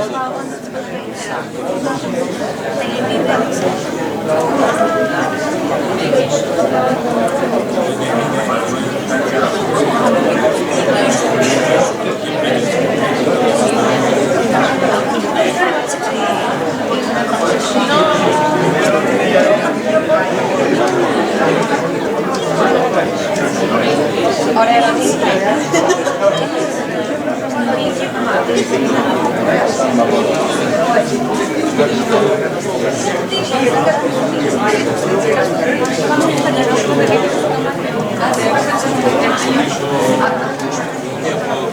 Το νεκρό.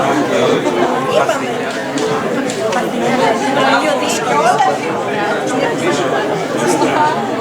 Δεν ξέρω τι κάνεις.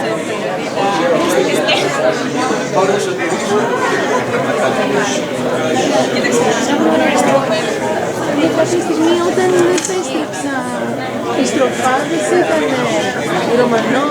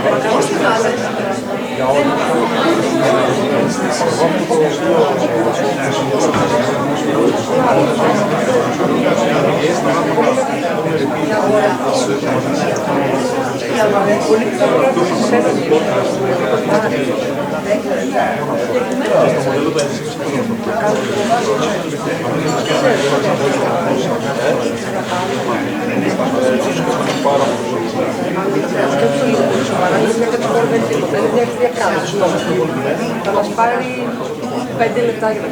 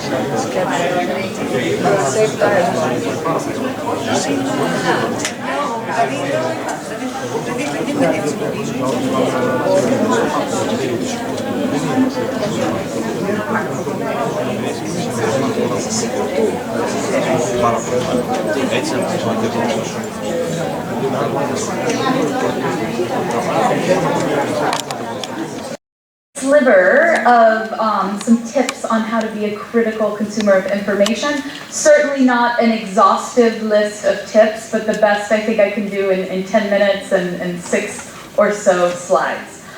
So with that in mind, I would like to argue that I think the larger tip is kind of 2 parts, 2 steps that I would suggest to you.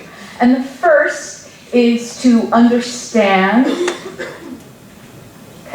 how and why mis and disinformation spreads. And one part of that answer is technology, what we just heard about, right? This is a very new set of knowledge or skills that a critical news consumer needs to acquire. So one part of that is understanding click-based advertising, understanding how that process works, that what is promoted, what is most shared, what will find its way to the top of trending lists is not necessarily based on quality, right? And sometimes it can specifically be targeting you, the commercial aspect of algorithms and advertising, right?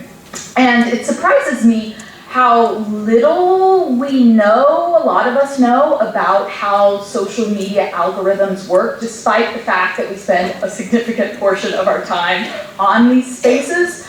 Just so I understand, raise your hand if you have a Facebook profile. Okay, right?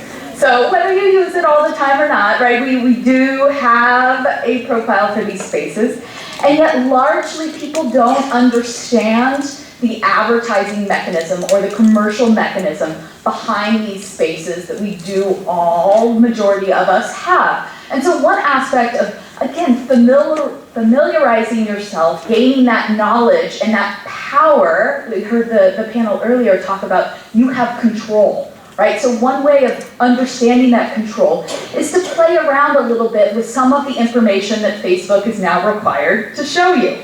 They bury it, so it's not always very easy to find, but one thing is your ad preferences. So if you follow some steps, going to settings, ads, your interest, you can then see how Facebook classifies you. What do they think you are interested in? Based on your behavior on the site, based on your behavior outside of the site, based on the information you've voluntarily given Facebook, who you're interacting with, what you're typing, right? All of those things are little pieces of data that Facebook uses to say, oh, you're interested in this, or oh, you're interested in that. And so one of the assignments I have my students do is to look at your ad interests, or look at the advertisers or businesses that are targeting you, and evaluate how accurate or inaccurate Facebook is in targeting you, right? Selling you as a product. Sometimes eerily accurate. Sometimes you're like, whoa, Facebook knows me really well.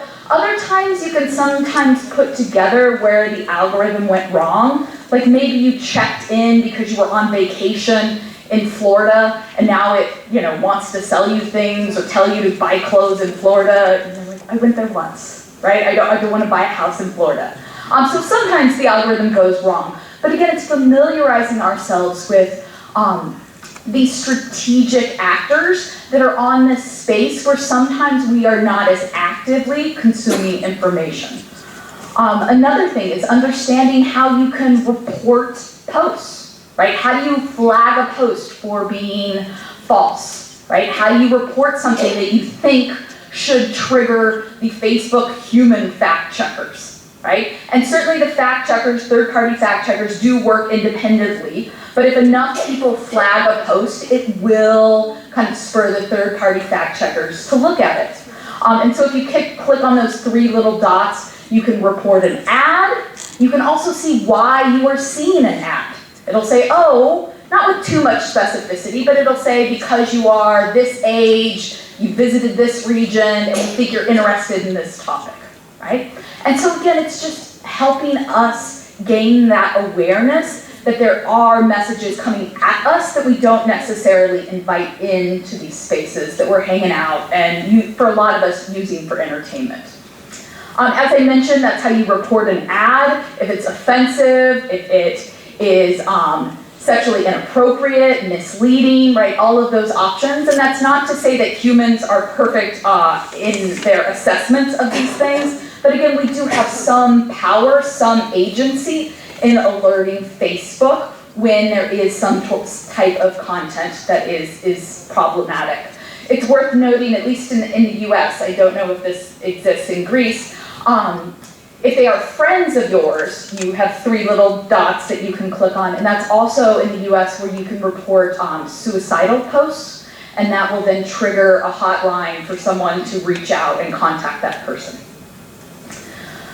So one answer, technology, ads are certainly one part of it. We also have news aggregation, right? This idea that Google and what Google does and how they show you results, right, is very different than news organizations, right? The 40% of teenagers in a study I did of 12 to 17-year-olds did not realize that Google didn't hire reporters, right? They didn't realize that Google was something different. Viral sharing, right? There's nothing new about fake news, but what is new is just how easy it is for all of us to contribute to this product. The global scale, right? When all you have to do is hit retweet or share, it's like a snowball rolling down a hill. And there's some pretty frightening studies that show, one study in particular showed that 60% of the news stories that were shared on Twitter were not first read.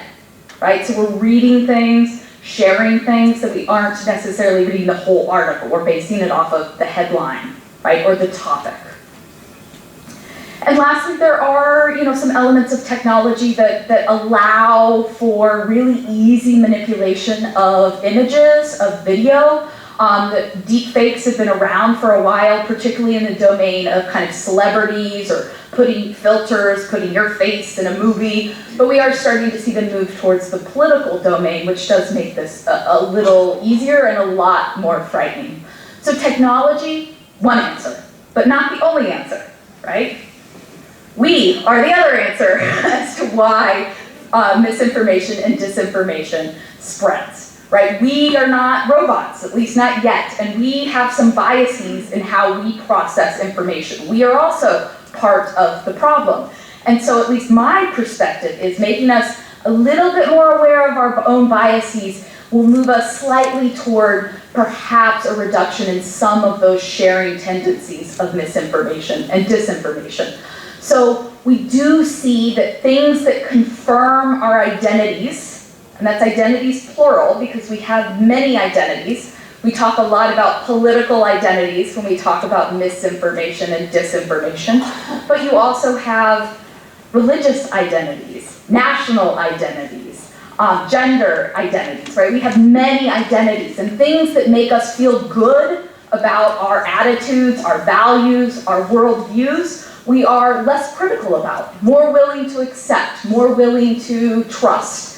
Things that push against our values, viewpoints, worldviews, we are eager to criticize and not trust. Okay, so one part is acknowledging that tendency and making sure we're pushing against our initial reactions, which might be to immediately love something or immediately hate something.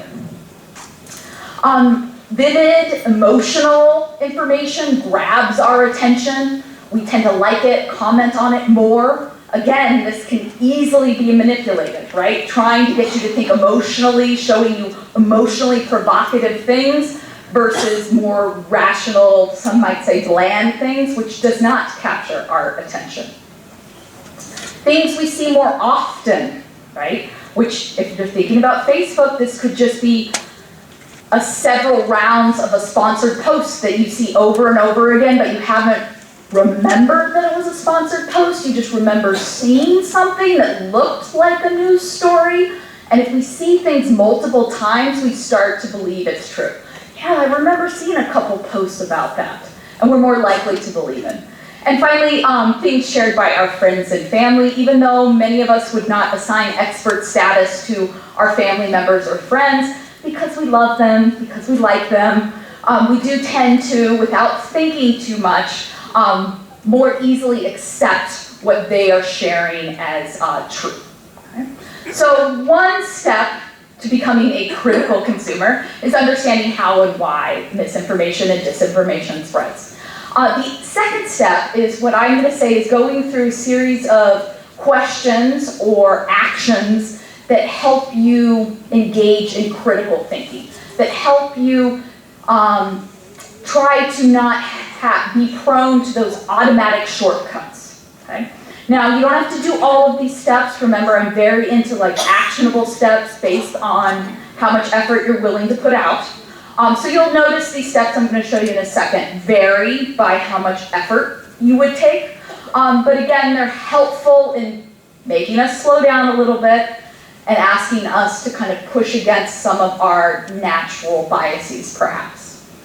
Okay, so first one is to ask, does it provoke an emotional response? Right? Do you automatically love it? Do you automatically hate it? Is there something about the post that's making you react emotionally and try not to get you to engage more cognitively or rationally?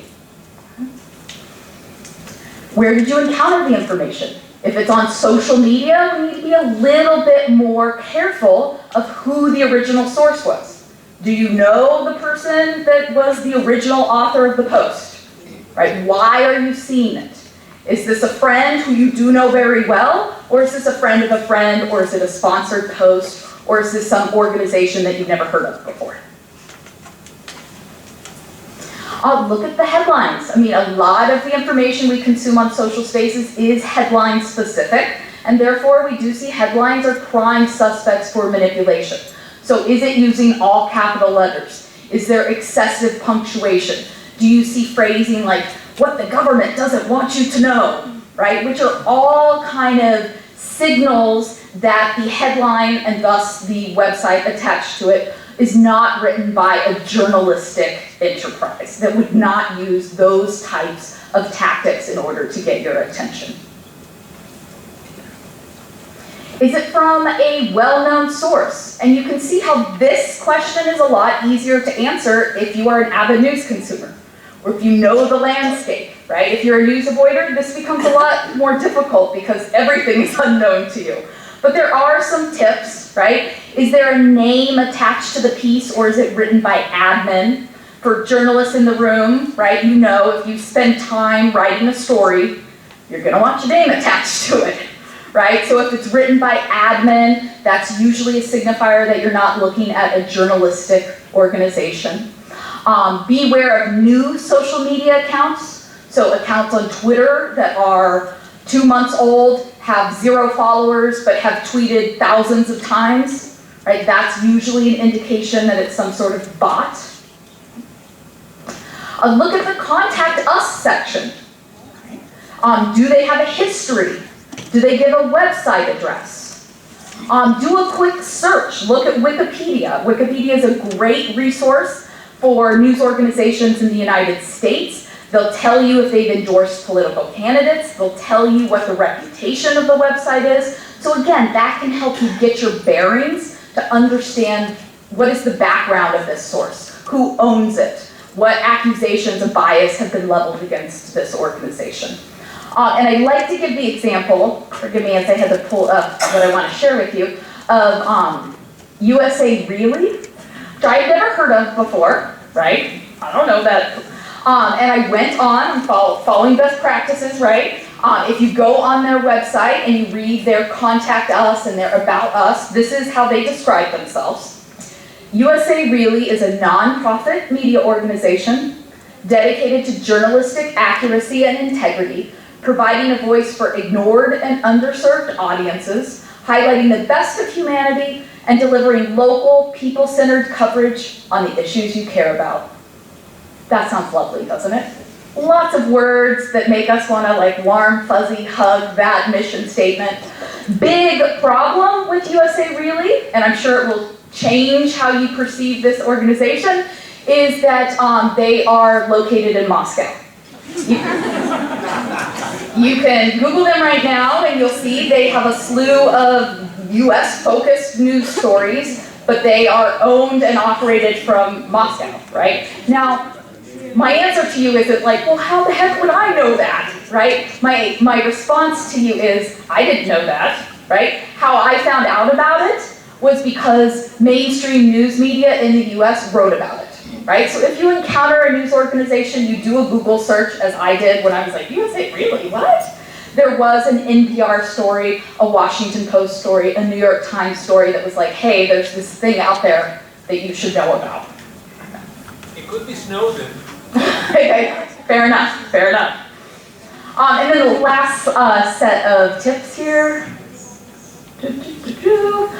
Is the information one-sided or suspicious? Again, this takes more effort, right? And this is assuming that you're reading the story, which not everybody will make it to there. Who's quoted? Do you see hyperlinks outward to the greater internet? One of the things we saw with a lot of the Russian propaganda was that the hyperlinks did not work. So if you clicked on anything, you were like, oh, this isn't working, right? And it's a traditional journalistic practice to hyperlink out to give people websites that they can navigate toward. Are there obvious grammar or spelling issues? If there is an opinion, right, is it clearly labeled, which is a convention we're moving more and more toward in the US. Cross-reference, I talked a little bit about this with that, how do you establish credibility, but does the information also appear in other reports? This does take more effort, right? Are you seeing similar things, similar people quoted, the same quote from the same official, right? Those are all indicators that that what you are having here passes the smell test, so to speak. If you're seeing wildly different quotes chopped differently, someone else is reporting a story, then odds are you're dealing with something that you want to be a little bit more skeptical about. Reverse image searches, TenEye, Google, Rebi for Russian images, is a great way to see whether an image already exists on the internet, particularly if someone's claiming, I just took this photo.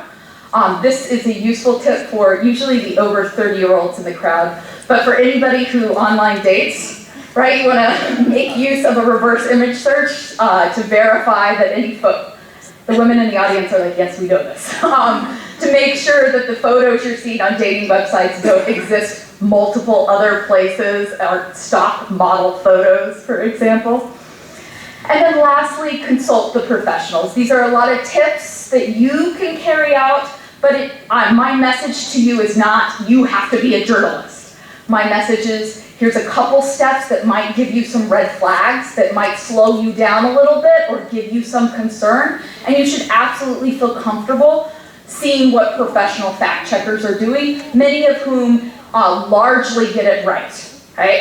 So I would direct you to Snopes, Political factcheck.org in the US. The EU versus disinfo.edu is a great resource for the European Union. I would also add, I didn't put this on here, but BuzzFeed News has a great fake news letter, so a fake news newsletter that you can get once a week that it has a global focus, it's not US focused, but it does a nice rundown on their work, and I would say, in my opinion, BuzzFeed News is doing some really great investigative work in this area. So don't think it's all on your shoulders to act like a journalist. There are great, excellent, high-quality work done in this area that is there to make your job simpler. All right, thank you very much. In fact, we have a representative here of investigative journalism. He will speak in a minute. I just want to say something, a word you mentioned before, which is critical thinking. That's what we're doing in the university, because we try to enhance critical thinking. And I said to my students that what we're doing is create kind of antibodies, intellectual antibodies, so they can actually face the enemy outside. The only problem with critical thinking in what we do in university is that in the last couple of years, and I'm afraid I have to participate in a meeting next week about that, is that we link the university with the market, so with the job market. So instead of actually, spending time thinking critically about issues, a lot of students, we direct them just to study to get a job. This is specifically true in Greece, where degrees are linked to job seeking. So, it's very focused. Instead of actually enlarging your knowledge, you're closing it to something which is just a job, nothing else. Yeah, quick comment. Critical thinking skills need to start long before college, right? I'm just saying that since we are here in this environment, I'm just saying that since we're in university, this is the business part. Unfortunately, even in an institution like university, if you link that just with the job market, then you begin to have some problems. But who's going to be the second speaker now?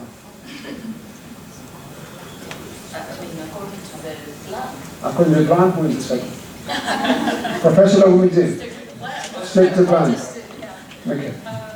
He is a professor here at the American College of Greece. Yeah, maybe I'll great. It doesn't work.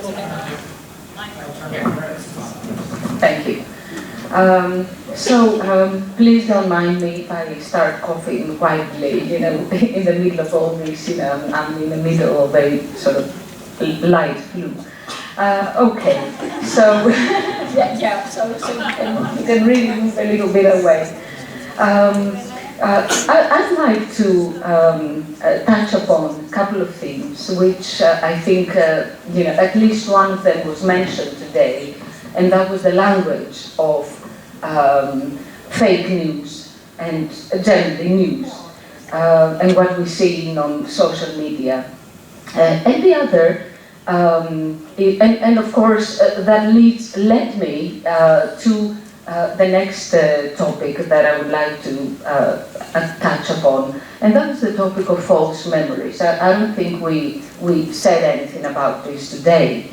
Let me start by saying that we've heard this time and again here today, that of course everything has become so much more emotional in our culture and less rational. I don't subscribe to this dichotomy, let me say, because I very much think that emotions can be rational. The problem is not emotions, the problem is how they are used in the internet, and especially on social media, where I would like to focus on more. My starting point would be a well-known sociologist, a symbolic interactionist sociologist, George Herbert Mead, who focused on language in order to give us some insights about how the self is produced. And of course, he mentioned the fact that ourself is being built on what he called anticipatory experiences and anticipatory language. It's very, very important that language is constructed in such a way as to fulfill, in a way, communication, of course, to reflect the roles that we are all playing or assuming, and definitely this role, and his idea was that it's impossible to develop a self unless you adopt the other person's perspective. In other words, you can't fulfill, you can't construct a self without actually looking, taking in the other person's role. So role taking is very important, and language is very important. Of course, all of this process has to happen along very clear boundaries. And actually, I was thinking that whenever the boundaries are very clear on the internet, we get, we have, for example, a very deep emotional responses when we're looking at a disaster, at a natural disaster. People are responding very positively to all this. They want to help, they want... So that's a very straightforward case where boundaries are rather very clear. What about when boundaries are not that clear? When we're talking about not hierarchical organizations, etc., or clear-cut definitions, but we're talking about networks. Networks of social media networks, where again the roles there are not that very, very well defined. So language is an issue that I would like to, to bring out. How, for example, a lot of what is happening in social media is couched, yes, in emotional language, very, very deep and very, very, very strong emotional language. And that could be a problem, of course, because we might come across what Zygmunt Bauman has called a moral deficit or a moral lag, precisely because he has also talked about moral de-skilling. So what we are doing today is fake news seems to result in this moral de-skilling by technology, a condition that he himself says that ends up in a moral lag. Motives for action tend to be clearly visualized only as afterthoughts, taking the form of a retrospective apology, he says, or extenuating circumstances. So all our actions on the internet are justified ex post facto. So what is really happening here? But as a sociologist, again, I have to remember that about 70 years ago, Alfred Schutz was arguing exactly the opposite. So he was calling us, he was actually unmasking the self-deception of the formula, I did it because, and he replaced this with, I did it in order to. Essentially telling us that as meaningful creatures, we have to justify what we are doing before we do it, actually, not after we've done it. And this is something that, of course, does not happen a lot on the internet. It hasn't happened a lot everywhere across the border, actually. You have lots of people, of course, doing things that they only justify later on. We've had governments dropping nuclear bombs on people and saying afterwards that, well, of course, we did it in order to, but that was after the fact, after the bomb had been dropped. So a moral de-skilling, a moral lag, a moral deficit that we see in front of us today has not so much to do with emotions, but with language and the way in which we use the language in order to create these emotions. To create, for example, moral outrage. Moral outrage is another, let's say, epidemic of our times. Intensifies subsequent responses of outrage. Online settings encourage the expression of a moral outrage.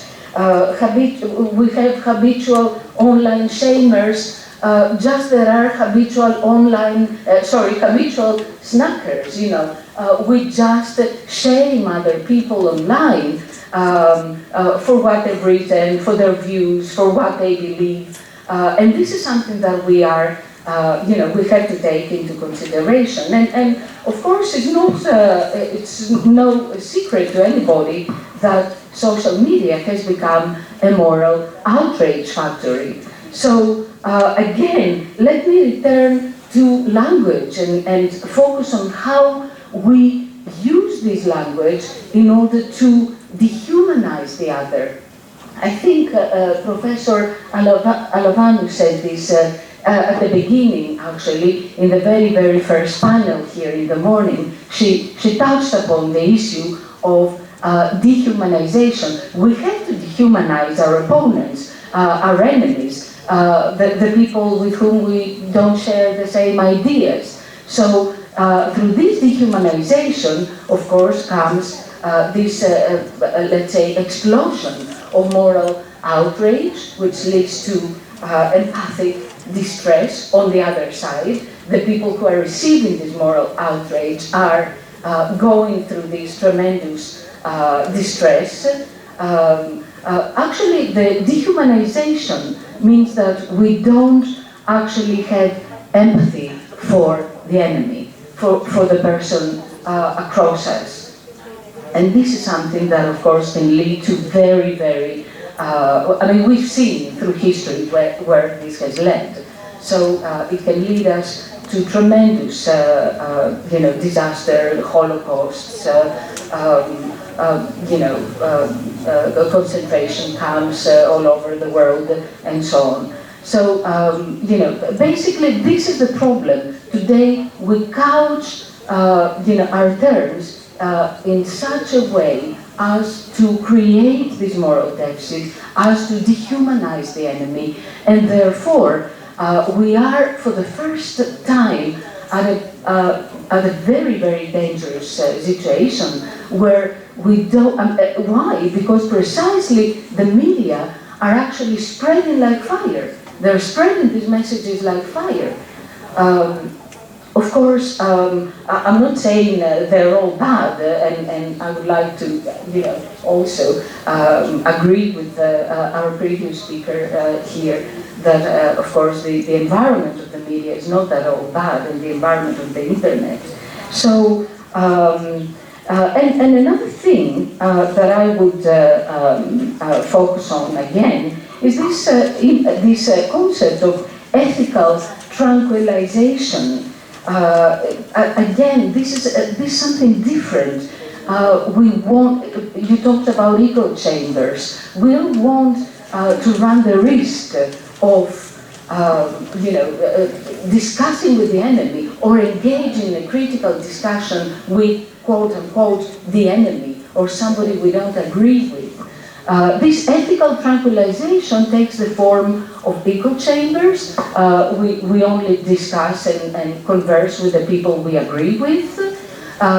It takes the form of what our great American sociologist, contemporary sociologist Arlie Hochschild calls empathy walls. Actually, we just want to discuss with the people that we share a lot with. Actually, her research ended up with being published in a work called "Strangers in Our Own Land," and of course, she after the 2016 election, she went out to Trump strongholds to see who voted for Trump, what happened.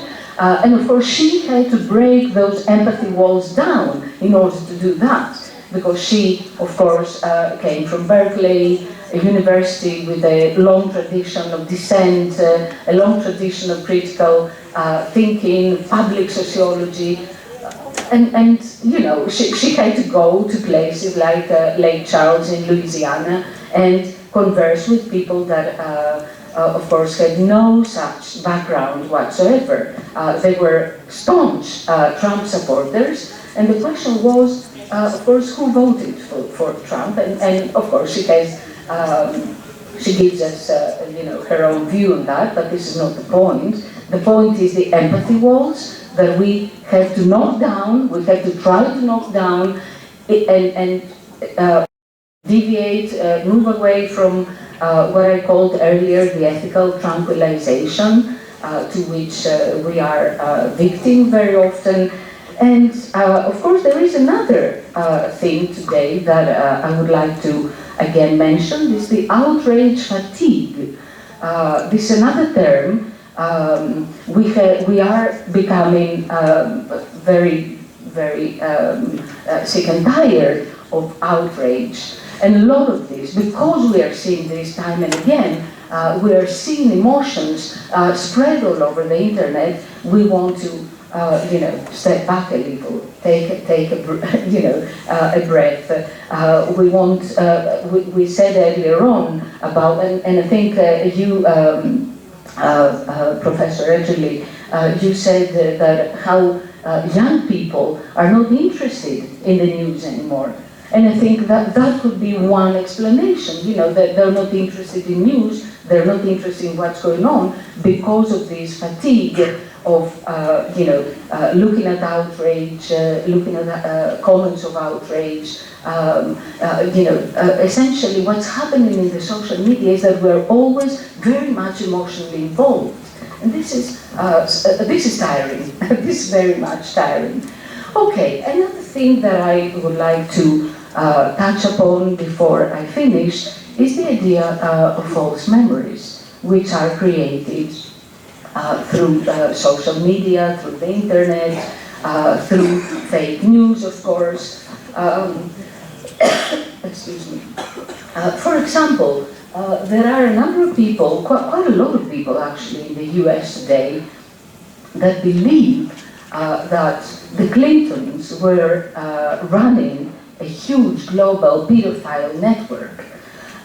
There are also people who could swear they have seen President Obama shaking the hand of ex-Iranian President Ahmadinejad. It never happened. None of the two events, of course, ever happened, but people remember them. And recently I came across in 2018, as you know, of course, there was this referendum in Ireland about abortion. It was a clear, of course, yes or no answer. And Irish professor Gillian Murphy, with her team, conducted the research about these false memories. She comes, of course, from psychology and social psychology, and she concluded that people, excuse me, that people who were voting, let's say, who were pro-choice, who were voting yes, they were sure that they could remember a number of scandals created by the opponents, by the opposite camp, and vice versa. The pro-lifers were also remembering things that never happened and scandals that were presented to her sample as basically hoaxes, and they agreed, yes, of course, I remember it happened. And again, that's another interesting but also very dangerous thing, remembering things that never happened. Having false memories, what would that mean for the self, and what would that mean for our identity, which is of course subsumed under the self? Is it, does this mean we are becoming someone different? What are the implications for the self?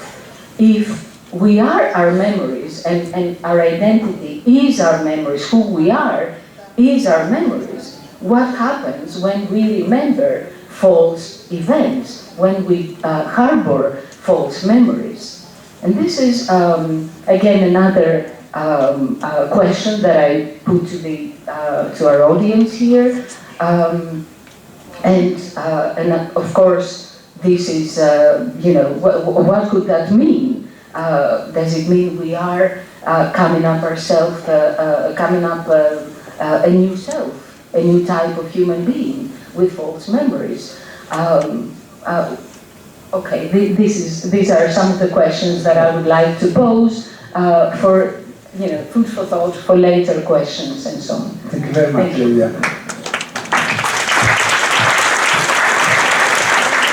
Some of you may have been attending a lecture given by the greatest British novelist, Ian McEwan, a month ago in the college. And his talk, I don't know whether you're here. Yes, I was. Okay. It was a self in literature. And I was interested in what you said about the self, because McEwan said something which I believe as well. Most people believe that the self is something like a narrative that you create. As you go along, you write your own life. But as you remember, he disagreed with that. And false memories, I mean, sometimes we all believe in things that have happened in the past because we have been told these things by parents, grandparents, or we see pictures, we think that what we see in a picture has actually happened, but we only have a memory of the picture, not of the event per se. So, I don't know whether this is dangerous or not. It's something that is part of the construction of the self. But these are false memories induced by the fake news. Yeah, but you have... All of us are bound to forget something or are bound to remember something wrongly. But that's not really what we're talking about. Yeah. But that's not really... Okay, so fake news and false memories, how they create false memories, of course. Okay, because we can all have false memories anyway. Absolutely. Yeah. And we do. This links to the previous panel, the George Orwellian panel, where, of course, if anybody who's read 1984, you remember the Ministry of Truth, that you always change the past to fit the present view of the past. So you create false memories all the time, constantly. Yes. So what you remember, of course, it justifies the present. So in that sense, you are in the industry of creating fake news all the time, because whatever you do, it has to be justified. Yeah. Okay. So now we go to another colleague of mine, Claudia. That works. Fine. Okay. Let me just get this up here.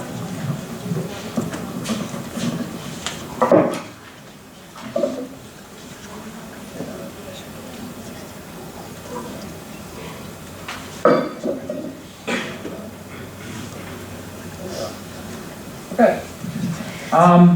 About a year ago, I had a memorable news experience. I was scrolling to my Facebook page feed, idly, and I stopped at something I found fascinating. There was a story from Thessaloniki. Anybody here from Thessaloniki? So, okay, 3 people. You probably know this story. The Thessaloniki City Council had banned people who work at cafes and cafeterias from flushing undrunk frappe coffee down the drains. And the reason for this was that all this coffee was going into the sea right off the coast of Thessaloniki. I'll show you the story in the picture right now.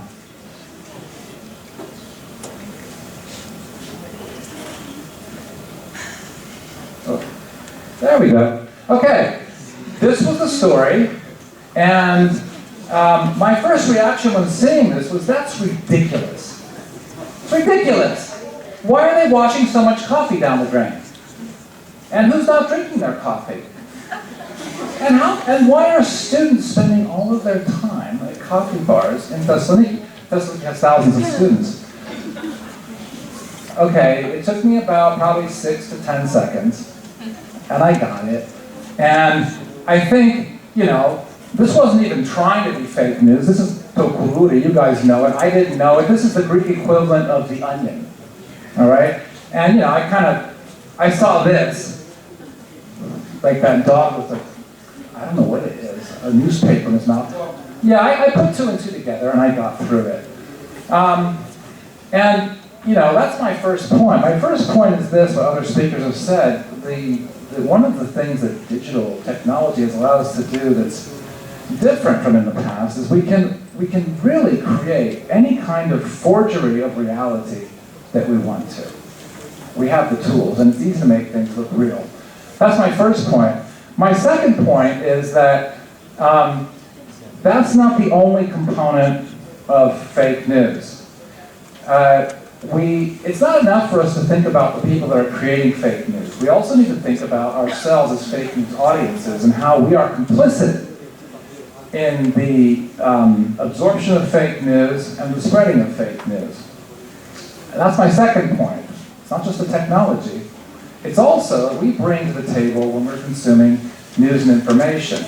we bring with us pre-existing beliefs, values, and even emotions. And these can be very, very important in helping us be open to fake news, to accepting it, and even to sharing it online.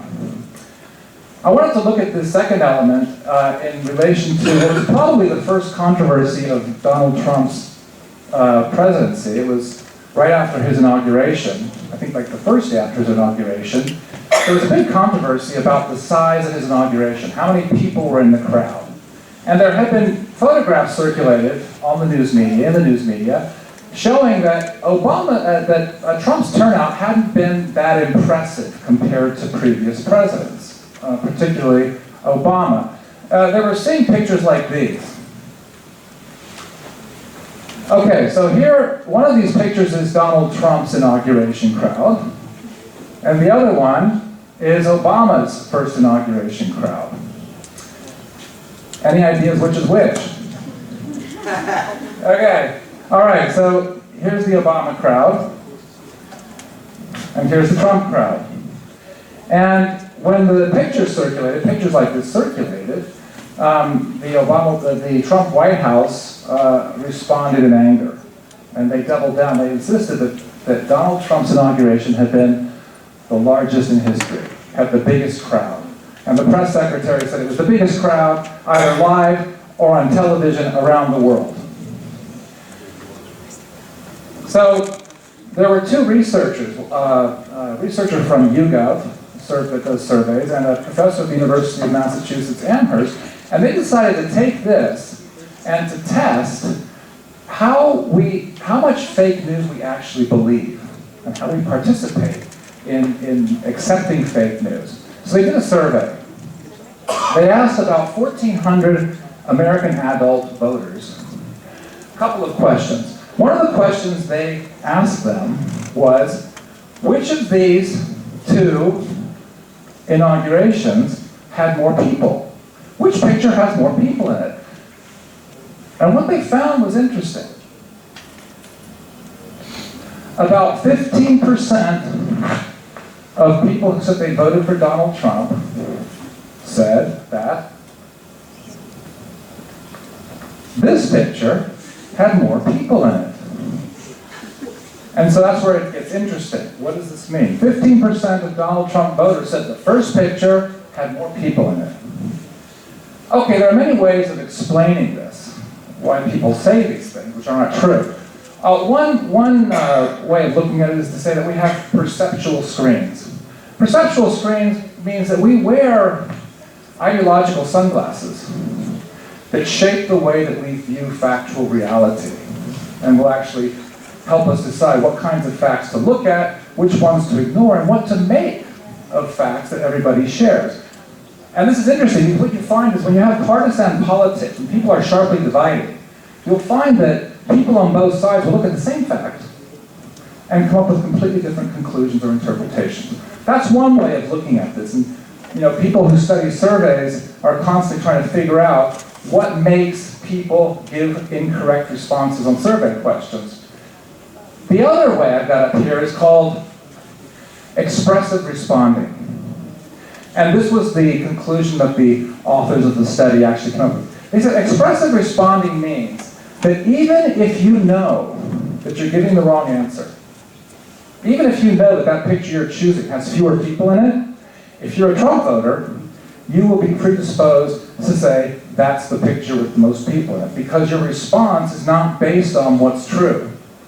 Your response is based on which side you support. It's often called cheerleading. And it's very much like how we support a sports team. We think our team is the greatest, but even if it loses, we'll still say it's the greatest. Manav? I don't understand what does this say. I think there is something missing. Yeah, let me go through it again. This says, the question here was which of the two photos has more people in it? And 15% of Trump voters said this photo. They gave the wrong answer. Is that clear? Yes, it is clear with your explanation, but it's not on the chart. the chart does not indicate which of the answer is being chosen. That's all right. Yeah, well, we said it. We said it. The one with the less people. Yeah. The surprising fact is that 85% of Trump actually said the correct answer. That's surprising. That's it. Yeah. Okay. Say. Okay. So what the authors of this report said was, given the fact that it's so obvious that the first picture has far fewer people in it, those 15% of Trump voters were very likely engaging in expressive responding. In other words, they were giving the wrong answer even though they knew what the right answer was. Now, regardless of why people give wrong answers, sometimes we really do believe we're giving the right answer just because we have our ideological filters, or we just want to promote our side. And this is important in the age of social media because now we can all be publishers. We can all pass on fake news, even if we know it's not true. What I wanted to end with was to look a little bit more closely. Professor Vlavianos mentioned the importance of emotion in discourse today. And I wanted to play you a short clip of an interview that Donald Trump gave with ABC News' David Muir just a day or two after the inauguration. Now what's really interesting here is that, well, watch this, Muir is not going to ask Trump again, how can you say that your inauguration crowd was bigger when the photos show that it wasn't? He's going to ask him if this is an important issue to talk about. And what I find really interesting is that Trump is going to come back and he's going to talk about the size of his crowd again. He's going to double down on it. So let me see if I can get this up here.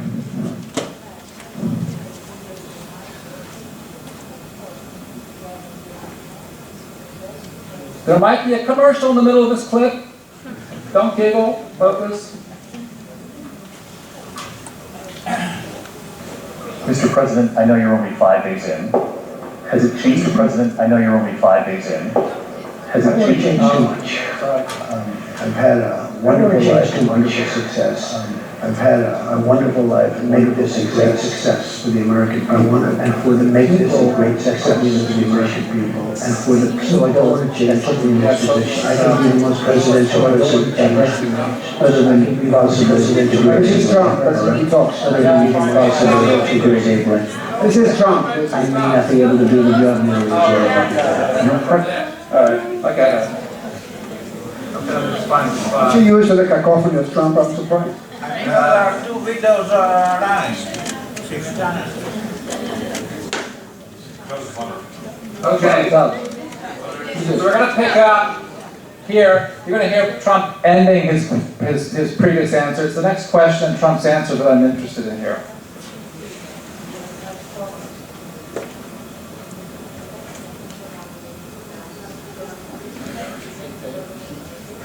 Very, very unfortunate that you did. I am curious about the first full day here at the White House, choosing to send the press secretary out into the briefing room, summoning reporters to talk about the inaugural crowd size. Does that send a message to the American people that that's more important than some of the very pressing issues? Part of my whole victory was that the men and women of this country who have been forgotten will never be forgotten again. Part of that is when they try and demean me unfairly, because we had a massive crowd of people.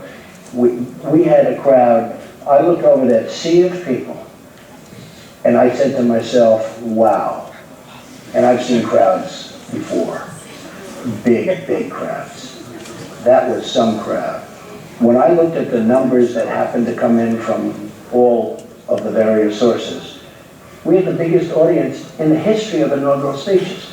I said the men and women that I was talking to, who came out and voted, will never be forgotten again. Therefore, I won't allow you or other people like you to demean that crowd and to demean the people that came to Washington, D.C. from faraway places because they like me, but more importantly, like what I'm saying. Mr. Trump, let's talk. Okay.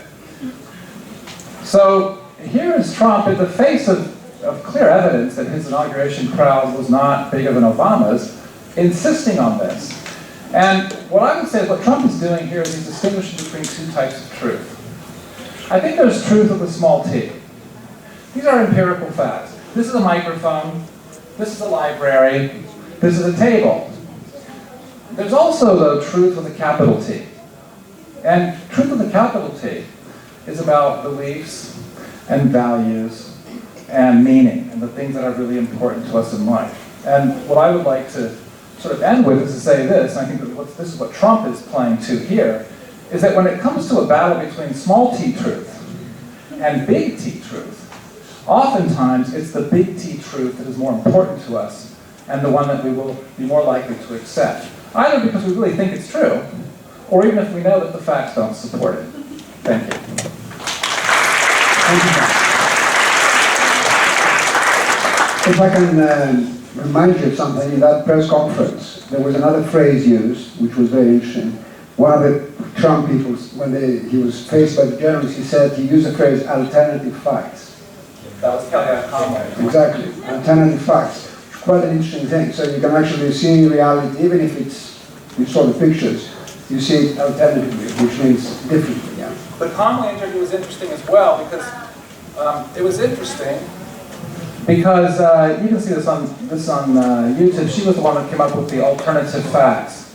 She said the White House press secretary was giving alternative facts and he was talking about the biggest crowd. Now, if you watch that interview a little bit further, I mean, she knows what she was saying. She's even smiling while she's saying it, alternative facts. But she recovers and she says to the interviewer, I think that there's issues that are really important.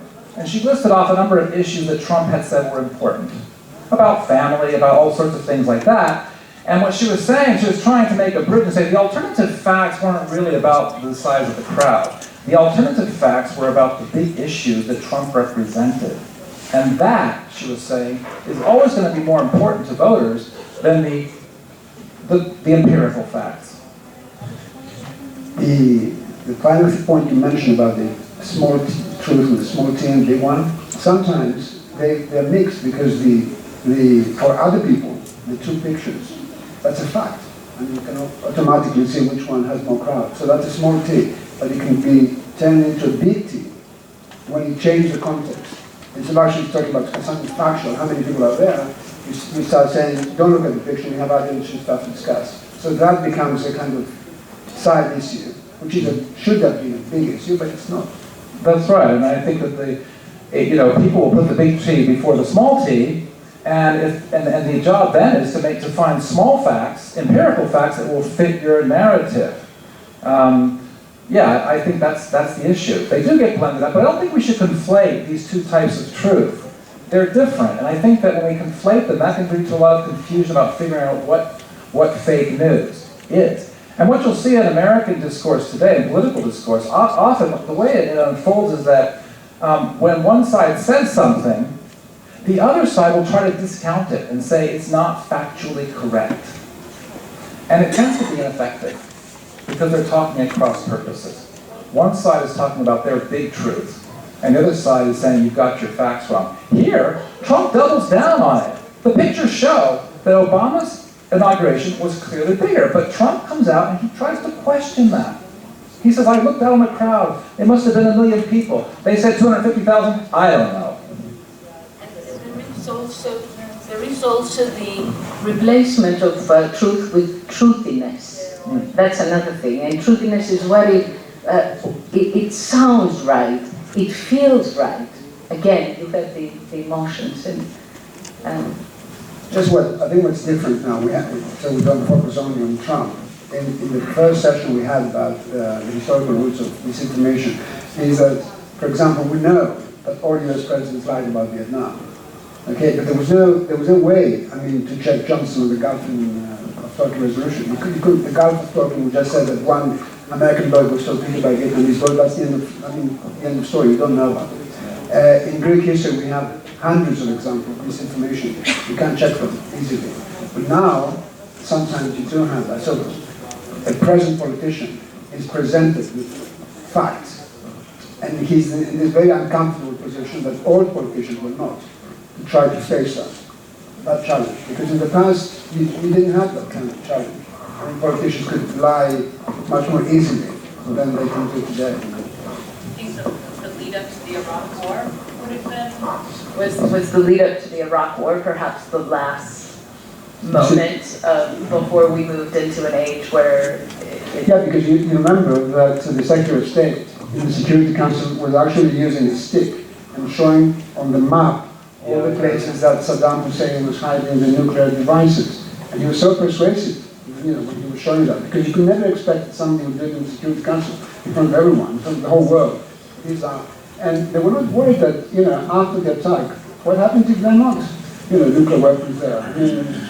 So, yeah, you're right. But I think that it's in the nature of politics and of politicians to play the game through misinformation and lying. We said that in the morning. It's just that today, as you said also, technology, we're into a new phase of how people lie, politicians lie, and how we can defend ourselves from that kind of lying. Anyway, the only person who is a practitioner of what we're talking about all this day is this man here, Mr. Xenakis, who is the editor of Inside Story. And so we're waiting to be enlightened by somebody who actually is in the media. We're all academics here. So please. Thank you. Let me see if I can do something with that.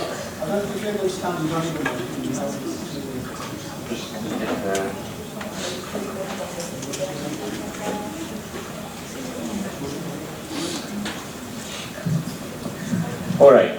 So what I'm going to talk to you about is on a different level here. We're going to talk about a specific case, our case, and a specific sub-case of our experience. And I hope you can get some analogies to larger scale issues that we're talking about within the whole seminar today. So it's an important thing to think about is how a journalist is, let's say, a mediator for truth to the society, to citizens, let's say. And if this breaks down, then you're missing this, and then you have all these issues that we were talking about how easily it is for misinformation and anything that manipulates society to become reality. So I'm going to give you practical examples of what reality is in Greece, but there are some pretty strong analogies everywhere. I mean, we're talking about hybrid warfare and stuff like that, and the Russians and the Chinese, and then of course the NSA, attacking. But then you have reality as well. You have reality, financial reality, economics, and stuff like that. So, for example, in Greece, which is the little thing on the right, you have the year-by-year advertising spend. Just before the crisis started, the economic crisis that we had in Greece started, we were approximately at the level of the countries on the left, which are, let's say, the older members of the EU, Belgium, Netherlands, and Austria, which are similar size to Greece. Suddenly, and within a couple of years, hundreds of millions of revenue left journalism, news media, and we became one of the countries of the newer, let's say, EU or the ex-Eastern Europe. So that's an important thing. You have you start with something and you just lose an enormous amount of revenue, and how you actually, yes? This does not follow from this data, what you just said. I don't have the ones before, yes. It would be really useful. Oh, if you want, I can show you. I have it. But it's there. Another thing that maybe you are interested in looking at, which is a very historical graph of newspaper copies per year sold. And this has been reducing year on year for many years. This is a graph from 2003 to 2017, if I remember well. And you can see it goes to zero in 2021. Zero newspapers. Zero newspapers, yes. It's you can see it for anybody interested in, it's a very accurately curved. So we're going to be celebrating 200 years of independence. We're going to celebrate with zero newspapers. Nice. All right. Okay. I don't believe that will happen exactly like that, but I mean, you can see how it goes. Internet is a completely different story, even though from the graph before you saw that the, let's say the spend is constant, whereas in other countries, of course, even the ones in the east or the ones in the west, it's increasing. The spend is constant into the low level that was after the onset of the crisis, but still the viewership and everything, all the other numbers are increasing. So you have lots of more, let's say, influence, more people, more eyes look at the thing, but the same amount of money, less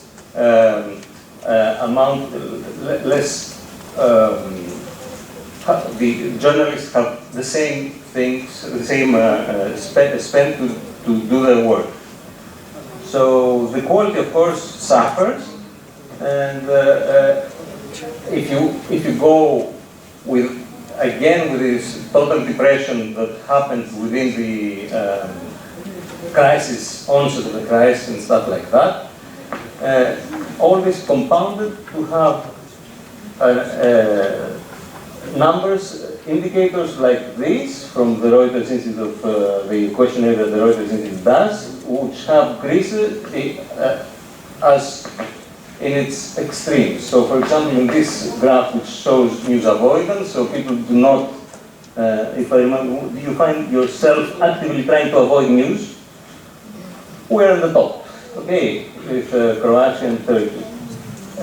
In terms of trust, which is even more important because you can say news avoidance is a healthy kind of attitude, but trust in news media, we are third from the bottom, and we actually improved one's pace from last year, which is good, but it's because of the France going down by 11 points. So it's a big race. I think we are still with a good chance of being last.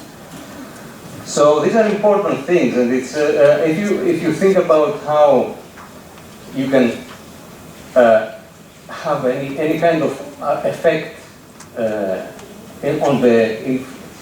on how the information goes, how you have an informed society, let's say, you can see that without journalism, you are having a big issue as a country, and this is a thing that affects Greece in particular, but most other countries in the world lately. Yes. Before you move from this statistic, the previous one says that 54% of the Greeks do not trust the news. Avoid reading the news. And we are very close to Turkey, which is 54%, which means that Turkey, which is run almost as a dictatorship with Erdogan, is exactly the same almost with Greece. And France, which is a democracy, has 24% of people trusting the media. Yes. So low. They had, exactly. They fell 11 points this year through this constant issue of West protests. Turkey here is actually on the positive side. It's somewhere to the left of the center. So the trust in the news in Turkey is higher, much higher than double than the trust in news for Greece. So I mean, you have to see the context within all these data in order to understand what's happening behind them. And America is 1 point from Switzerland. That's fine then. Yeah, USA is 1 point. No, USA is down here, 32. Huh? Yeah, but Switzerland is 33. It's like, what is it? Slovakia. Slovakia. Slovakia. Yeah, but okay, I mean, you really need to read this within context. But this is why I started with the context at the beginning. And this is just a little part. The economic thing is one little part, but it's a very important thing because if you have such a low quality because of the low amount of money getting for journalists to be performed, then you have this kind of issues to begin with, and then you have all these other things confounding it, like real issues with the economic and the social structure. So, I mean, now of course you go into this, everything is hopeless, and let's burrow under a rock and die. But this is exactly what we did. This is exactly what we didn't do, rather. when this thing, you know, occurred to us, I mean, what are we going to do? I mean, you really have to do something, okay? And it's important, especially in these kind of situations, to have.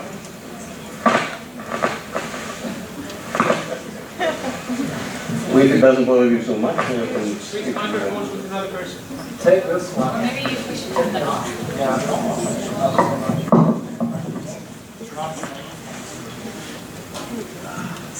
Yes. All right. It's me. Anyway, so obviously there's no hope, but obviously there is some hope. We believe that, I mean, especially in this kind of situations, you have to look on your principles and work on them. So what we did is we started this website. A lot of people who are living in Greece probably heard about it. It's an investigative subscription-only website. It has this kind of feature, let's say. It's ad-free because not because of a kind of a dogma, but because it's important for the viewers to feel, the readers to feel that they can trust you. Because the most important thing that we had to overcome was that issue of trust in general.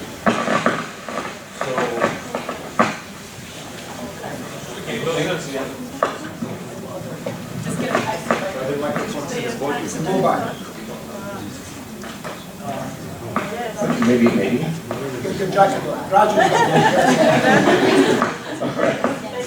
All right. So, but the most important thing that we have done is to persistently cultivate the community, and this is the most important thing that we had to do in order to overcome the distrust of people, because what we were doing is we were asking each and every individual to part with their money in order to become a subscriber. So it's important to speak to each and every. Therefore, community is important. And through this kind of interaction, we learned a lot. And this is what I'm going to give you some examples. An example that is important to bring home. So, as I say, we are kind of focused on the engagement of the community. The idea is to get the viewer, the reader, sorry, to become part of you and to feel a bit of ownership so that they can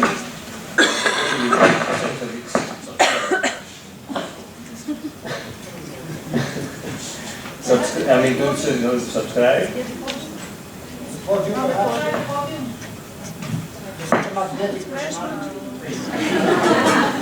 One, two. Good.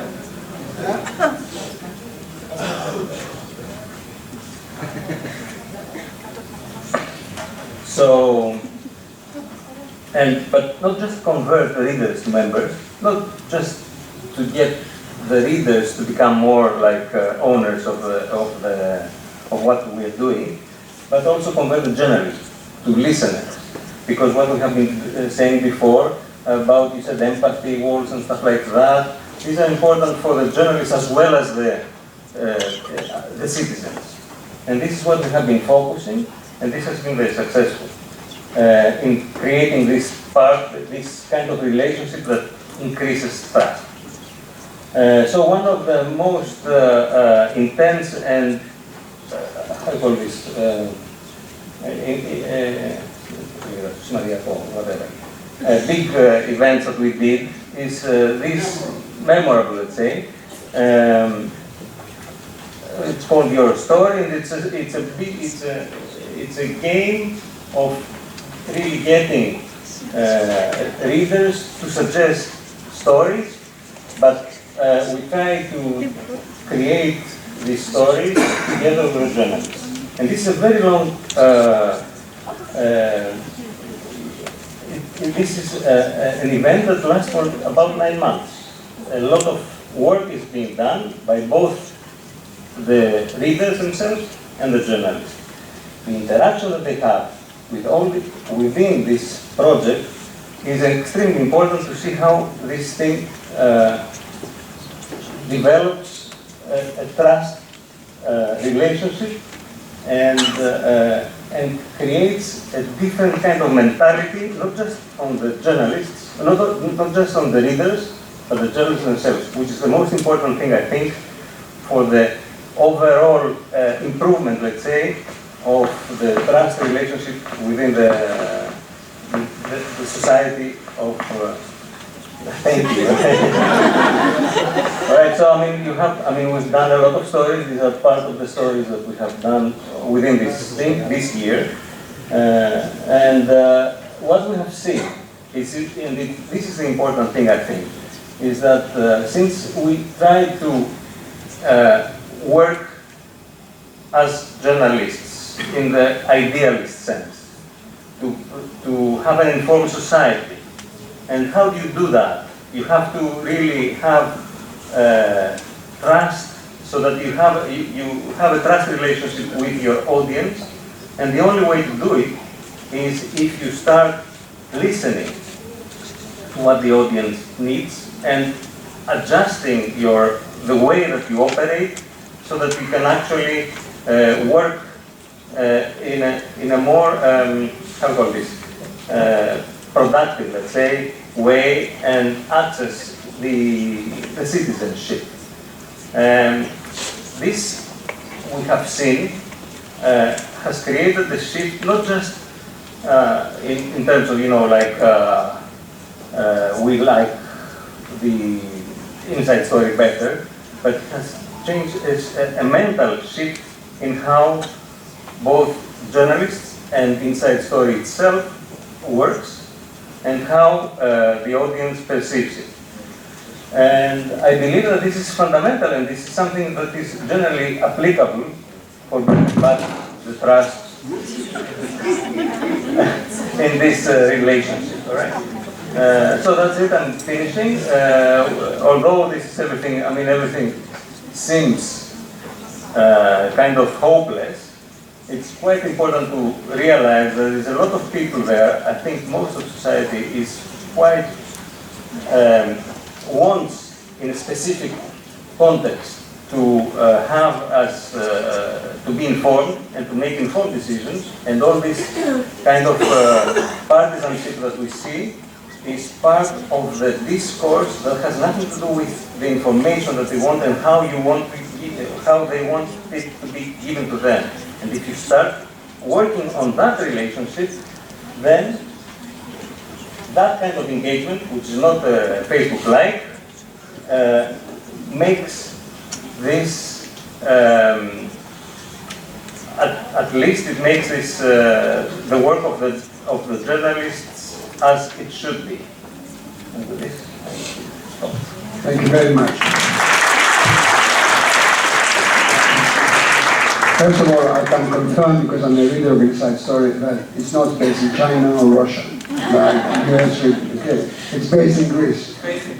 Yes. Secondly, it's a startup business. It began in the midst of the crisis, which was a great initiative, investigative reportage. I won't share your optimism that most people want that kind of stuff, because we spoke in this panel and the previous one that a lot of people, as Dan said, look at things through fences, and you said sunglasses, ideological glasses or whatever. Yeah, the Greek word is paropidis, but I can't remember the English word now. The one that forces how to watch. Blinders, yeah? Blinders, yeah. That reminds us of those of you who've done some philosophy, the allegory of the cave in the Plato's Republic. People look so straight and look at shadows. Sometimes, in fact, these kind of shadows on the wall can be exactly, the kind of lies that you see on your screen, because our walls now are basically our screens, what we see on our screen. Okay, we have time for questions. All of these questions? Good God. Okay, Mother. We'll come to all of you. We have some time. Yes. Hi again, my name is Sophia Zuanich. I'm a communications student in my fourth year here at Greece. I wanted to ask a question specific to Professor Edgerly. I understand that we've discussed myths and disinformation and a lot about fact-checking. And I wanted to ask, what about news that is framed in a manner that's inauthentic? That is to say, it's framed, the small t truths are true. They're true facts, but the news omits certain facts or amplifies seemingly trivial things to pump a certain ideology. And in my opinion, we see this a lot with established news sources, seemingly trustworthy news sources. Do we include them in the term fake news? Is that news also fake? Or if not, do we just call that unprofessional journalism?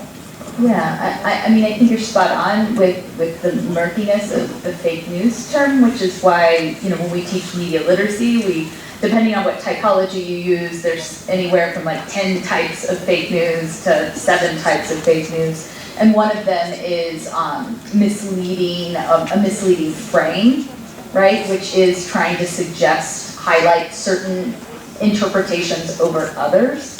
And so it is a form of misinformation or disinformation that gets to the murkiness of figuring out intent, right? And this is also the murkiness of why the New York Times only once has said that President Trump has lied, because in order to lie, you have to intentionally deceive. And how can you tell whether, without getting in somebody's mind, whether they are intentionally deceiving? So there's a lot of gray area with intent. But I think you're spot on in saying there's something different than, Russian propaganda, right? There's something that not great, but not to the extremity, where we're seeing certain facts accentuated over others. It could be as simple as calling something climate change versus global warming, right?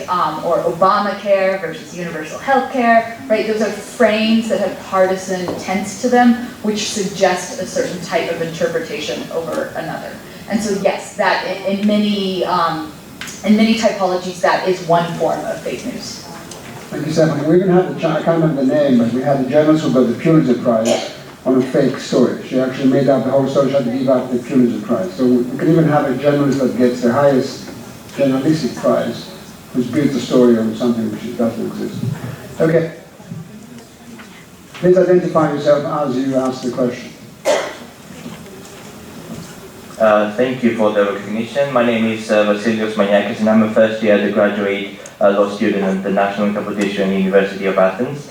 Well, as Professor Edgerly truly mentioned, each one of us possesses multiple identities, but what about our cyber identity?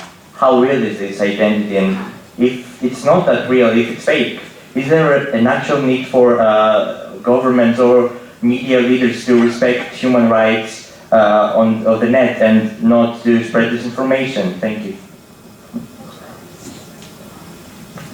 Yeah, excellent question. I don't think there's a blanket answer. I think some of us would consider our online identities or cyber identities to be very authentic. I think others of us don't. I think that in the US there was a trend on Instagram of having Finsta accounts, right? Like fake Instagram accounts where you're projecting a very different sense of self, where you're, creating the wonderful you or the snarky you.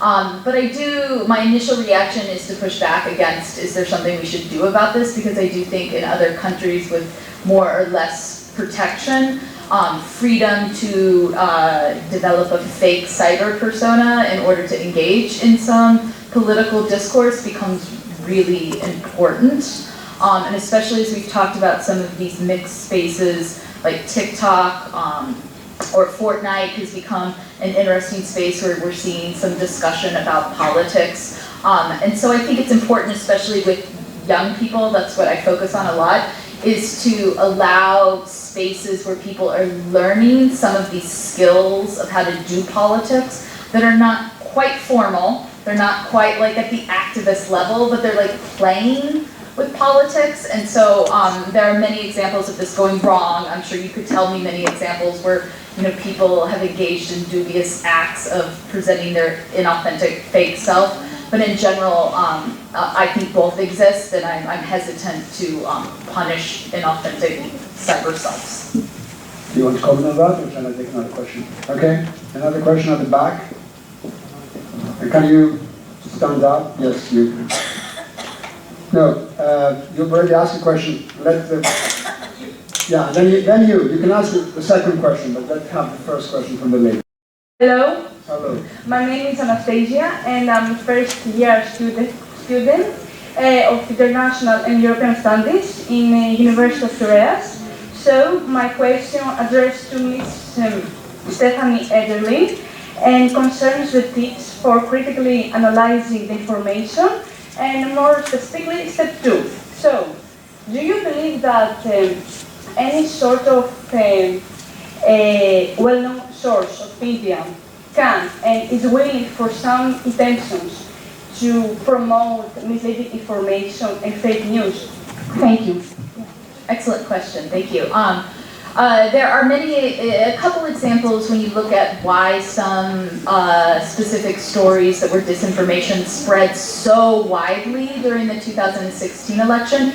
It was because mainstream news picked up on them, right? And for the most part, when we talk about kind of Breitbart or InfoWars, those are small fringe communities that French communities have long always believed in disinformation, and it stays on the fringe. Where it becomes a bigger deal is when mainstream media become part of the problem.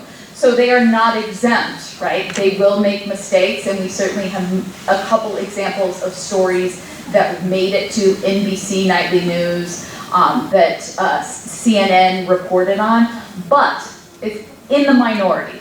By and large, they get it right. And this is a really critical distinction, is that they own up, they issue a correction, they apologize, they say, we inaccurately did X, Y, Z, this is why it happened, and this is the steps we're taking so it won't happen again. Now, if it happens again, and it happens again, then you have a problem. But I feel like as audiences, we have to allow for news organizations, journalistic organizations, to occasionally make a mistake. No one's perfect, right? They will occasionally get it wrong. They will occasionally share some sort of disinformation, or a reporter will make up something, right? The point being, they own up to it, and these other examples of disinformation, right, don't own up to it. A correction is never issued. So we're not immune, by no means. Thank you, Stephanie. The lady in the back.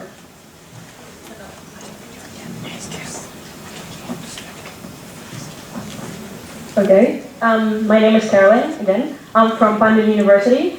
And before we go to my question, I would like to give you some background on it. So I had a chance to live in a territory of a state which was influenced by post-Soviet Union, some kind of stuff. So yes, it's pretty closed-up society. And when Professor Adjali was talking, and I realized that like some kind of emotional manipulation through advertisement, it existed, and I experienced it myself because in Russian, in Runet, we have media app which is called VK, which stands for InLink. It's some kind of Facebook thing, but only for Russian speakers.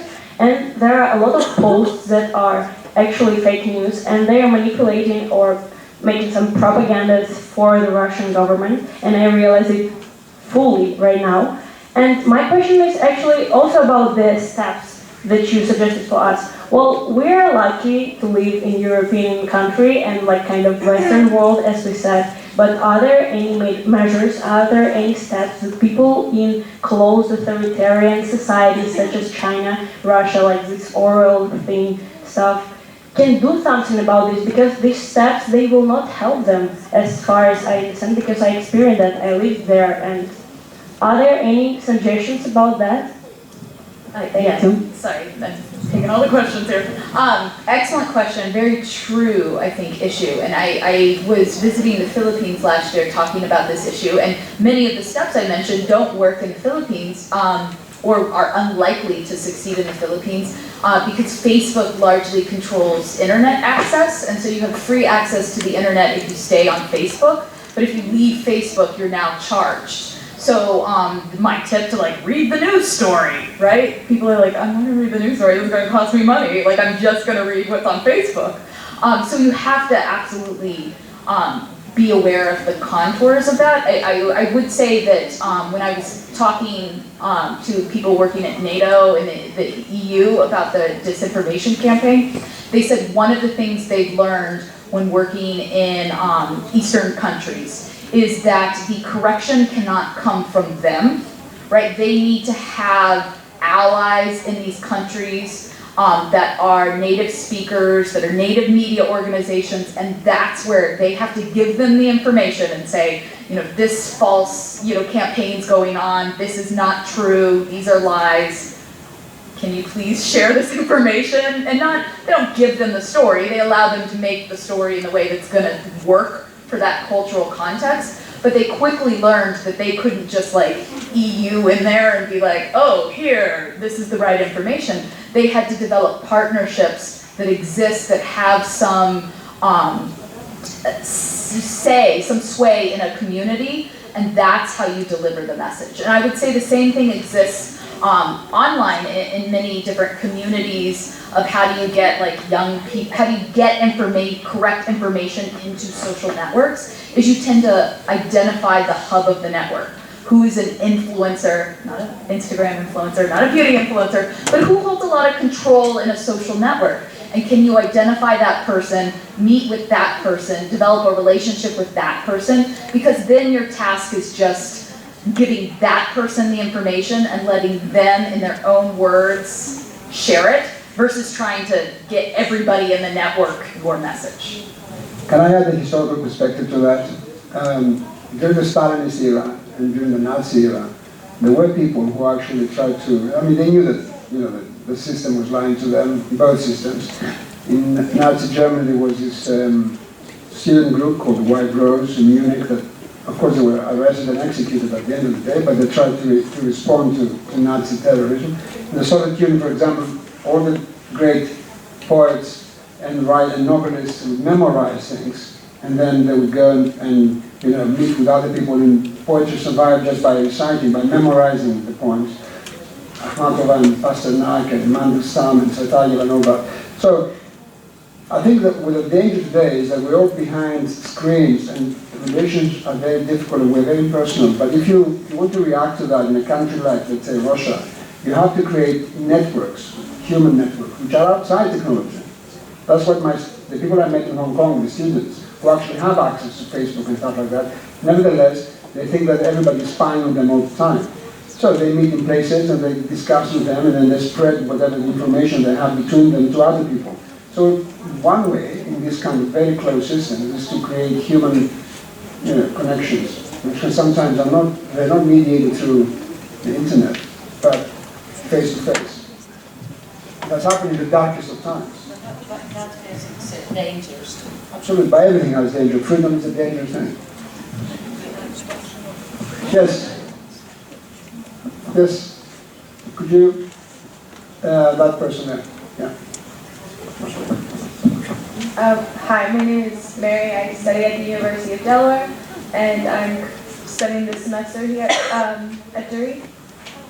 But my question is actually about false memories and the fact that, like, how can we tell the difference between what is starting to become a false memory and what is just a difference in public opinions? Because you touched upon the events surrounding Epstein's death, because some people are taking the political view that there are some holes in how he died and whether or not he really did kill himself, or whether or not big government players did have a role in that and they're trying to cover it up. So how are we supposed to figure out whether that's a false memory or whether or not that's a cover-up and a difference in public opinions? Thanks.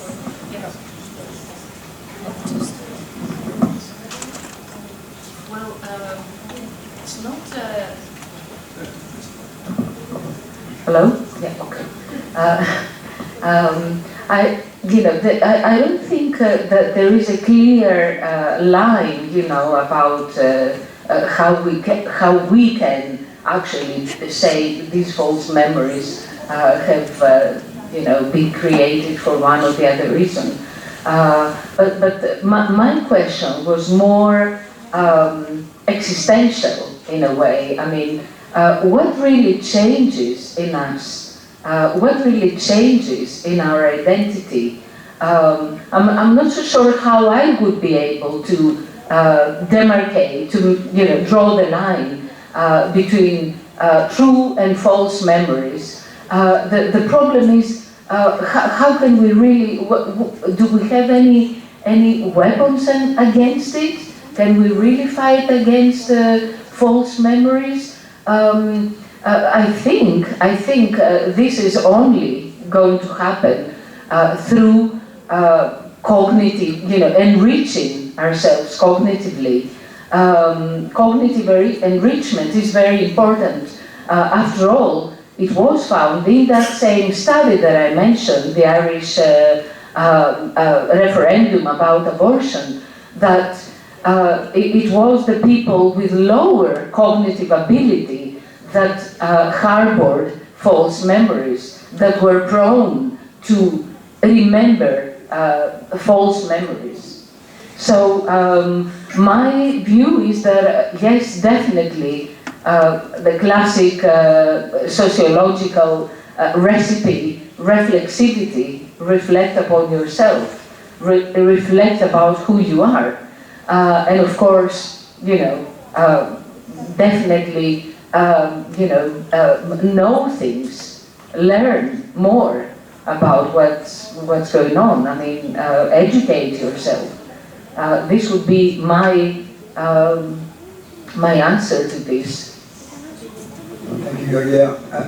I'm just a bit confused about the word memory. We use the word memory. Memory is something that you have a memory of. I mean, if you were not present at the assassination of Kennedy, or the middle of the time, how can you have a memory of yourself? I mean, you have probably some kind of idea about all the different narratives, but you don't have a memory of it. Yeah, but in a way you do have memories. I mean, how can you have a memory of something that never happened? Now that's the real question. Your personal life, perhaps?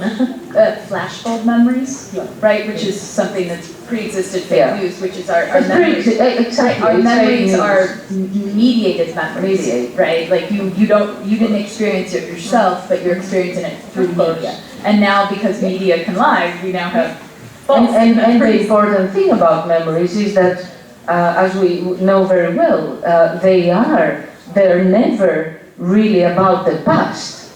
They're much more about the present and how the present shapes them. So this is. By the way, there's a futuristic novel by Philip Dick called Total Recall, which the movie adaptation of it, unfortunately, is with Schwarzenegger. But the book is good. It's what happens if you lose your memory. How do you have an identity? But let not everything that happens in politics, it's not all connected with disinformation. Maybe something happened, like assassination, and there are conflicting reports. We have different interpretations. That's not all disinformation. In the Kennedy one, because there's conspiracy theory who actually assassinated the president, yeah. But I mean, when something happens, people have different accounts of it, and we see it from different angles. It's not necessarily automatically disinformation. It's that we don't have enough information to talk about something. Yes. Yes. Vlavianos is in control. She knows who is. Yes. Good evening. My name is Sabrina Makari, and I'm a first student in the Department of European and International Studies at the University of Harvey. So I would like to ask the following question. Although disinformation is more regular in journalistic articles, television, newspaper, it can be spread through art and literature, such as music pieces and theatrical plays. In this kind of, in these cases, how can this phenomenon be eliminated? Thank you. Since I've studied that myself as a writer, and you have a lot of disinformation, especially in literature, sometimes we call that engaged literature, so that many over here. Okay, so for example, in the Greek case, we have great poets who actually have dedicated poems to Stalin. Okay, the same in France with Louis Aragon, for example. We know that other writers like Neruda was a supporter of Stalin. I think that, you know, some pieces of literature are pure propaganda. Other pieces of literature is that people are fellow travelers, they do believe in that ideology. And then at the end of their lives, they see that they took the wrong side of history. Okay, so all those who supported Stalin, don't forget that some of the greatest philosophers, for example, I mentioned before Jean-Paul Sartre, and Martin Heidegger. Okay, Sartre believed that Mao was a great leader. He died before the revelation that he killed 55 million people. And Heidegger never gave up his Nazi identity card until he died. And now we have the black diaries that came out that show that throughout his life he was a supporter of the Nazi regime. There's a wonderful book by Mark Lilla, Columbia University. It's called The Treacherous Mind, about how intellectuals can get wrong in their political choices. For example, Michel Foucault believed that AIDS doesn't exist, that it was created by the Americans as a means of suppression. And he died of AIDS himself. So, you know, you can go totally wrong on your politics. And you're right in the sense that there is literature. I myself, for example, have translated Ezra Pound in Greek, 3 books on Pound. Pound was a fascist. He was a great poet, but he believed that Mussolini was the solution of all the problems. He spent 30 years in a Washington asylum as a traitor. He was arrested by the American forces in 1945 in Pisa. He was transferred to America. He was about to be shot. And all the great writers came in and said, you can't shoot the greatest poet. So he was put in a madhouse for 13 years. We know that. But there's literature and literature. Even some great poets and great novelists have written pieces which are horrible. I mean, Eliot has written poems about the Jews, which are, you know, a piece of crap. But he's a great poet. He's written other stuff, which we still like The Wasteland and the Four Quartets. But there are some other writers which are a kind of a wonderful example, like in the French battles of the time, in the 60s, you have Albert Camus, for example, who always took a stand on the right side of ethics. So he won at the end, and Sartre lost. So you have to be careful whatever you read, you know. As with information, I mean, literature is also, you know, you put yourself and you support the position. That position may be morally, you know, wrong.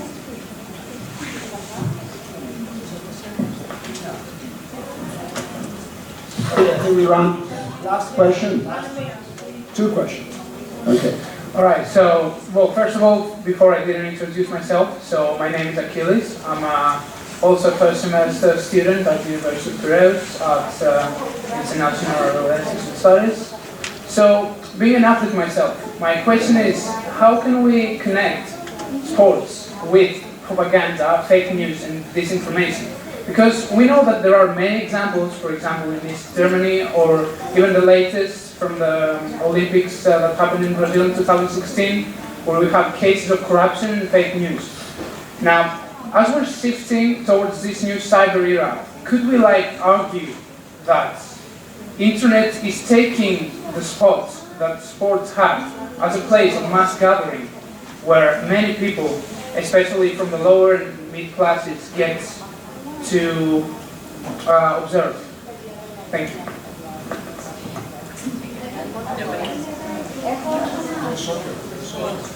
I am a sports fan. This might not be the direction you want, though. So there's been a lot of sports studies research that talk about how inaccurate we are and how we can be more inaccurate when we watch sports in the company of others, right? Or just by us picking a team, we all of a sudden are go team, right? And so I have argued, how do we create spaces on the internet that move us out of having a team, right? And some experiments, just by giving people wristbands, and some people get purple wristbands and some people get blue wristbands, and automatically this connection with people wearing your colored wristbands creates a us versus them tension, right? Or a mob mentality where we automatically disagree with the referee because they go against our team, and if we hear the chants, right, of our fellow supporters, we become more outraged. And so I think the sports analogy is one to kind of ponder a little bit and think, how do we build spaces that are less like stadiums with like-minded others and are more based around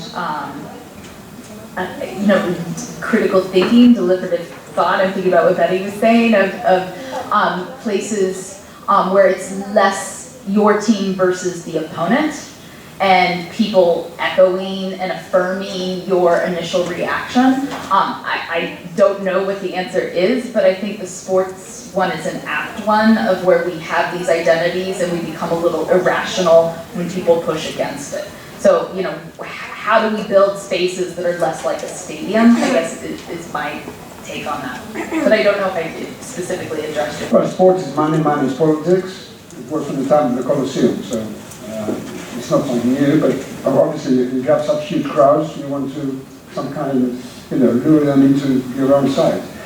In Greece, the guy that owns PAOK in Thessaloniki, Savvidis, who is a Russian Greek, he's also a big investor in Thessaloniki. He bought the port of Thessaloniki. He wanted to buy some newspapers in Athens. So it's all mixed up. Football, Marinakis, who has 2 other big newspapers in Athens, used to be the president of Olympiacos, another big team. So they're not separate. Sports, politics, mega, channel, television, newspapers, they're all connected. At least in the US with our sports, sometimes the harshest criticism come from diehard sports fans who are so critical of their team. Like if you listen to talk radio and the Red Sox can win a game and then you just listen to Boston radio and nobody's happy, everybody thinks the team's 1 second away from breaking apart. And it's all people that love the team, but they're offering the harshest internal criticism from a place of knowledge, and maybe not slightly irrational and very emotional, but they're self-critiquing. And I often wonder why we don't have a similar spaces for politics, where we're just so defensive. It's never say anything bad about our team, whereas there are certain enclaves in sports where it's pile on, super critical, nothing's ever good with your own team, even though you love them. Last question. Hello, it's Dr. Vlavianos again. We spoke earlier, Professor. Starting, I would like to thank each and every one of you for this excellent seminar, and especially you, Professor Edgerly, for being here. I will have to add that, we've heard a lot of things today, and I can understand the worrying about all this what's happening in the web, but I may add that wherever there is disinformation, there is a lot of information involved. I mean, I can't even imagine where the medicine would be without the web, without the communication and the interaction between scientists. There are other obviously sites like the Greek Diavia that promote transparency as well. It's obvious that it's not about the web, it's not about the internet or the media. It's about people, it's about institutions. So there is a worldwide crisis of institutions, and perhaps this is the issue. I would like to make the last question, obviously, to Professor Edgerly, because we have spoken about a lot of things. We have spoken about the Greek Revolution, we have spoken about the Second World War, we have spoken about President Trump, or even Olympiacos. But I would value your point of view of the Leave campaign. Thank you. Well, I don't know. I think that there's a lot of similarities with what we saw in the 2016 election, where people didn't know the facts, that they were led to believe the implications were one thing and they weren't another. And we did see some stories that were heavily circulated amongst the mainstream press in the UK. And so it's, I think they have very similar things of populism coming up, a very confused public who doesn't know whose facts to believe or what the whole story is. And so it's very interesting to see that kind of play out, especially with the avoidance that I talked about with the UK jumping so much, the trust measure with the UK jumping so much. Like in all of the Reuters Institute studies, the UK over the last 2 years has had the biggest jump in distrust, in avoidance, in concern about what's real and what's not. And so I think it's a really interesting case with some real implications that we're seeing play out right now. So I don't have a good fortune-telling prophecy for you there. Okay. Anybody who's been to Oxford, we have the May balls, and they start at 9 o'clock, and 6:30 in the morning we have breakfast. And usually only very few people survive. And those who survive for breakfast take the survivor's picture. So you're the survivors, you're actually here. You have to take a picture of the survivors. Those who actually were here from 10 in the morning until 8 hours. That's a lot. Okay, thank you so much. This seminar was, I think, one of the most interesting ones I've been. I have to thank the American Embassy for inviting Professor Edgerly, who has been the focus of our discussion here. I have to thank the panelists. Of course, I'm very happy as a professor of the American College of Greece to be the host. And so, in fact, this is the first time that we opened the upper level library for such an event. So, kind of provide a call. You just, you're here for the first time. I hope you like the place. I have to thank my friend, Carydis, who's the Director of the Institute of International Relations at the Panteion University, the co-organizers. I'm glad to receive him here as an old friend. And the Fulbright Greece, we saw this very nice video here. I hope that our discussion, the lecture, and the debate has enriched you, and you're going to leave, more happy people and more enlightened. Thank you so much.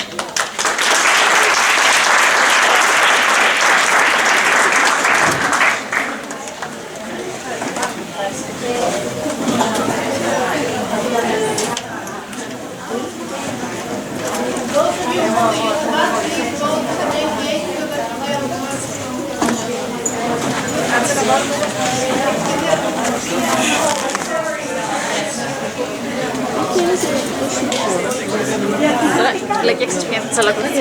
Εδώ δεν υπάρχει. Εμένα φορά και άρχισε.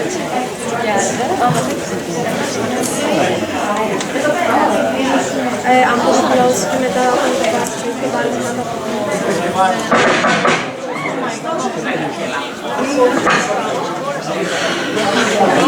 δεν αντέχω. Δεν μας αντέχω. Και το πρώτο που είσαι.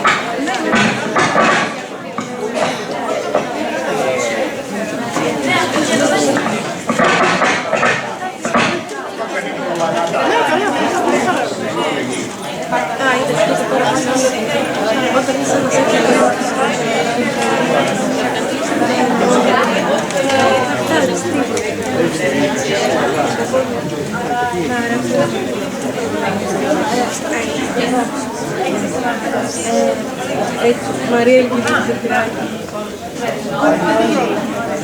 Ναι, συνήθως λέω στους άλλους να τους κάνω εγώ το λίγο.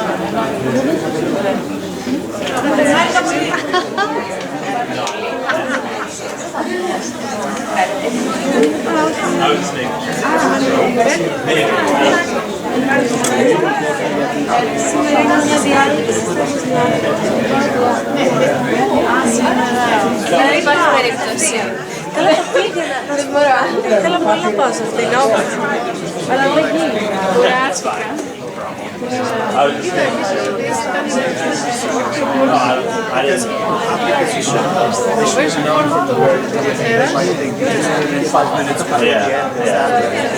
No, I don't know. That's fine. Didn't know if we needed it to like kind of say it. No, okay, that's fine. All right, thank you.